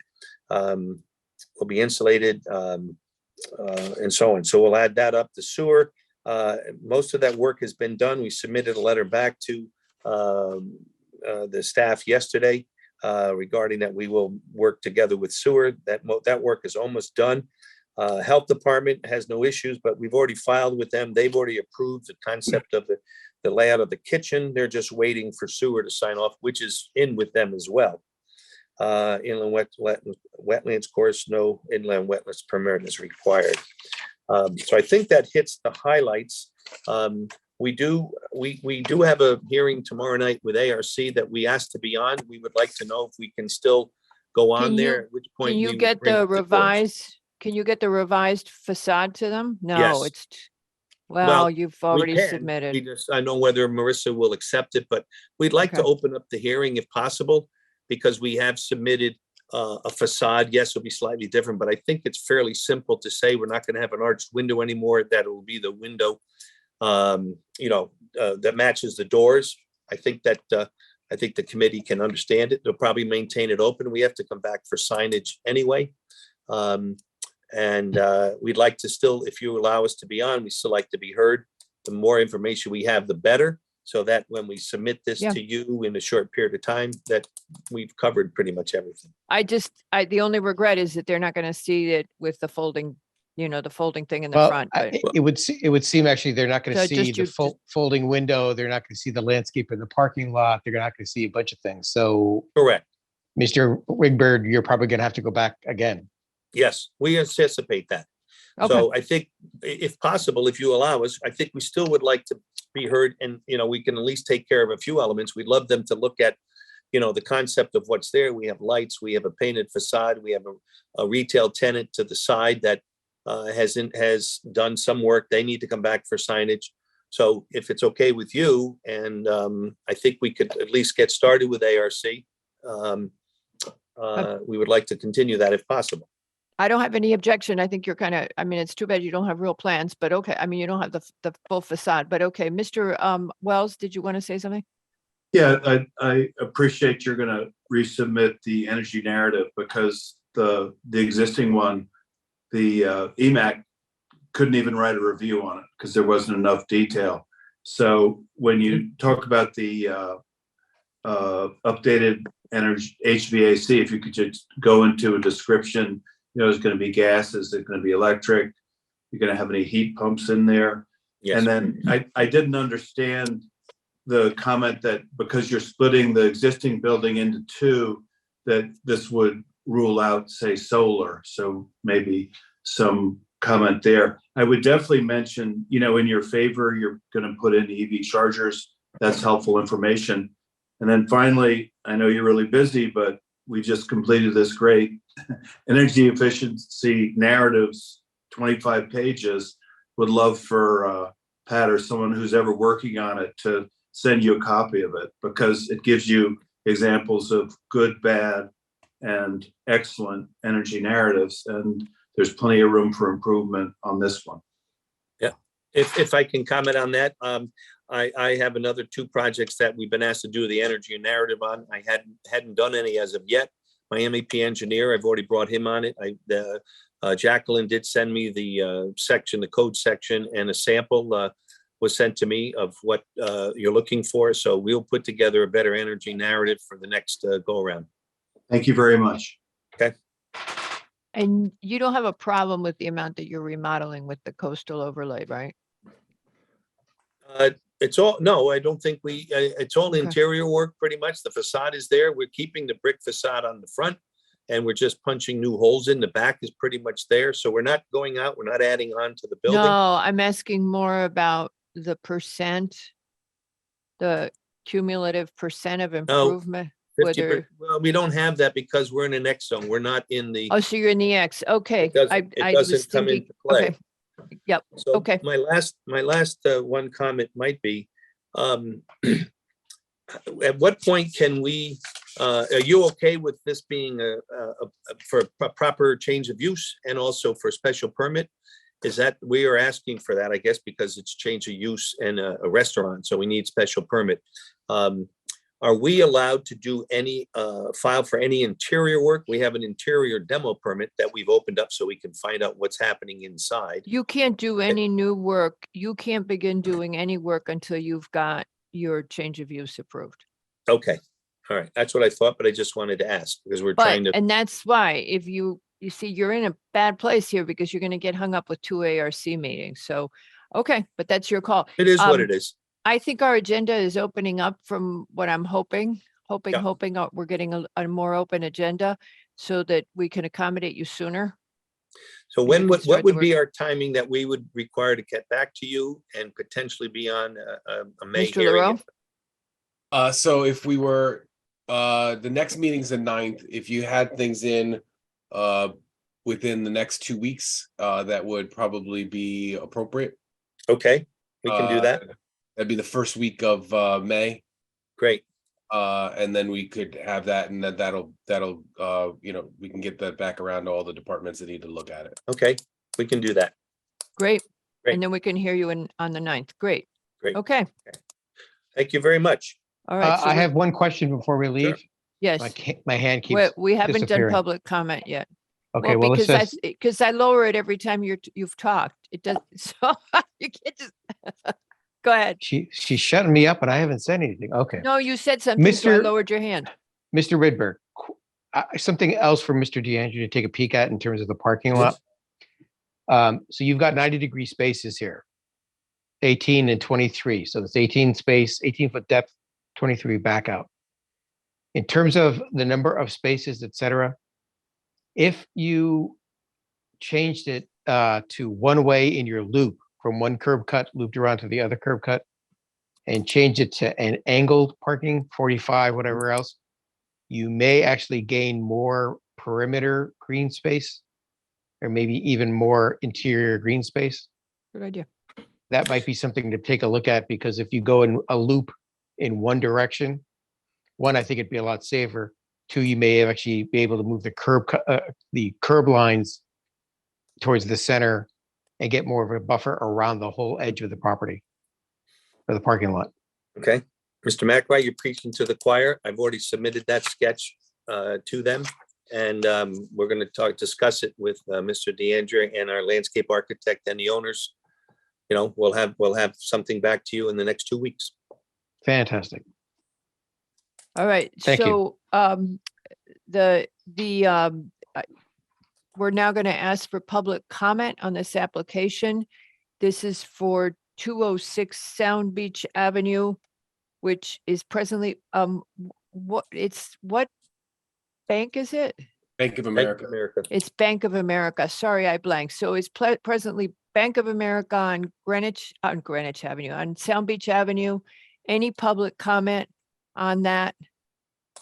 No, I believe that the Tony who has his hand up is actually Mr. DeAndrea. Mr. Meskers has his hand up. Well, what a pleasure, Mr. Meskers. So Got the right application? I don't know, maybe he wants to talk about the next one too, but hello, Mr. Meskers. I've got both oars in the water. I'm Okay, aware there are both two oars. applications. Okay, so Mr. Meskers, I'm gonna introduce you to everybody who hasn't met you. Anybody who doesn't know Mr. Meskers, he's one of our state representatives. Tracy, this is one of our state representatives. Tracy just joined us as Deputy Director of P&Z. Yep. She aware. came to us from Weston, Mhm, who mhm. are good friends of ours. Very, very much admire that commission. Go ahead, Mr. Meskers. Yeah, so first of all, what I want to say is I've had conversations with you all in the past, and the work you do is incredible. And it's not You as well, Mr. Meskers. appreciated. It's not always well appreciated. I sat here and listened to the last two deliberations, and I haven't seen this work in progress in relation to Bank of America and the conversion. and the thoughtful commentaries I'm hearing from all of you and the flexibility of the group that's looking to do this is very impressive. I literally am a block away from this future development. Mm, So I used to live on Park okay. and I backed up to it and now I'm on Lockwood. So it's literally, a block, half a block away. And I think what you're proposing between the parking, the perimeter green space, the canopy, address a lot of concerns that I would have with this. I don't know if this is within your purview. The traffic will increase, obviously, from a Bank of America to a restaurant. I know we'll be dealing with the disposal. I was listening to the pickup or the reconfiguration and talk about the dumpsters, et cetera.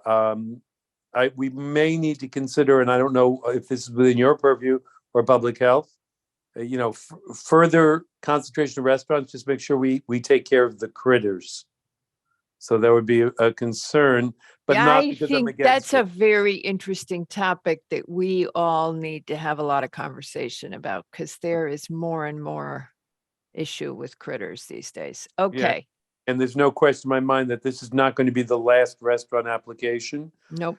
As we're converting a lot of retail into restaurants, there's only so many nail salons we want or need, or dog grooming. So restaurants will be the choice. So just that we're mindful of that going forward. But so far, I think the design and the plans are beautiful, and the interaction between you and the developer are fantastic. So I just wanted to applaud you all and thank you. Great, thank you very much.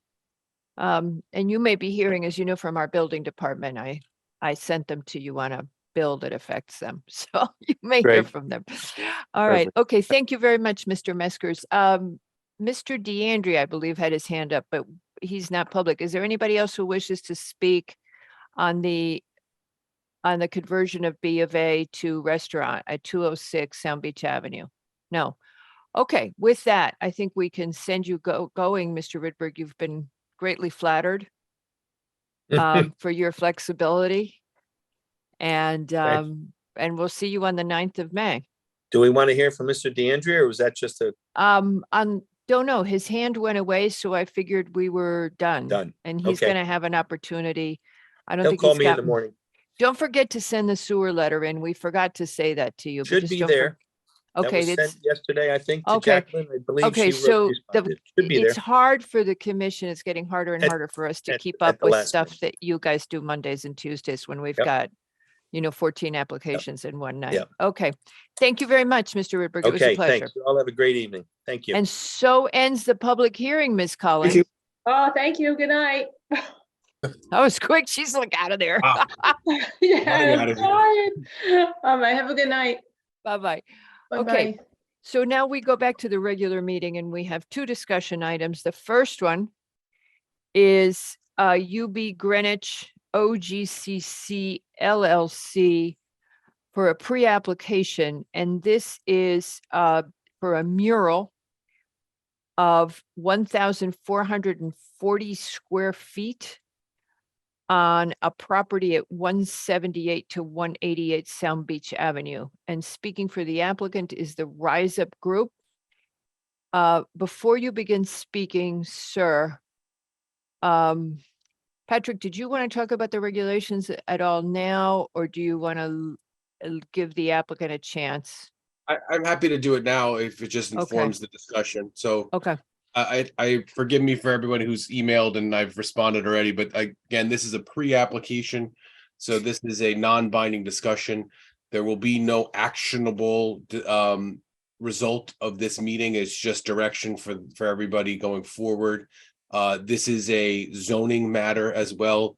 I think unfortunately mural is just the term that we use ubiquitous with this, but it is a sign as the regulations define it. And therefore, there are applicable standards that need to be met. And that is what the discussion, I think what the applicant wants to talk about is where those things are maybe necessary and where there's areas in the regulation for interpretation that the commission as the body who makes interpretations can and may be willing to discuss those issues.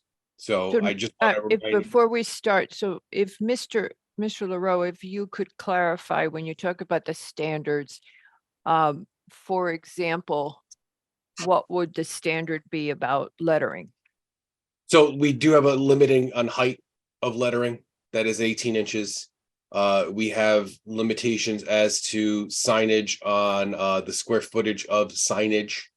So that is limited by the frontage of the business or the establishment, multiplied times a multiplier depending on the zone, square footage wise, equals the number of inches or square inches, I guess, that the sign can be. There's also limitations as to displaying messages that are the intention of drawing attention to a building or business. Again, that is, I think there's federal case law that supports the concept of that as being considered a sign in commercial speech and not something else like First Amendment or other free speech issues. So we're here to understand what the ask is and what the design is entailing and those things. Okay. Mr. Lowe, did you want to say something before? Oh, and Mr. Levy, before the applicant gets to speak, I'm sorry. I just wanted to remember, because I don't remember whether anyone has said about what the limitations with regard to time on these pre-apps. I'm about to do that, sir. I'm sorry, I didn't mean to preempt you. Yeah. Okay. So, sir, I don't have your name from Rise Up. Sorry, Matt. Yeah, Matt Conway. Yep. Mr. Conway, what we normally do with the pre-apps is it is just a limited opportunity to very informally discuss a proposal. And Yep. we give you 20 minutes. Mr. LaRoe will be running the clock. And in that time, you give us a quick recap. We've all seen what it looks like and we've read your literature. And you ask us 2 or 3 critical questions that are on your mind about whether or not you can do what you want to do. And at the end of the 20 minutes, you're done. But we will turn to the public for comment, and that can go on a lot longer. So with that, Mr. LaRoe, 20 minutes, and away you go, Mr. Conway. Well, yeah, thank you so much for having us here. And I definitely saw a lot of those public comments that have come through. And I kind of want to level set here. And our purview was this is kind of the beginning of the conversation with the community. So the designs you all saw were literally just to get on the agenda today to have a conversation about murals in town, particularly on this building. So Rise Up is a community-based not-for-profit in Connecticut. We've done over 150 of these projects across Connecticut, all community inclusive, with volunteers, community input, and all of that. We were approached by several businesses and building owners and artists and different other community members to try and make some murals happen in Greenwich. And so they reach out to us and, we talked about our different approaches, our community approach, how we, use the, schools for input, we use businesses for input, community for input, and, we're going to go through this whole process before even coming up with a design for a mural. And so as we started talking, there was some issue brought up, I think, about a previous application that was submitted for murals. And I think it was denied or something like that. So, we said we would kind of take it on to bring the idea back to the commission and kind of go through an actual community process with this project. And so we're back here to present the idea of just moving forward with a community conversation, at this location to have a mural. Whether it says welcome to Old Greenwich or not, we really want something that is indicative and celebrates the community of Old Greenwich. And it's something that, people have asked for in the community. We don't just come in as a nonprofit and make murals happen. This is something that, was asked for. And, respectfully, there are Supreme Court cases, about the First Amendment rights and murals.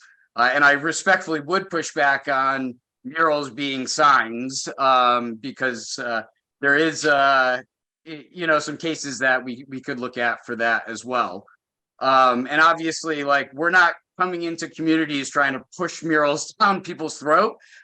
We really want it to be a process where the community can celebrate this mural for decades to come. And, I think it's something where, Greenwich and other communities are looking to their next generation, and how to make a vibrant community for, folks that may not just be retiring in a community. It's public art is a powerful tool to do that and celebrate it, welcoming in the new generation while also celebrating the history.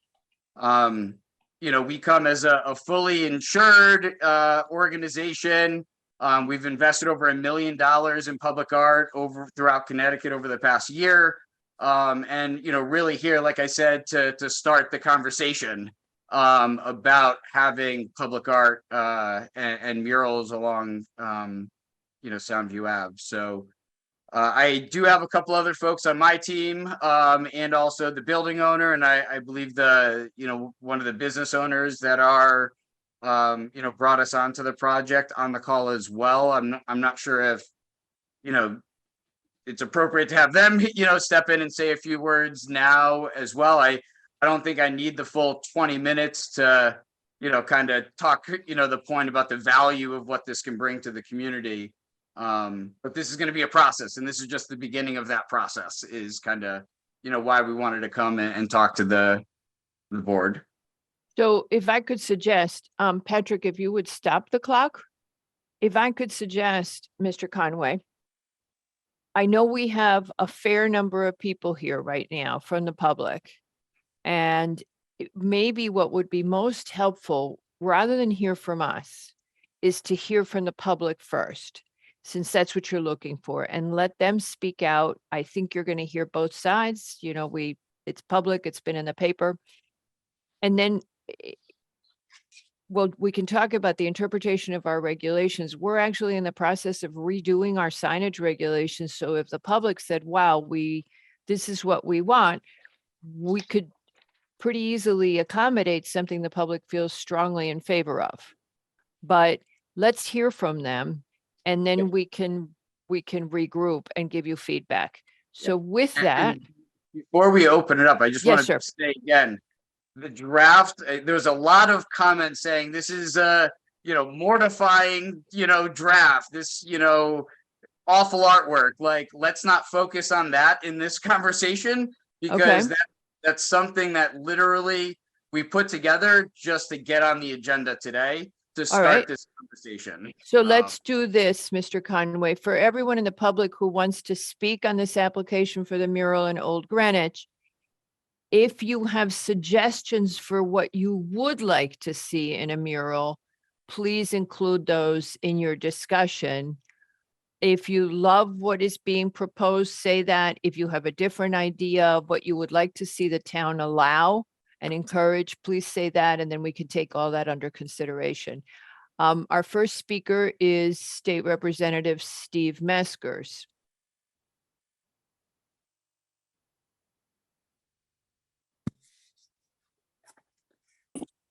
Thank you very much for the opportunity to, sorry about that. Thank you very much for the opportunity to speak. So I've been a resident of Old Greenwich for about 27 years. I've been on the RTM for 20 of them, state rep for about 5 years. This going into my third term. I think the idea of a mural in and of itself is exciting. I question the process and the selection process, because I think it's a complicated issue to bring the public and bring the community to an agreement on the nature and style and source of public artwork and murals particularly. And the question of how we iterate the choices, how we provide the public with various looks and views. When I saw the original piece, and it's not going to be, I understand that was a sample piece. I thought California, I thought 1950s. I wasn't sure what it had to do with my community. I didn't think it reflected either New England, the history of New England, our maritime history, or Todd's point, something maybe potentially realistic versus not quite realistic and I wasn't sure in the iterative process whether we were going to bring what portions of the town to think about this, whether it's going to be through our museums, through our cultural institutions, through our community groups, the Chamber of Commerce, the Old Greenwich Association, the RTM members in Old Greenwich, we're going to see it, and then ultimately the entire community that travels the road. I'd expand the conversation and dialogue with this planning and zoning group to consider virtually all the underpasses on the 95 corridor, because we've been looking at thinking of trying to do something down in Byram as well. You have many industrial underpasses which are devoid of any artistic representation or any redeeming features. And I don't think we've ever had a conversation about public artwork and the messaging we want. And I think it'll give rise to a lot of disputes because it represents change. But in many cases, we're looking at cement walls with no artistic redeeming features. If we're going underneath 95, everywhere from Steamboat Road on through, if you think about the number of places. So I think this one, the best thing about this mural is I think it's shocked and gotten an aggressive response. And I don't think the response was necessarily positive, but it took people outside the box of accepting the status quo. And the real question is, how do we get to artwork that we all like? And I don't have the answer. I personally wasn't a big fan of this one, and I would look at more naturalistic, more representations of the Connecticut history or the shoreline or of Todd's Point, as I've said before. But I think the iterative process is how our community looks at public art, particularly in all of those unadorned spots, I think is a very valid question. So I really thank the group for sparking both the controversy and the conversation. But I think we're a long way from agreeing on a design. And I frankly don't know how we get there. And I'm sure planning and zoning and myself are going to receive nonstop commentary. So to answer some of your questions, some of the things you said, just briefly, Mr. Meskers, first of all, as regards how we reach the public, we are very far in developing new signage regulations. So we could add this as a topic and have it be an entire workshop. Signage regulations not being the most interesting part of it, but we could have a workshop in which people come and give us feedback about the signage and we raise the mural issue. The question that is, and I want everybody in the public to hear this, the question here that's a little strange is it would be completely different if this was not on a commercial building. Because it's on a commercial building, there are court cases that say that this is a sign because it attracts the eye to the building and therefore is an advertisement. If you were in a public space, you could call it public art. If you did it in the underpasses, good luck with our friends at the state level on some of those things. But in less than a week. perfect. Yeah. Okay. So if you did it at an underpass, you have a completely different consideration. In fact, I'm not even sure that P&Z plays a factor in it. Do we? So you Mr. do. Lero? So to get an approval from DOT. Oh, yeah, needs we have to be do a body somebody from- has to do the encroachment permit. Oh, yeah. And there's a lot. Mr. Meskers, we have looked at it, especially on Steamboat Ave, and the obstacle has always been getting agreements with whether it's the railroad or the DOT about letting us work in there and then maintaining it. So it becomes a long, we haven't had partners who have been willing to stick it out through the long haul. But that is a fascinating idea. Hold on, Mr. Conway. So if Mr. Conway is willing to pursue that path, that could be a very interesting idea. And it wouldn't necessarily be P&Z doing the encroachment permit. It would be the town. I think, Patrick, it could be DPW. They have the most experience with encroachment permits. But if you think about yourself, sorry, go ahead, Ms. Owen, if you think about yourselves or ARC, there is a sense of place that both of you are looking to, yes. And therefore there needs to be a role for yourselves or ARC to look at where the iterations of artwork and That's a how we tough reach one. community agreement. I appreciate that. I think that that's a very tough thing because and maybe ARC is better suited, but I think that's another thing. We should all of us talk about that offline because Right. I don't think it's a zoning commission's job to decide what's art. That's just not what they pay us for. I hear you. But I also So would that's the compl- issue. And I'd also complain to you that if you're looking for encroachment permits, you're talking to the right guy. I should Well, be in the dialogue. So hold that thought because you're going to get a phone call from me tomorrow. Perfect. I'll be looking forward to it. That's something else. So thank you very much, Mr. Meskers. Okay, so that's a great idea from him. And with that, we made we're going to go to the rest of the public comment because there are a lot of people here. Looks like about 25 to 30 people. We're going to ask everybody to limit their comments to 2 minutes. Our next speaker, so if you're ready to do that, our next speaker is Andrew Melillo, followed by Allison Barlow, followed by Alyssa.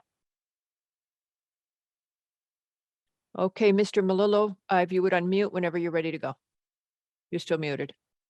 I'm Okay. now not muted. All right, There thank you go. You're all Madam- set. Madam Chairwoman, thank you. So I know some people might have read my letter to the editor, so you can just see my face. And it was definitely in line with a lot of the public comments that were received. I think Matt Conway had reached out to me on LinkedIn after my letter to the editor, and we had a discussion. And his artwork is extremely, like his group's artwork is extremely talented and really good. The thing is, the draft obviously put a lot of people off edge. But to reiterate what Rep. Mesker said, is it definitely sparked the initial conversation for sure, which is what artwork should do from the get-go. But I think we need to take into consideration the fact that it could be considered as a sign. Also, it's a very large mural, and it's something that if it does get off the ground and it does get painted, is it going to be maintained? What if it starts to chip? How do we make sure that the mural stays intact? But the thing that really upset me the most about, and why I felt compelled to write the letter, was the fact that the language used, that it was to show the landmarks and the rich history of Old Greenwich, which is the first area of the first settlement of European settlement in the town. Obviously, the draft had no comprehension to any of that. So that was, I grew up I live in District 3 now, and I'm on the RTM, but I grew up in Old Greenwich. I was born and raised there. I went to sailing camp. Todd's Point was always a main staple. And so if something does get off the ground, it needs to really reflect the spirit and character of what Old Greenwich is. At the same time, it's extremely large. It's extremely invasive. So if we're going to have something like that be in the center of Old Greenwich, it really should be something the community can get. Now, you're not going to have everyone agree, and you're not going to have everyone like the final concept if it gets there. But the idea is it's going to be right in your face. It's going to be right there. And if we're going to have that kind of language as to what the mural is about, then it really should reflect that. It's also just really, sorry, that's 2 minutes. Anyway, I think they do good work. And at the end of the day, I think there needs to be a large discussion about this. Great. Thank you very much, sir. Thank you. Next speaker is Allison Barlow. Just reminding you 2 minutes, folks, because there's a lot.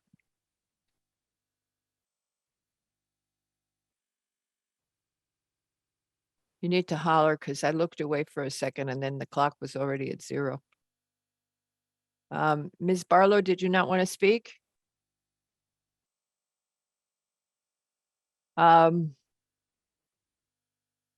Barlow, Allison Barlow. Okay, I'm Can you going hear on me? to, yes, Oh, go ahead.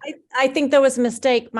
Apparently my hand is up, but it's not up on my laptop. So, Okay, and then you declined to become a panelist, but you're good. You're here. Okay, so, ma'am, if you would give us your comments, Patrick, 2 minutes.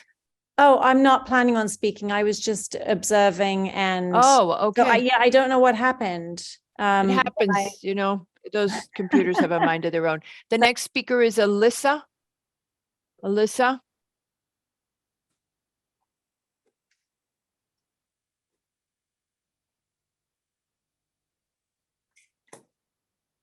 And anybody else, would you raise your virtual hand? Because the hands were all up and all of a sudden I'm not seeing them. Anybody who wishes to speak about the mural, kindly raise your virtual hand. Ma'am, you need to unmute. Still on mute. There you go. Madam Chairwoman, I would like to thank you for calling on me. I was actually trying to raise my hand as a member of the Rise Up group. Okay. I can just okay. hop All off right. and let the Yep, no, public that's fine. comments You can stay continue. there. All right. So the next person we have is Wing Biddle. Is that one of you guys too? If it's okay, you know, Alyssa has a really compelling story as to like how her and I connected because of Oh, public cool. But art. I think at this point, let's focus on the task. I'd love to hear the compelling story, but let's get the task. So Wing Biddle, go ahead if There you're we ready to go. speak. Okay. There we go. Unmuted. Okay. I'm the property owner. This group approached us on behalf of one of our tenants with a suggestion on how to make a dull taupe colored wall maybe more attractive. I met with them. We donated some money to their cause. We said we would donate the wall. I think that they do fantastic work for communities and for the artists that they represent. And I thought it was a good idea. And I agree, everything has become way too misfocused on what the picture looked like that they used. That's not the point here. It's how do we go about trying to reach agreement on what should be there. And I think it would be good for the community. And there are a lot of communities across this country that are as nice as Old Greenwich, that have beautiful community art in it. And I think that Greenwich could be one of those communities and it could add value to the town. Okay. Thank you very much, Mr. Biddle. Our next speaker is Paul Pugliese, and please raise your virtual hand if you wish to speak, because I'm seeing a lot of people here. And the applicant is looking for feedback. Mr. Pugliese, I know you're good at feedback. Good evening, Madam Chairman and members of the commission. I would like to just support Patrick LaRoe's analysis of the regulations. 6-544 under definitions, the sign definition this would fall under that category. I'm a supporter of public art and would love to be involved in another location for public art, but I think it's not setting a good precedent to apply billboards to commercial buildings. And so I would suggest that we follow Mr. Mesker's suggestion and look at underpasses and other places that aren't just drawing attention to themselves and setting a bad precedent. Thank you. Thank you very much, sir. Does anybody else wish to speak? Yes, Carolyn Peterson.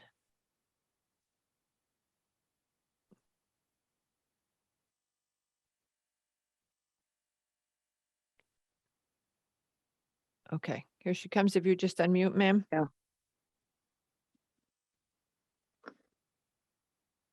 Okay, I wasn't prepared to speak. Hello. Thank you very much. My name is Carolyn Peterson, and I am president of the Old Greenwich Association. We heard a lot from our membership when we put this forward to them, as we do sharing information about what's going on in the village of Old Greenwich. And we shared those comments with you. I know a lot of them are subjective about design, so that's really not something I'm coming to comment and repeat on. But I think what Paul just said about precedence is a really important thing that we're concerned about, that one would have a billboard per se in Old Greenwich, and who's to say that we wouldn't have the same in the underpass by the railroad. As you started to talk about that, that was of concern. It just is precedent setting. And then the other thing that we haven't talked about, but I know is important, is the safety component. So it was explained that it's meant to get your attention, and it would. And as one is driving out of Old Greenwich and then looking at that huge wall, passing Wells Fargo, getting your attention before you get to the next street by the train where everybody comes out from the parking lot, we could have another accident. And we have already had a horrible accident on that corner. So I know I've heard a lot of concern about safety with something so eye-catching. So we have a lot of different things to unpack. What is the definition of a sign? What is a billboard? What is precedent? But I think also one needs to talk about safety when considering this. Yes, that whole thing about getting your attention moved has been an issue raised all over the country. Okay, thank you very much, ma'am. Does Thank you. Thank you. anybody else wish to comment on the proposed mural? All right, so there's a ton of people here, and I guess they just wanted to listen. So I'm going to bring in Selectman McGuigan and Stone McGuigan, I should say. And she and I have talked a little bit about some of these ideas. Hello, yes, hello. So do you know everybody on the commission? I think I know most everybody. Yes, hello. And then Tracy Kulikowski is this is her second day working full-time for Greenwich, and she's our new deputy director of P&Z. Oh, fantastic. Welcome. And Mr. Conway from Rise Up and his partner Alyssa. And so you've heard a piece of this, and I know you wanted to talk about the town policy regarding public art. Well, I'm listening to Mr. Conway. I would love to pivot this away from a commercial building and into the public art realm, because the problem for P&Z is on a commercial building, it becomes an ad for that building that's drawing attention to that building. If we have public spaces that could be art spaces for murals, that would be more fitting and wouldn't raise the same concerns about signage. And are you able as a select person to take this on? Because that's not our shtick, as they say. I understand. And I will direct you to the town's public art policy. We all have it because Okay. Mr. Conway, have you seen it? I have not, no. Okay. So Mr. LaRoe will get it to you. Go ahead, Ms. Stone McGuigan. So yes, I gave you the link. The Board of Selectmen did not vote on this. It's a administrative town policy, and I believe it's not tested. So very short history. We do have a mural in town. It's the Pollinator mural across from the high school. And in the process of getting approvals for that mural, it came to light that the town didn't have a public art policy. So the RTM asked the first selectman to please develop an art policy. So what you see and what you will see is the policy that was posted. I believe it was posted in December. And this would apply to art. It's not clear to me exactly. There's exemptions in the policy, so it's not clear to me exactly what those, what would be public art, what wouldn't be public art. But let's just assume for the moment that there's a location found that would qualify for public art. And there is a process, and there's a committee that needs to be convened that would have approval process. And in the absence of that committee, it would be up to the first selectman to decide, what we can consider public art or what we can't. So again, this is untested, so I don't know exactly does someone who wants to create public art, do they come to the Board of Selectmen? Do they come to the first selectman? If there's questions, how does any disagreement get adjudicated? It's not exactly clear to me, but there is a process that has at least been posted. So could we abuse of your kindness? And would you be able to work this with this applicant? Because for us, the sign thing is a question that is an issue. And on the other hand, our POCD calls, our 10-year plan calls for public art and calls for a connection between the Lower Avenue and Steamboat and having more public art. So if perhaps Patrick could send each other's email. The only mural we have in town was done by the Sustainability Committee, which at the time of which Ms. Stone McGuigan is a co-chair with Yes, our but environmental. it predates me. It was the Pollinator Pathways. Right. So it was And part it of predates the the committee, I think, as well. No, I believe not. Okay, no, you're right. It does not. It was predate under the Jill, committee. but now you're the co-chair. Right. And so that would be a path. What we would suggest to you, given our regulation issue, for which there is, as you know, court cases to uphold it, is that you work this area of public art first, rather than go to a commercial building. Now, I know you may have advanced on this, but I think it's an easier path to follow if you could work with Ms. Stone McGuigan, and you're going to the top of the town. Yeah, 100%. I think that's a great path forward. I still like, maybe part of that conversation, we can talk about what public art on private property does look like away from being a sign, because most of the times doing murals on private property is the fastest path to creating public art, because you don't have as much bureaucracy around what that image may be. I'm So gonna refrain from saying anything about the Department of Transportation. Right, Patrick?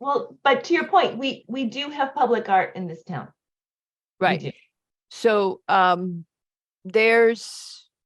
okay, so if Patrick can connect, all of you guys can connect Mr. Conway and you, Janet, then from our point of view, Mr. Conway, the problem is that anything on a commercial building draws attention to the building and is therefore advertising for that building, for that business. And our council has provided us cases that support that view.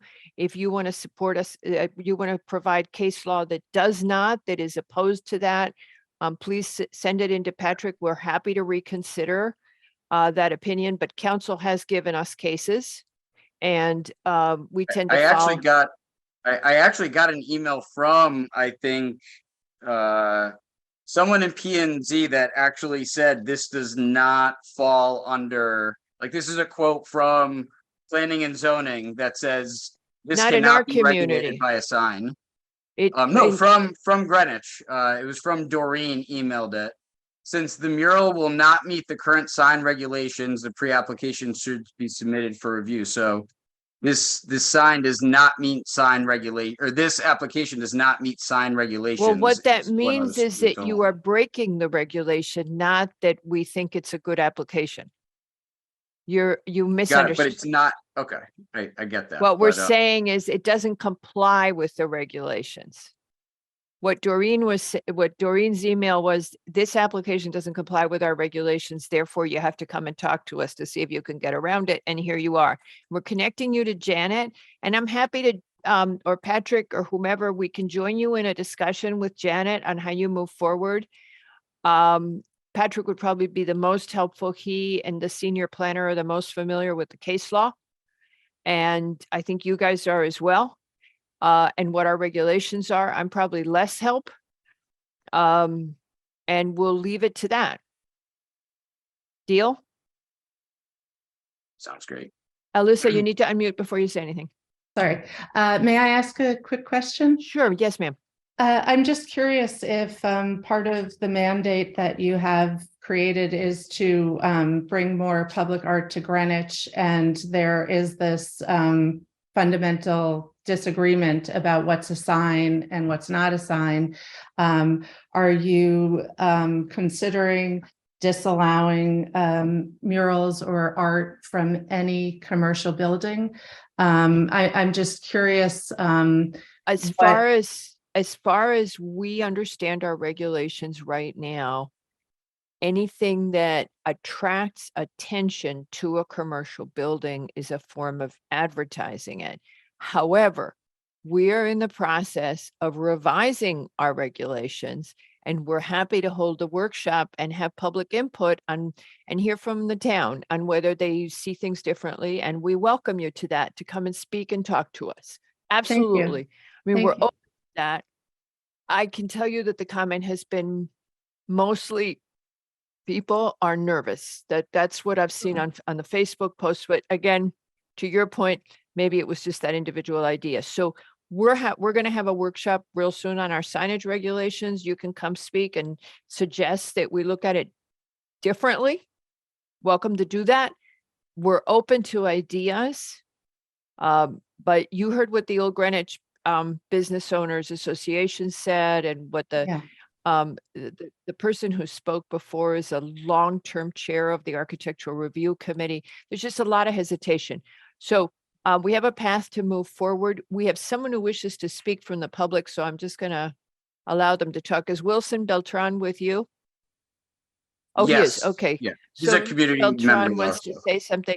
Beltran, make it quick, okay? Because I think we're kind of closing out. Go ahead. Can you guys hear me? Yes, we can hear you. Sorry, thanks. Well, I want to thank the commission for having us tonight. Just, it was just great to hear from the community. We're really excited to kind of learn from you guys as far as like what are the next steps and what's it really look like. Very excited that you guys are hosting a workshop and are welcoming us to kind of speak on the behalf of public art and kind of the creative movement in Connecticut. From our experience, the arts provides inspiration and joy to residents, right? It beautifies public spaces and strengthens the social fabric of our communities. And this is something that we experience not only in Northern Connecticut, but also, down here in Fairfield County. I'm a local. My brother's a police officer in Greenwich. I worked at Greenwich Hospital in the emergency room during COVID. So, I'm part of the community as much as my fellow team members are. So we'd love to see some colorful, vibrant energy come to the Old Greenwich community through just these public art projects. So again, just thank you very much for having us. And, we're really looking forward to the next steps and working with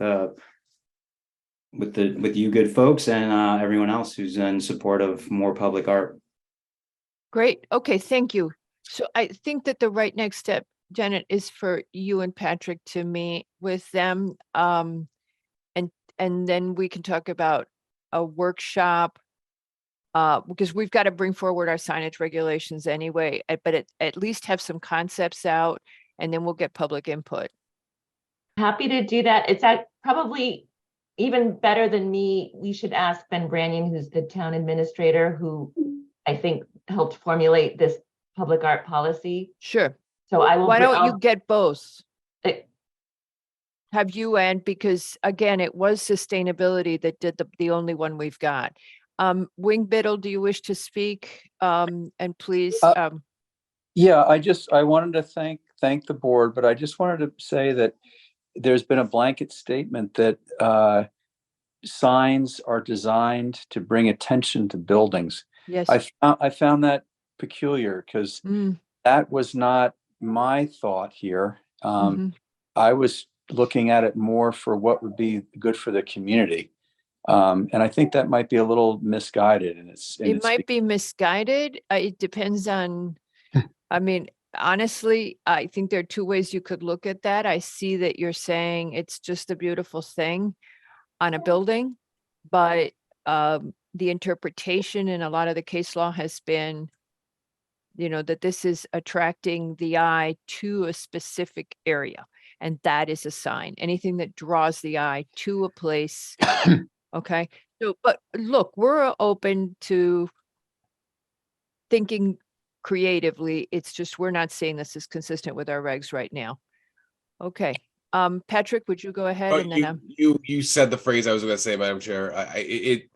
We're not making a subjective determination right now. The regulations and the definition of signage in the town of Greenwich specifically talks to that. So again, the commission is obviously the interpreter and arbiter of the regulation, but again, if any person reads that and looks at the applicability, it's very hard to not draw the conclusion that a mural, although you call it a mural, it would probably fall under signage in Greenwich and maybe in other municipalities as well. So that's what we're talking about. We're not making we're not making up case law here or making up definitions. It's a definition that exists and the one that we're following. So that's why we're bringing it up that way. But again, we're working on revisions. We are looking at getting public input. So those things it's fluid right now, but as the language stands right now, it's I think it's very narrow definition of what signage is in town. I'll send you what's happening in Tolland, Connecticut, going through a similar thing, and the state Supreme Court ruled against whoever was fighting against the sign there. So I'll send that over to you guys. send us the Tolland case. We know the Tolland town planner, so we can talk to Tolland about it as well. All right, thank you. Don't we all know the Tolland town planner? All right. Do. So thank you very much. And we will reach out to them as well. If you would send that and connect you guys, I think Patrick is the ideal person. Yes, All that's right. fine. So thank you very much. Awesome. Thank you, everybody. And hope you guys can get to bed soon. So Soon. All righty. For our next discussion item, we have trustees of the Convent of the Sacred Heart for a pre-app review to construct an additional synthetic turf multipurpose field, reconstruct and expand the tennis courts, and construct a practice area for golf and a track with a natural turf athletic field and the associated sheds and pavilions. It's a big project. And it's Mr. Ginter. And Mr. Berneo, right? Nero? Mr. Bernero, yep. Thank you. I don't know that he's planning on speaking. I think I'm going to be speaking on behalf of them this evening, but he can answer any questions So, you may have. Mr. Ginter, you heard us say it, 20 minutes. Patrick's going to time you. We've all read what you have. If you want to ask us a couple of questions, and I think we got some things to blurt out at you. Go ahead, Patrick. Sorry, it's loading right now. Thank you. Sorry. I was doing it on my phone earlier tonight. Go. All right. Thank you very much, David Ginter from Readiness to Meet here on behalf of Convent of the Sacred Heart. So I will keep this brief during the hour that it is. And since you have said that you've read the materials that we have submitted, so I think the couple of questions we're looking to get out of this tonight is, initial feedback regarding all of the proposed athletic improvements that the school would like to entertain. There is a desire and a need for a few of these items in the very near future. First being the tennis courts are in need of repair, and instead of spending tens of thousands of dollars on an annual basis to repair them, they would like to replace those courts with a pre-tension concrete system that will stand up much better than the asphalt systems they have out there currently.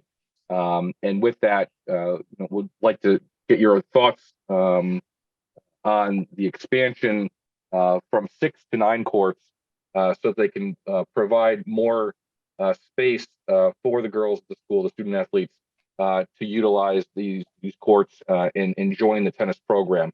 Right now, with 6 courts, they can only allow 60 student athletes to participate just due to matches and practices and things. They had over 100 student athletes try out for the team this year between the middle school and high school levels, and unfortunately had to turn student athletes away. And with the opportunity to redo the courts with a not so large expansion, it seems feasible to us to increase the number of courts to 9. So that would be the primary goal is getting some initial thoughts that if we were to come back in the next couple of months with the final site plan application to you, that would be generally well received.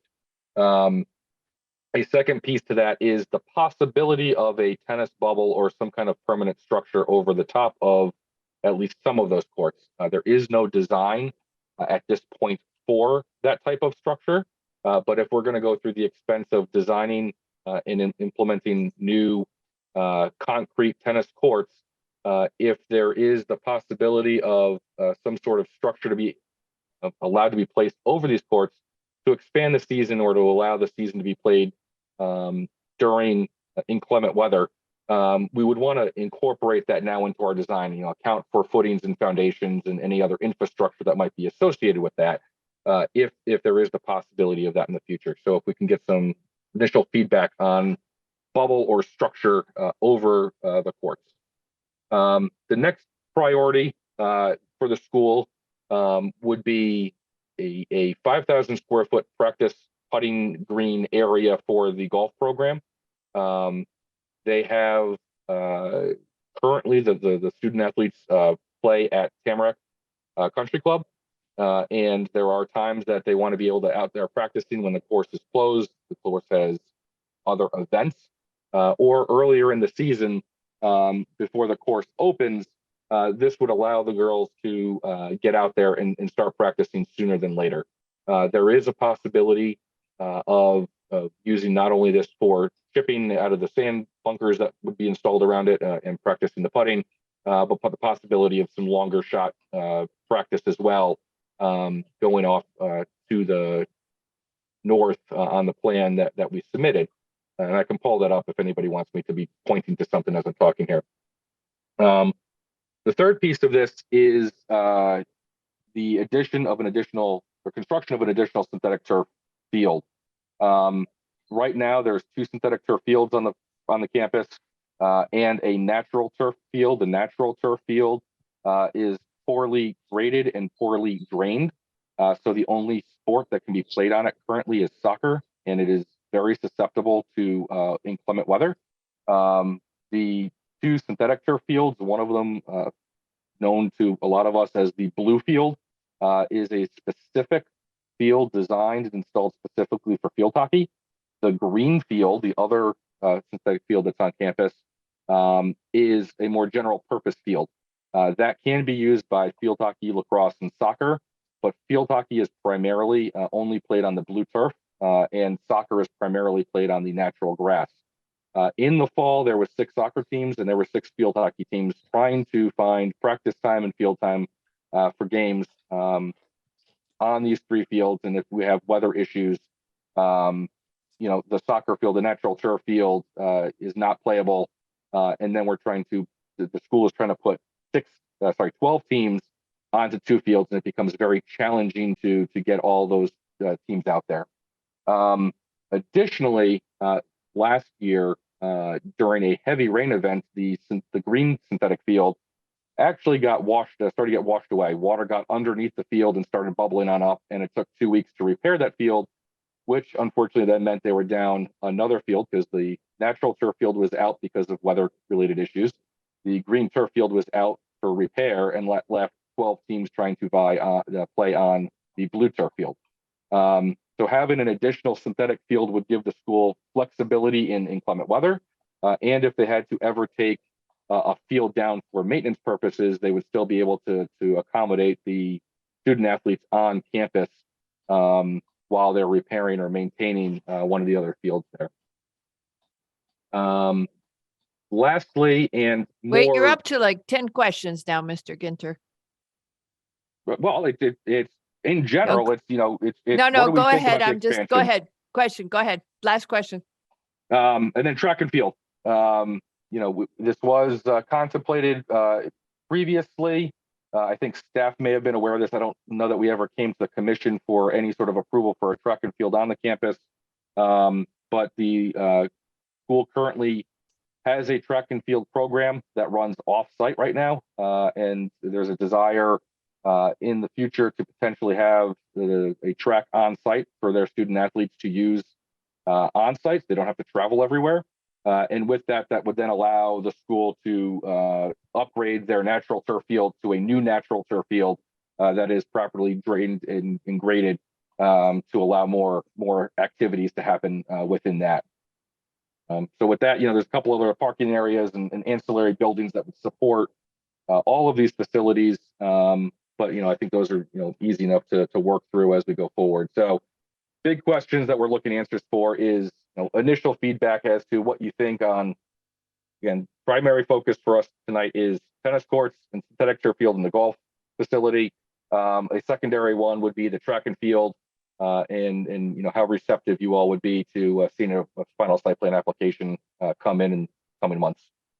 Okay, some quick questions. So he only did 8 minutes. That's good. Okay, quick questions for you. Are you going to need any variances? I don't believe so. Okay, so no variances needed. Your bubble would meet all zoning? Yes, it would meet all zoning setbacks, and we would work to ensure that it met height requirements. Would it be any kind of visual intrusion on any neighbor in the area? You've got a big campus.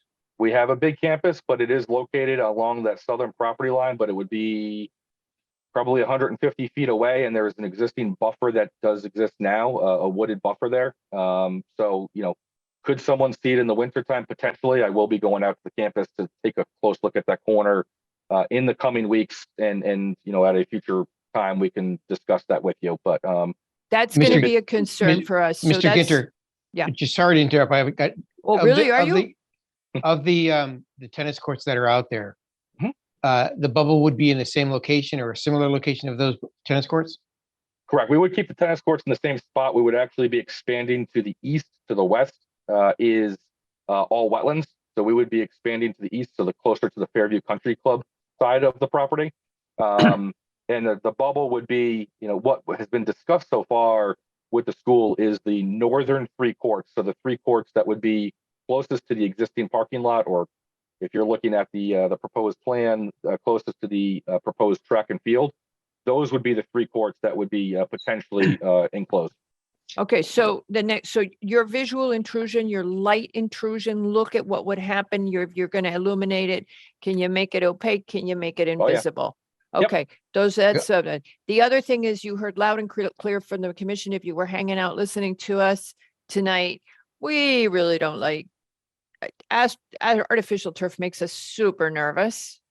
So very uneasy about it. Wouldn't it be great if you didn't have to do artificial anywhere? So we would like that. The other topic that we talked about yesterday is we're not happy. You didn't mention this. Trade-offs with those portable lights that you roll around.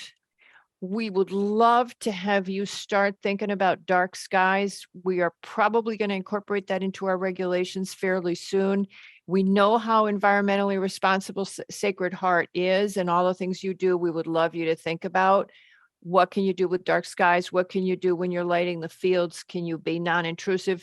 Don't answer that now. Just like if you're rolling out the lights, I have this picture in my mind that those portable lights are energy wasteful and they have to be aimed just right and they're high lumens.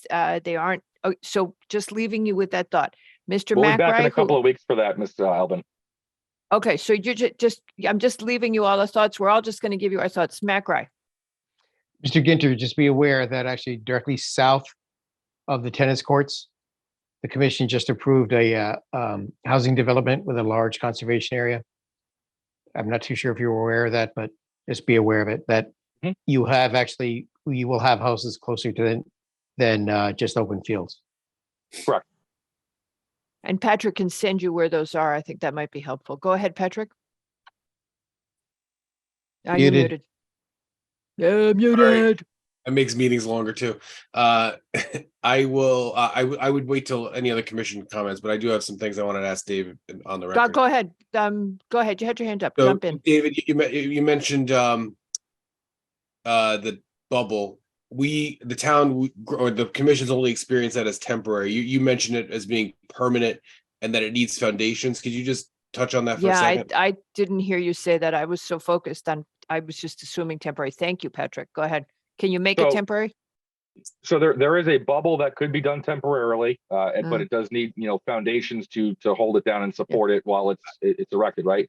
There has been some discussion of, instead of erecting and deconstructing a bubble, twice a year, do we do this as a permanent structure that would not necessarily be bubble-like, more, Butler building style or something? Again, trying to get feedback as to what the options are as the school is thinking about the future here. Would it be fair to say, I'm just going to poll the commission really fast. You guys more comfortable with a permanent structure than you are with a bubble that goes up and down and is illuminated and blah? I've had experience with the air supported bubbles. I would support actually a permanent structure, because the air supported structure, it goes up, it comes down. There's a generator. There's all kinds of craziness that goes along Yeah. with it. A Butler type building, as Mr. Ginter is talking about, may be actually a less of an impact in the area. It And you can be could have designed a- as such a way to fit in with the landscape. And you could have a cool opportunity to do solar panels. Mr. Levy. Oh, sorry. I am less concerned about that. I think that a temporary structure is a good Okay. idea. But Okay. I'm not averse to a permanent structure. But I think a temporary structure I like very much. Just the idea that it's not always there it sounds like a good thing. And Yeah, I'm not except worried it's- about it's not going to be any different as far as visually than a permanent structure. Except I did the math and I'm thinking, what's the good of having a temporary structure at a school that's closed in the warm months? Right. That's the problem, Mr. Right. Levy. They're really only going to use it when they need it The up. need for it exists during the school year and not It's during. the school year. Right. So it's only used during the winter. Right, but so that's the thing. So they're going to spend the money putting it up and down, using the energy, and really it's going to be up all the time that they're there anyway. Mr. Laurel. And Mr. Ginter, we talked about this, Mr. Ginter and I talked about this when they came in with some questions about the application, but I think it may be important now to talk about the need for these facilities is not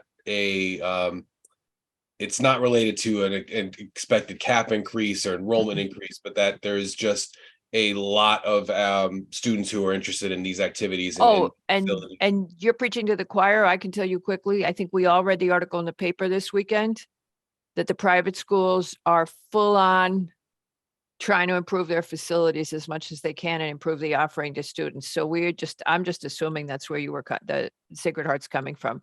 Anybody else? Yeah, it's a facilities race.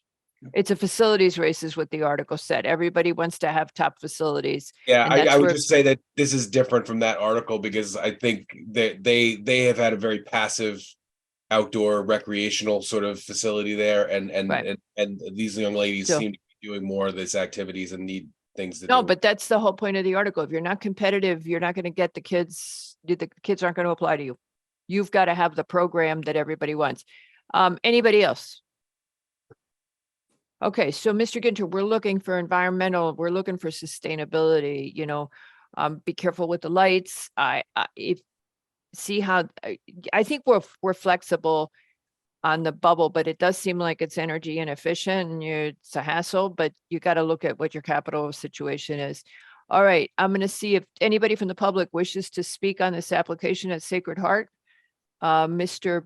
Bernero. Do you know him?